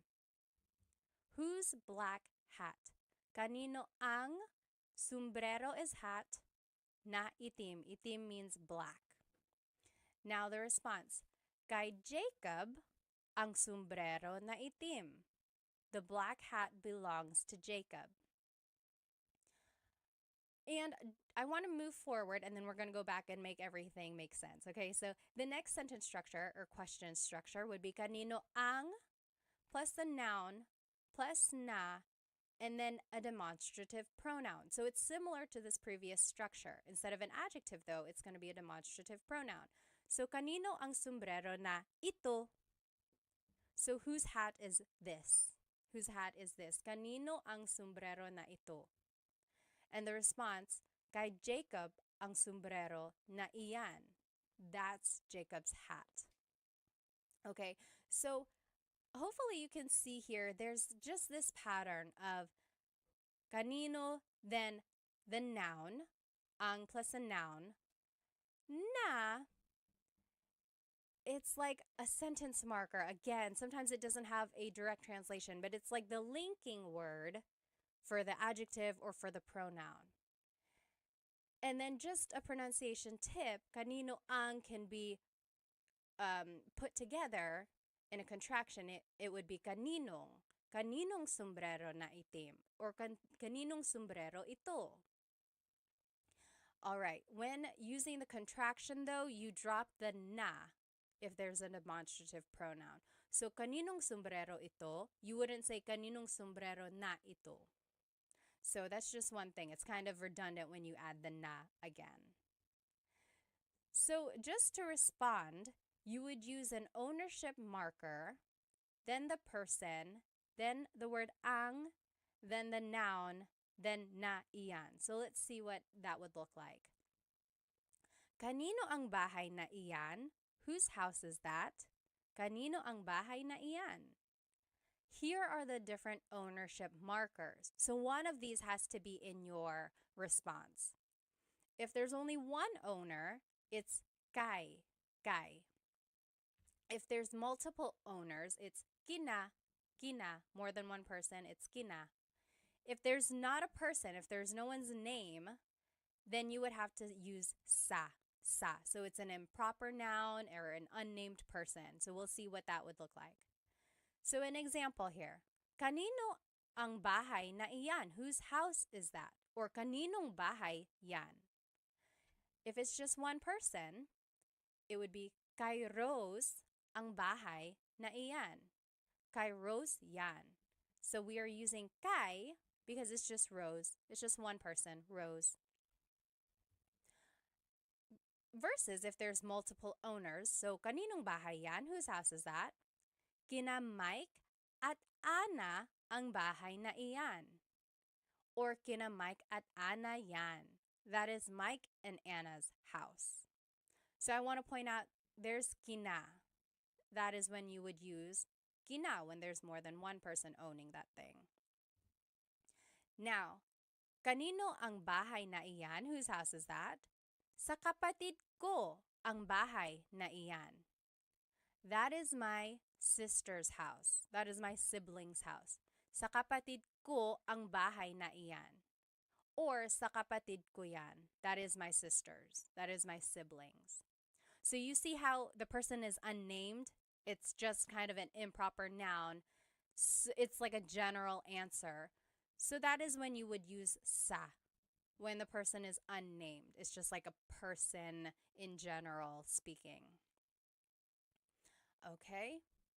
So here are some more ownership pronouns that you could use when answering a kanino question. So, akin means mine. Iyo means yours singular. Kanya means his or hers. Inyo means your plural. Maybe it's your house, bahay ninyo, or inyo. And then atin is our inclusive. Amin is ours, me and my husband, Chris. And then kanila is theirs, theirs. So here's an example of how to use that. Kanino ang bahay na iyan? Whose house is that? Akin yan. That's mine. Akin yan. Or inyo yan. That's yours. You all live in one house. Inyo yan. That's your house. Or kanila yan. That's their house. Kanila yan. Okay, so that's how to use these ownership pronouns. I want to show you, let's go back to the first example we learned. I know it's a lot of words in this one. So, kanino ang sombrero na itim? Whose black hat is this? So, sombrero is hat, itim means black. But they are interchangeable. Like you can switch them around and it would still mean the same thing. For example, kanino ang itim na sombrero? So instead of saying, kanino ang sombrero na itim, you might hear, kanino ang itim na sombrero? So in Tagalog, you can switch the adjective and the noun around and it will still make sense. And why does that happen? It probably just goes back to baybayin or to the evolution of Tagalog in general. So the adjective and the Tagalog vocabulary word can be interchangeable and they mean the same thing. Another example, kanino ang sombrero na pula? Pula means red. So whose red hat is this? You can switch it up and it could be kanino ang pula no sombrero? So we just switched it. But I want to show you that when you switch it, you can make a contraction, meaning you can put pula and na together. And now it would be kanino ang pulang sombrero? Whose red hat is this? Okay, so those are the two things I want you to get out of this slide. First, you can switch the adjective and the noun. So you can switch them in the question and it will still make sense. Second, when your adjective ends with a vowel like pula, then you can make the contraction. Add ng to the end. Instead of saying pula na sombrero, it's pulang sombrero. Pulang sombrero. We can't do that with the word itim because it ends with a consonant. There's nothing to put together. It would still have to stay itim na sombrero. Okay, so to respond to this question, kanino ang sombrero na pula? It would just be, kay Mary ang pulang sombrero. That is Mary's hat, or that hat belongs to Mary. Kay Mary ang pulang sombrero. Okay, so your response has to have the ownership marker, kay, because it's one person, and then you can add the rest of the phrase. But remember, your simplest answer would be kay Mary, kay Mary. Now, let's practice using kanino in a question. So, kanino ang plus a noun plus na plus the adjective. Or kanino ang plus a noun plus na plus a demonstrative pronoun. Kanino ang sombrero na ito versus kanino ang sombrero na itim. And then the response has to have the ownership marker. Remember, kay or kina or sa. Then it's the person. Then it's ang, noun, na, iyan. Or you could just use the simplest answer. Let's take a look at these examples. Whose house is the big one?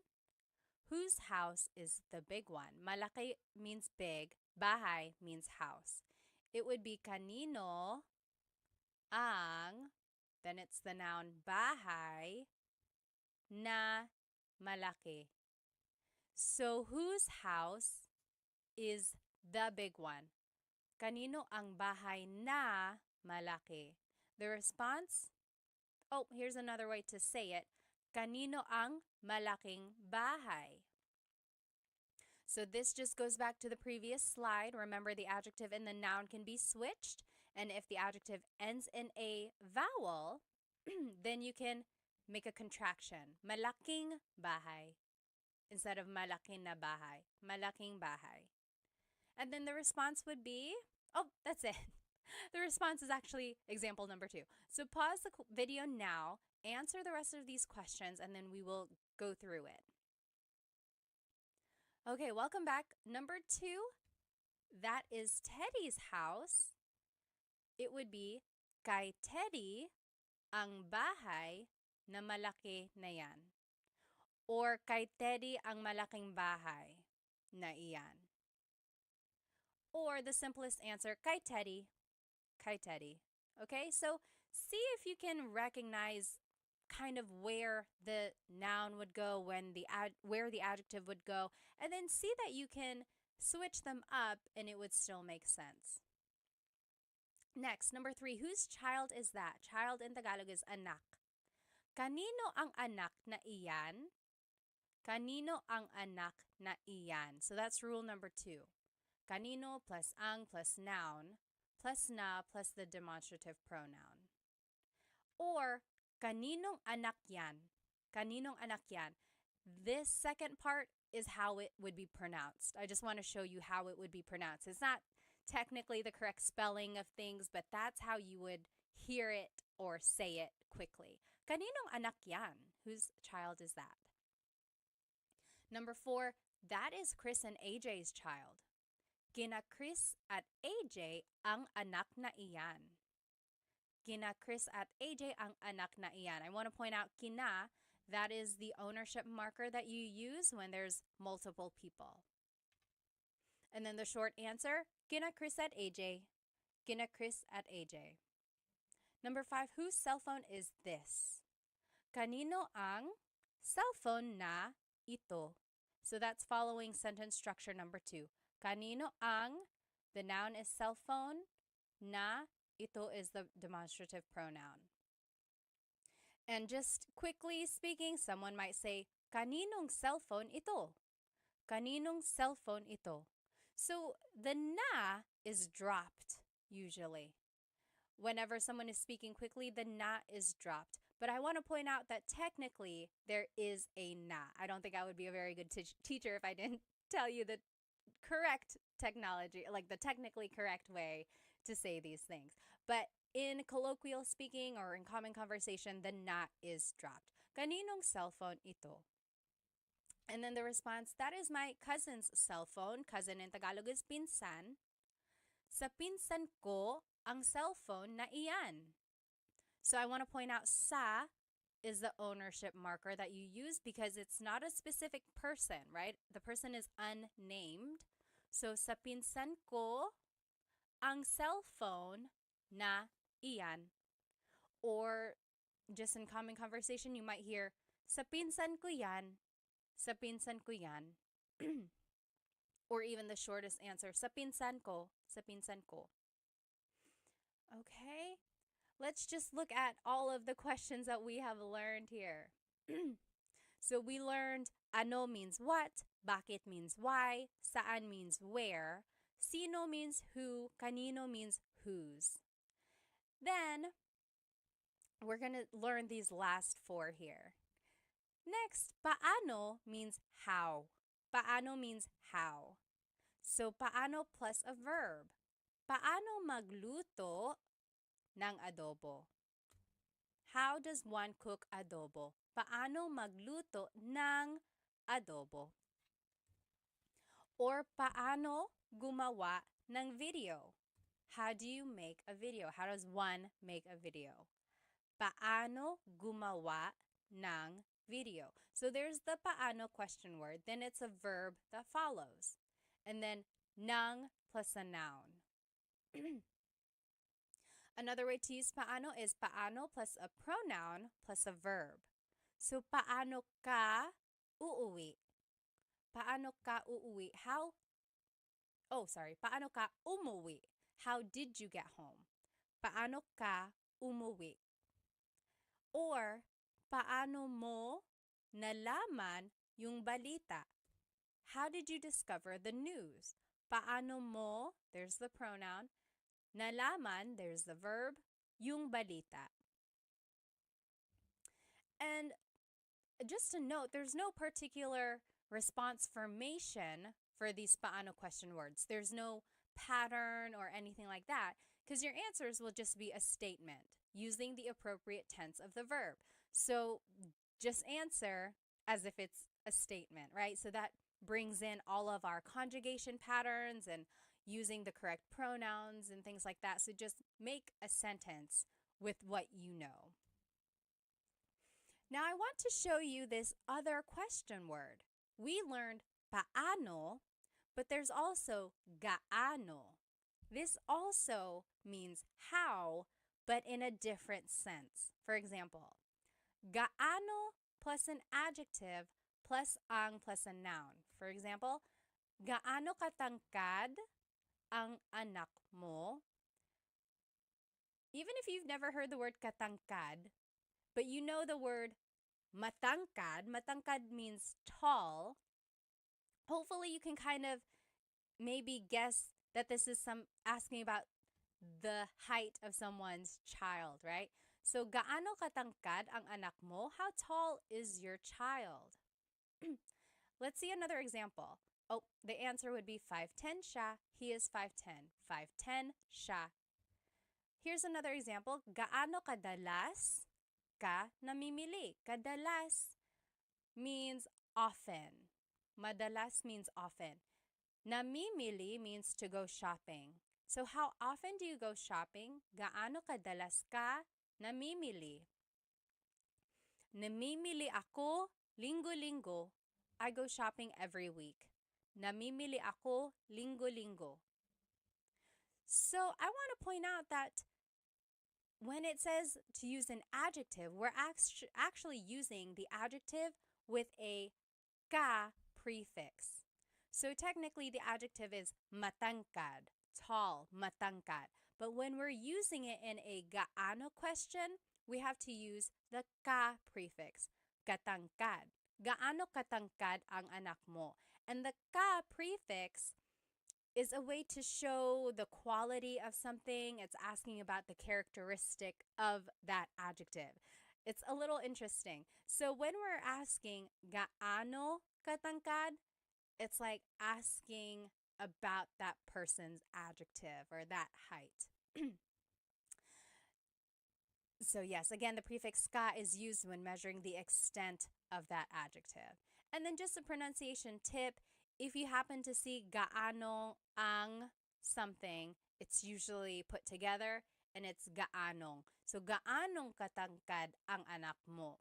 We didn't have ang in these examples because technically you don't need it, but some people add it still, and it would be gaanong katangkad ang anak mo. So both of those are correct. Gaano katangkad ang anak mo or gaanong katangkad ang anak mo? Both of those are correct. Now, we learned paano, we learned gaano. Now there's this question, magkano. Magkano. Let's see what they all mean. So paano is asking about an action, right? Paano gumawa ng adobo? How do you make adobo? It's asking about the action. Paano gumawa ng adobo? Or paano mo nakuha ito? How did you get this? Paano mo nakuha, the action to get ito? Another way to ask how is gaano, but this is asking about the extent of something. Gaano kabilis ang kotse mo? How fast is your car? Gaano kabilis ang kotse mo? So it's asking about the speed of your car. And then magkano is asking about the cost of something. Magkano ang t-shirt? How much is the t-shirt?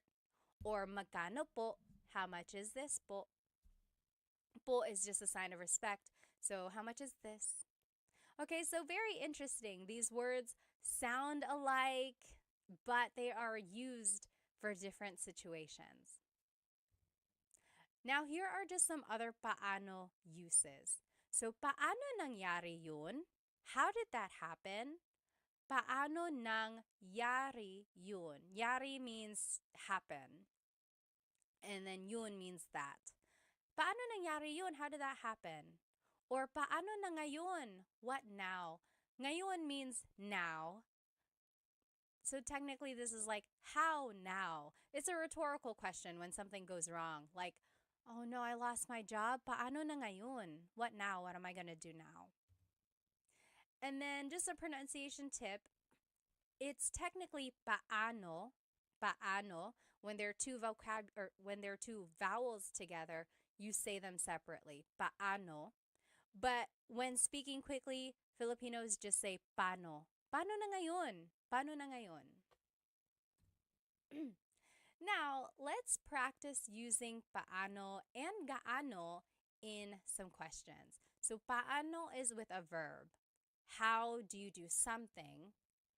And then paano plus a pronoun plus a verb if you want to be specific by adding a pronoun. Gaano uses an adjective. So, gaano plus adjective plus ang plus a noun.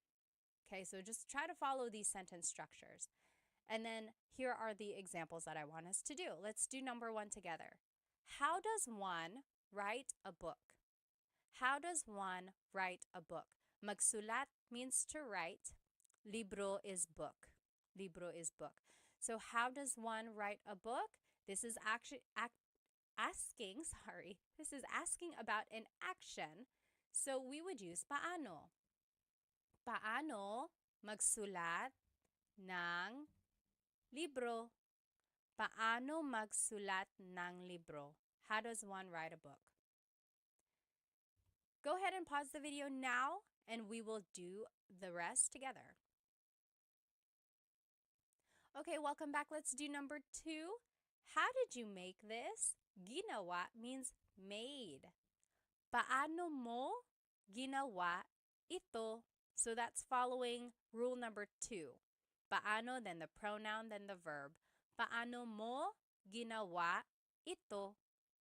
Number three, how far is your house? Malayo means far, bahay is house. So, gaano kalayo ang bahay mo?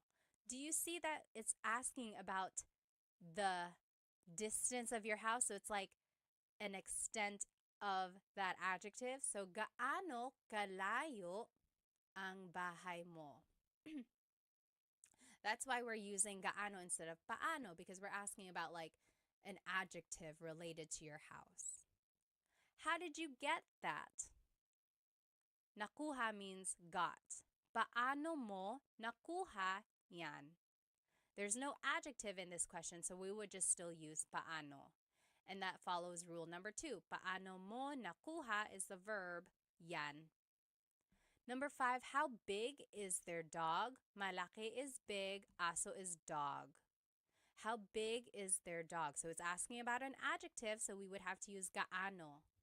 Gaano kalaki ang aso nila, their dog nila. And then number six, how spicy is the food? Maanghang is spicy, pagkain is food. So it's asking about an adjective, the spiciness of it. So it would be gaano kaanghang ang pagkain. Gaano kaanghang ang pagkain. So in all of these examples, I gave you the adjective in the ma form, right? Malayo, malaki, maanghang. So it's the ma form of the adjective. But remember, when you are using gaano as a question, you have to change the adjective into the ka form. So it has to have the ka prefix because it's asking about the extent of that adjective. Okay, if you have any questions, again, please feel free to write them in the comments. I will try to answer. Okay, next question word we're going to learn is ilan. How many? Ilan. So it would be ilan, then ang, then a noun. For example, ilan ang anak mo? How many kids do you have? Ilan ang anak mo? Ang anak ko ay tatlo. Ang anak ko ay tatlo. I have 3 kids. Or tatlo ang anak ko. Or tatlo, tatlo. So again, there are many ways to respond. The first one is formal. No one really says it like that. The second one is common. That is what people would say. And then the last one is the short answer, which is also acceptable. I have 3 kids. That is what that means. Now, you might hear someone say, ilan na ang anak mo? Ilan na ang anak mo? Na means already. It's kind of like an emphasis. Maybe you haven't seen someone in a very long time and you're just catching up. They're like, ilan na ang anak mo? How many kids do you have now? Or how many kids do you have already? So it's just like an emphasis. And then technically, when you want to make something plural, you have to add the word mga. So mga anak, kids, mga anak. But in the question form, you don't have to add mga because it's already implied. So you don't say, ilan ang mga anak mo? You can, it's not wrong, but people drop it and it's just, ilan ang anak mo? How many kids do you have? But it's not incorrect if you wanted to add mga. Ilan ang mga anak mo? It's just kind of redundant. All right, next, ilan ang plus a verb. Ilan ang pupunta sa handaan? How many are going to the party? Ilan ang pupunta? Pupunta is the verb meaning to go. So, ilan ang pupunta sa party? The response is, ang pupunta ay 5. Or 5 ang pupunta. Or 5. I would say the second one. 5 ang pupunta. 5 people are going to the party. Next example, ilan ang kakain dito? How many are eating here? Ilan ang kakain dito? And then, your response is, ang kakain dito ay tatlo. Or tatlo ang kakain dito. Or tatlo. That means 3 people are eating here. Or will eat here. So, both of these questions ask about like how many people are coming, how many people are eating. And I didn't add the word tao because it's kind of implied already. Like, ilang tao ang kakain dito or ilan na tao ang kakain dito. Those just kind of make it a little bit more complicated. If you want to just get straight to the point of the question, you don't have to add the word tao. It's kind of implied. So, ilan ang pupunta sa handaan, ilan ang kakain dito. It's asking about like the people. Okay. Next. Just a pronunciation tip, when there's ilan ang, it's usually put together and it's ilang. Ilang taon ka na? How old are you? Ilang taon ka na? I will say when you make the contraction, though, it kind of changes up the sentence structure or the grammar. So, ilan ang taon mo? Technically, if we were following the sentence structure that we learned, it would be ilan ang taon mo? How many years do you have? How many years are you? But when we make the contraction, ilang taon ka na, now we are using a different pronoun. So, ilang taon ka na. And you don't have to add na. Ilang taon ka? How old are you? Ilang taon ka? But I do want to point out you have to change the pronoun here when you're making the contraction. And it's just a different form of asking how old are you. Another example of that is, ilan ang anak mo? How many kids do you have? Versus, ilang anak ang meron ka? So we made the contraction, and then now we changed up the grammar a little bit. So they both mean how many kids do you have, but this one is literally, meron means to have. So ilang anak ang meron ka? How many kids do you have? So same meanings, just different ways of saying it.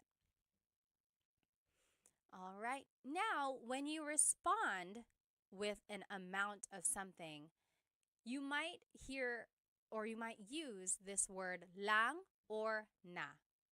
So, ilan ang anak mo? How many kids do you have? A response could be, isa lang ang anak ko. I only have one kid.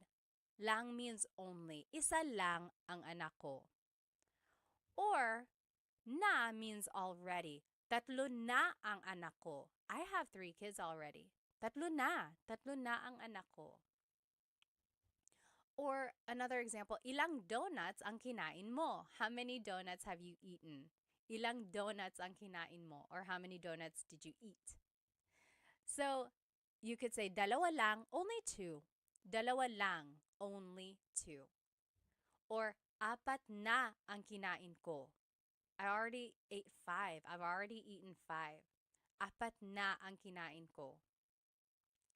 So these 2 words kind of show almost like an emphasis, or they just give you an idea of how much or little something is. Only and already. Okay? Now, there are other ways to use ilan. Very interesting. So there's pang ilan, tig ilan, and mga ilan. So, pang ilan is what you use when you're asking about the ranking of something or the order of something. So, for example, pang ilan ka sa magkakapatid?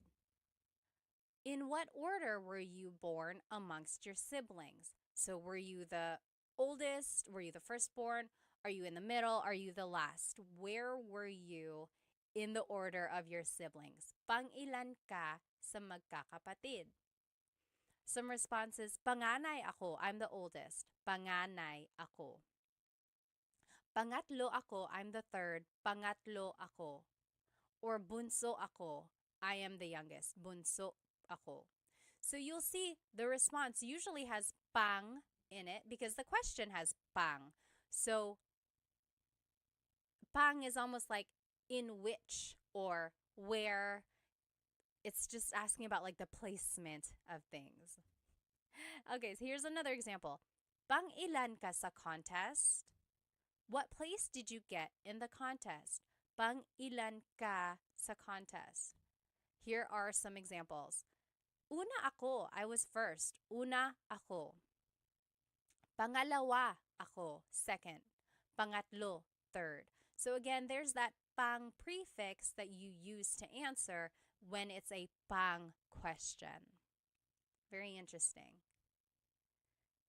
Next, tig ilan means how many of each. So for example, maybe you're shopping at a store and you're like, oh, I like all of these t-shirts, but I want multiple of them. They might ask you, tig ilan na t-shirt ang gusto mo? How many of each t-shirt do you want? For example, oh, I want 3 of the red t-shirts, 2 of the white t-shirts, 1 of the black. So, tig ilan na t-shirt? How many of each t-shirt do you want? Your response would just be the number of it. So, dalawang pula, 2 reds, isang puti, 1 white, and so on. So you see it's asking how many of each type of thing. Another example, tig ilan na tsokolate ang gusto mo? How many of each chocolate do you want? So for example, if there are M&Ms, Snickers, Twix, and so on. Tig ilan na tsokolate ang gusto mo? You could say, tig iisa po, I'll take 1 of each. Tig iisa. 1 M&M, 1 Snickers, 1 Twix. Tig iisa. Or tig dadalawa po, 2 of each. 2 M&Ms, 2 Snickers, 2 Twix. Tig dadalawa. tigdadalawa. And then tigtatatlo po. 3 of each. You get the idea. And then I want to show you that the question has na. So tig ilan na t-shirt, tig ilan na chocolate. And in this case, na is translating as of. How many of each t-shirt, how many of each chocolate do you want? And then just a pronunciation tip here. Tig ilan is a homonym, meaning it can have different translations depending on how it's pronounced. So tig ilan, when there's a hyphen in it, you have to have that glottal stop. Tig ilan. That means how many of each.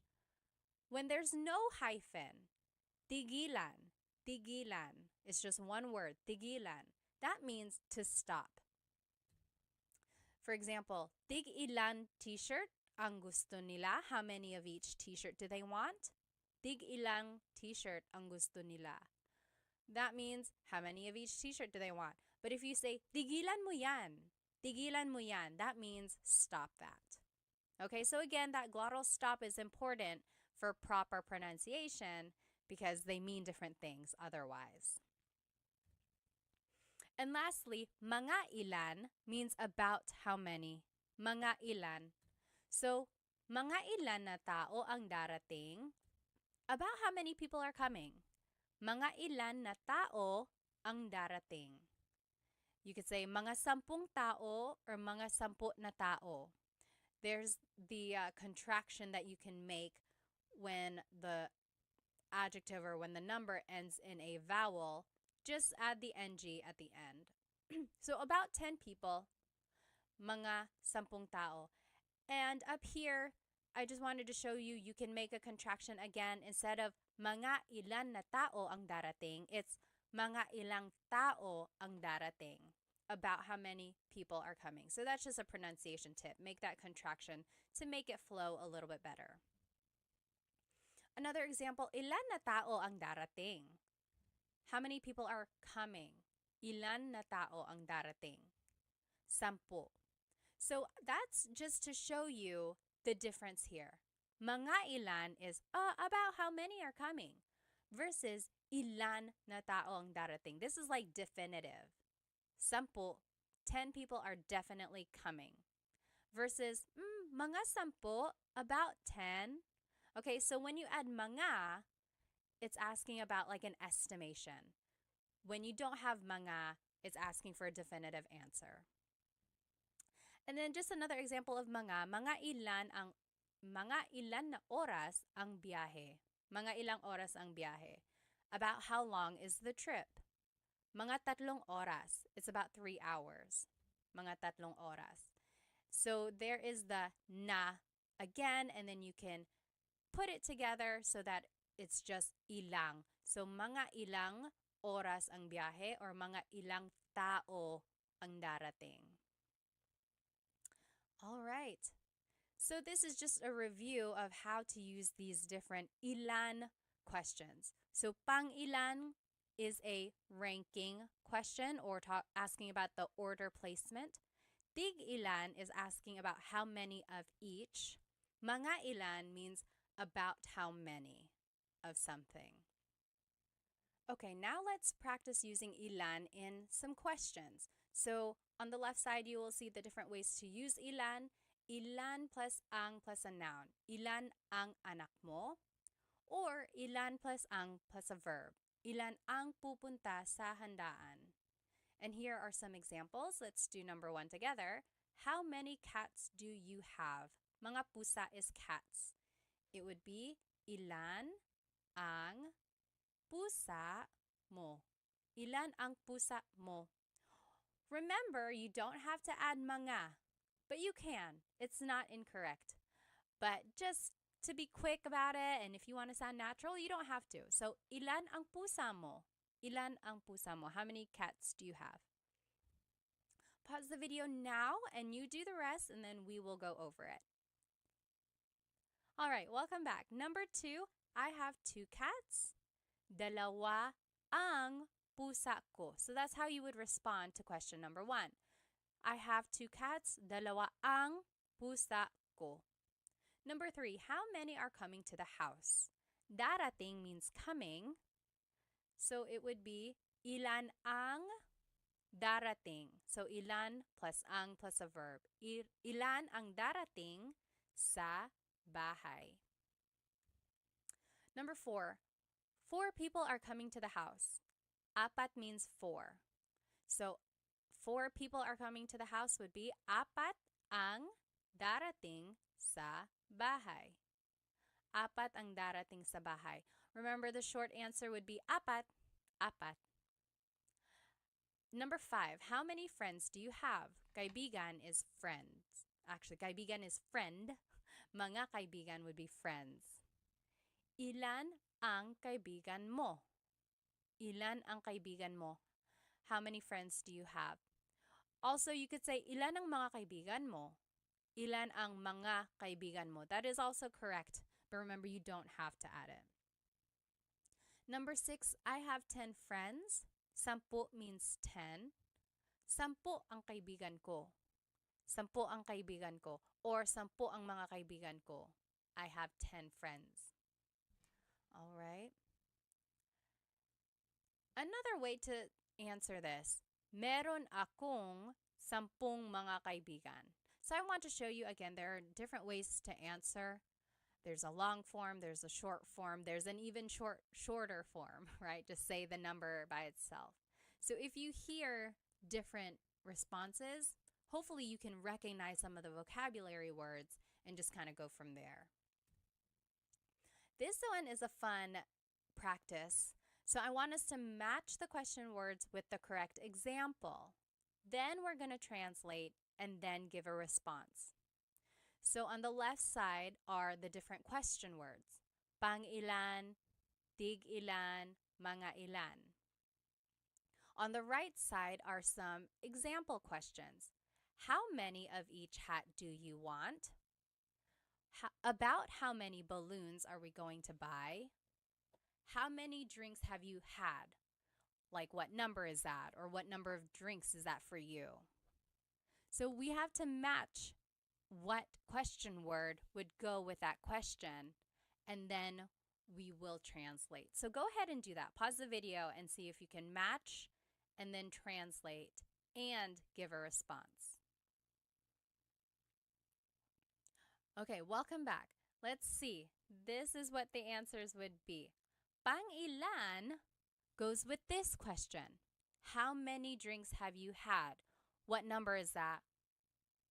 What number of drinks is that for you? So it's asking about like the order of your drinks and asking about just basically like where you are in your line of drinks. Tig ilan would be how many of each hat do you want? So it's asking about the amount of each.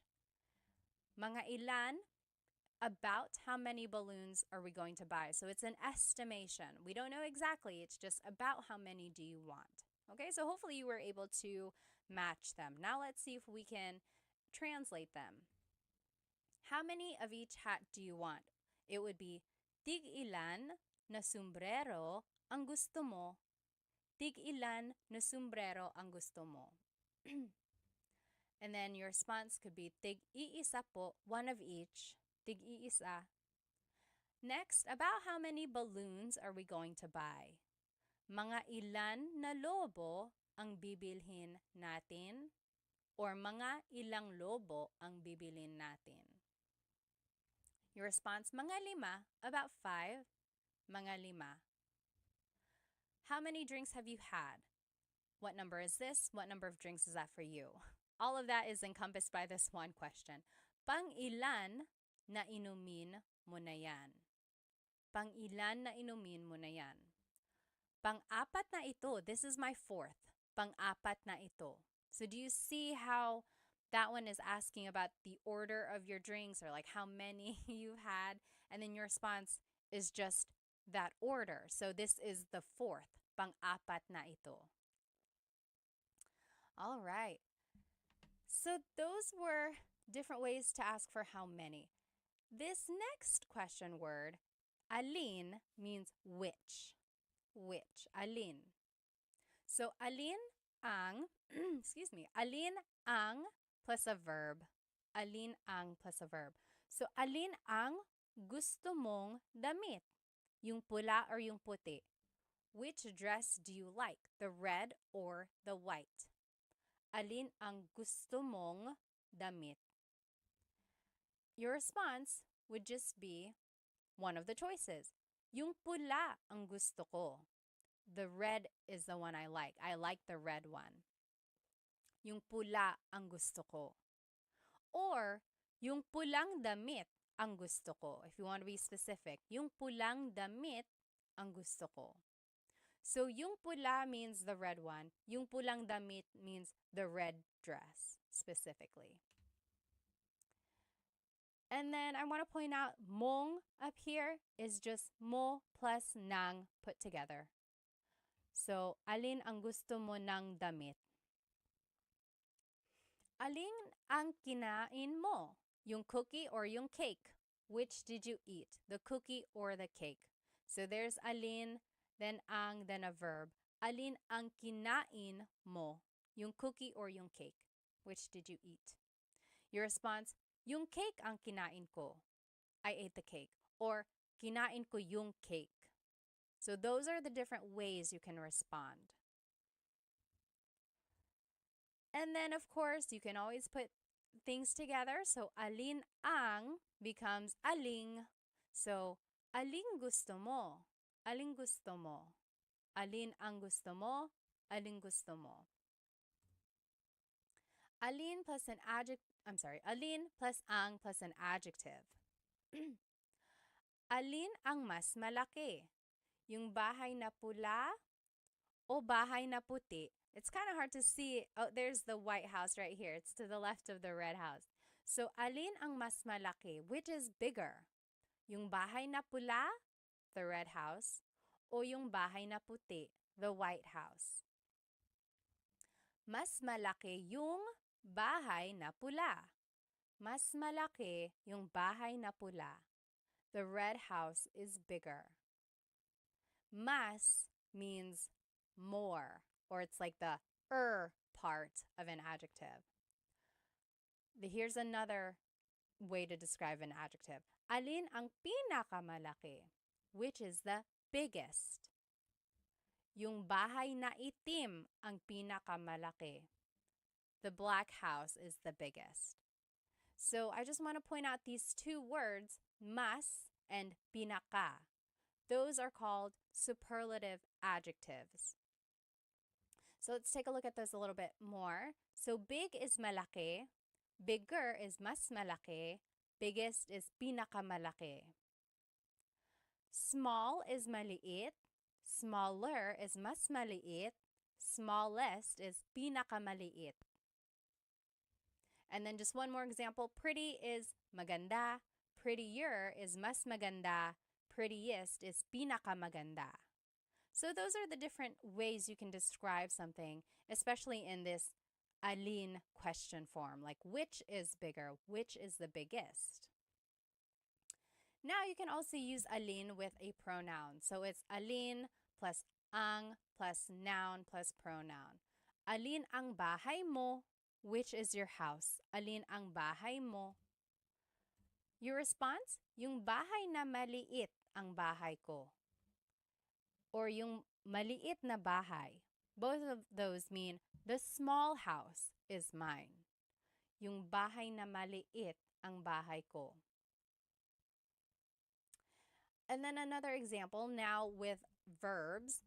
Alin plus na plus noun plus ang plus a verb. So, alin na kotse ang bibilhin mo? Alin na kotse ang bibilhin mo means which car are you going to buy? Yung mura na kotse, the cheap car. Yung mura na kotse. I think we already saw this. Anytime you see alin na, it's aling. So, aling kotse ang bibilin mo? Aling kotse. Now, let's practice some questions using the word alin. Here are the different formats of using alin. alin plus ang plus a verb, alin plus ang plus an adjective, alin plus ang plus a noun and pronoun, then alin plus na plus noun, ang, and verb. Here are our practice questions. Which is your favorite, the sweet or the salty one? Paborito means favorite, matamis means sweet, maalat means salty. Alin ang paborito? So we just followed rule number 2. Alin ang paborito mo? Which is your favorite? And then the next part of the question, yung matamis o yung maalat? The sweet or the salty? Yung matamis o yung maalat? You take a minute, you do the rest, and then we'll check. Okay, number 2, my favorite is the sweet one. Paborito ko yung matamis. Paborito ko yung matamis. That is how you would respond to that first question. Or you could say these ways. Yung matamis ang paborito ko. The sweet one is my favorite. Or just simply you could say yung matamis, the sweet one. Number 3, which dish is the most delicious? Adobo or sinigang? Ulam means a dish or a meat. Masarap means delicious. So, alin na ulam ang pinakamasarap? Alin na ulam ang pinakamasarap? So, it's kind of taking rule number 4, but then instead of a verb, it's adding the superlative adjective. And then the choices would just be adobo o sinigang. Adobo is the most delicious dish, would be adobo ang pinakamasarap na ulam. Adobo ang pinakamasarap na ulam. So there you go. Hopefully you can see the patterns and then using some of these sentence markers when you want to add more information to your sentence. And I want you to try this Taglish tip whenever you are giving a choice. Maybe you can start using this word yung. So it's like, what do you want to watch tonight? Yung comedy or yung horror? So the comedy or the horror movie. So try using Taglish when you can. So that's one way to do that. So give choices by adding this word yung. Okay, home stretch. This is the very last question word we're going to be learning. Ba is a question word that's added to questions when it's a yes or no answer. It's interesting because ba doesn't really have a direct English translation, but you can add it to a statement and it will turn it into a question. So these are the common placements of ba. First, it goes after a noun, adjective, or a verb, or it can go before or after some pronouns, and it goes after na or pa if they appear in a phrase. So first, it can go after a noun, adjective, or verb. For example, bahay ba yan ni Sarah? Is that Sarah's house? Bahay ba yan ni Sarah? It's going after the noun. Or, mabait ba si Tita Baby? Is Tita Baby nice? Mabait ba si Tita Baby? So it's going after the adjective, mabait. Lastly, it can go after the verb. Nagluto ba si David? Did David cook? Nagluto ba si David? So it's going after the verb nagluto. Next, sometimes ba goes before a pronoun. Sometimes it goes after. Take a look at this. So subject pronouns, we already learned about these in the previous lessons. Kumakain ako means I am eating. Kumakain ako. But if you wanted to ask, am I eating? Like if you're asking yourself rhetorically, ba would go before it. Kumakain ba ako? Am I eating? Kumakain ba siya? Is he eating? Kumakain ba sila? Are they eating? Kumakain ba kayo? Are you all eating? Kumakain ba tayo? Are we eating? Kumakain ba kami? Are we eating exclusive? But take a look at this pronoun. Kumakain ka ba? Ka. When you are using the singular you, ka, ba goes after that. Kumakain ka ba? And that's the only pronoun in the subject pronouns when ba would go after it. And I haven't found a rhyme or reason why this happens. Why is it ka has to go before the ba? It's just one of those things that has been a pattern in the Tagalog language. So just take note of that. Again, if you mix it up, if you happen to say kumain ba ka, that's not correct, but someone will correct you, hopefully. So don't be scared of making the mistake. Just know that there are certain times when ba goes before or after. Now let's take a look at possessive pronouns. So bahay nila yan, that means that is their house. Bahay nila yan. But when you add ba, it turns it into a question. Bahay ba nila yan? Is that their house? Bahay ba nila yan? So it's going before. Next, bahay ba namin yan? Is that our house? Bahay ba namin yan? Or bahay ba natin yan? Our house inclusive, bahay ba natin yan? So those three examples, ba is going first. Now take a look at the last four examples. Ba is going after the pronoun. Bahay ninyo ba yan? Ninyo can be interchangeable. I've actually heard it bahay ba ninyo yan and bahay ba ninyo yan. So I've heard ba go before and after the pronoun for ninyo. Next, bahay mo ba yan? Bahay mo ba yan? Ba is going after the pronoun. Bahay ko ba yan? Bahay ko ba yan? And bahay niya ba yan? Bahay niya ba yan? Niya is another pronoun where I've heard both. Bahay ba niya yan?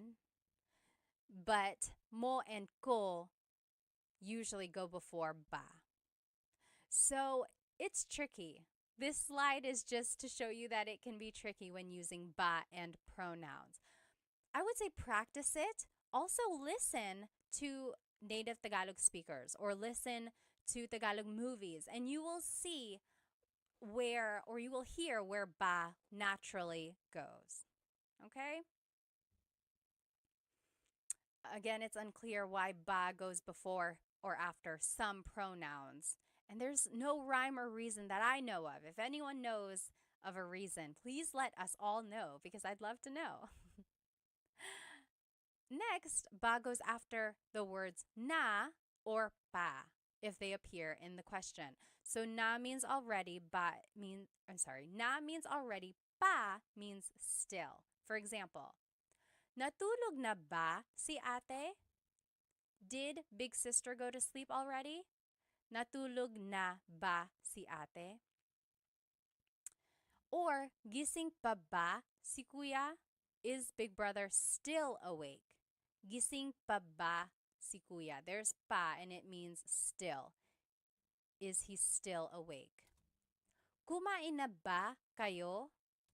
Have you eaten already? Kumain na ba kayo? Na is right there and that means already. And lastly, busog pa ba kayo? Are you all still full? Maybe you ate a lot. Busog pa ba kayo? What's interesting is that when you take out the word ba, then these are all just statements. Natulog na si ate. Ate is asleep already. Natulog na si ate.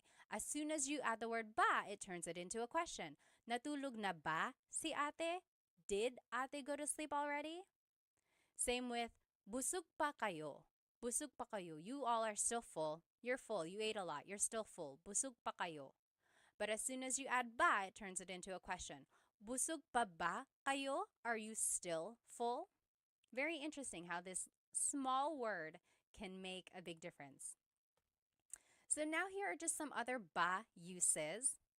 Talaga ba means, is that so? Talaga ba? Talaga means really. And when you add ba, it means, oh, really? Is that so? Hindi ba? That means, is it not? So it's like, hey, these are not the right tickets. And you're like, hindi ba? It's not. And then, oo ba means sure. Like, hey, do you want to come with me? Oo ba? Okay, sure. Oo ba? Now, you can add ba to any of the question words that we learned, and it kind of works as an emphasis. We already saw some of these. Ano ba means what the heck? Ano ba? Bakit ba means why with emphasis. Bakit ba? Sino ba? Like who with emphasis. Like if someone is like, hey, someone's knocking at the door, they're really knocking, they're knocking really hard, and you're like, sino ba? Who is it? And again, same with those other question words. Saan ba, ilan ba, kailan ba? It's just asking it more with an emphasis. Alrighty, last set of practice questions here. Let's practice ba, and here are the placements of ba. Remember, they go after a noun, adjective, or verb. They go before or after some pronouns, and then they go after na and pa if they appear in the question. Let's do the first one.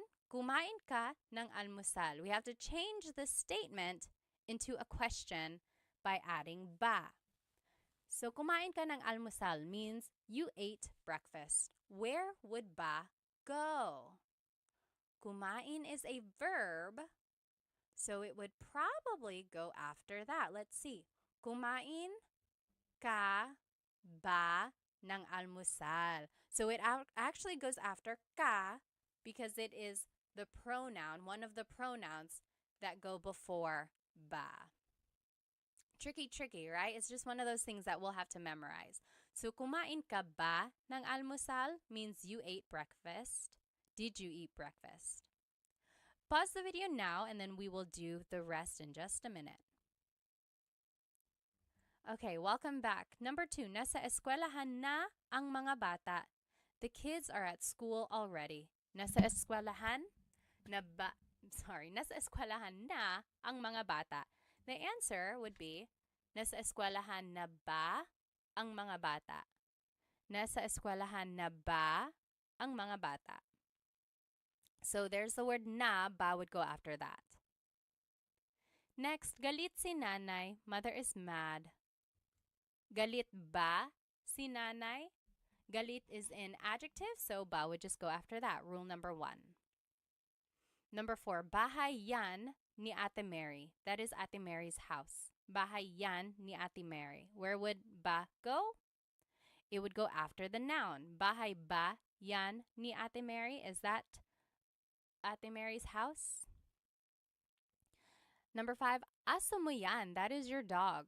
Aso mo yan. It would be aso mo ba yan? So tricky. You might have put ba after aso, but mo is one of those pronouns that has to go before ba. And just one of those things that we have to remember again. Number 6, pupunta dito si Luke bukas. Luke is coming here tomorrow. Pupunta dito si Luke bukas. Where would ba go? Pupunta ba dito si Luke bukas? So ba would just go after the verb. Okay. We did it.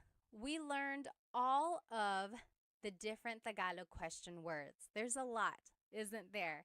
And there are lots of different ways to use them. But let's go ahead and review them. So, ano means what? Ano. Bakit? Why? Bakit? Saan? Where? Saan? Kailan? When? Kailan? Sino? Who? Sino? Kanino? Whose? Kanino? Paano? How? Paano? Ilan? How many? Ilan? Alin? Which? Alin? Ba is a question word. Ba.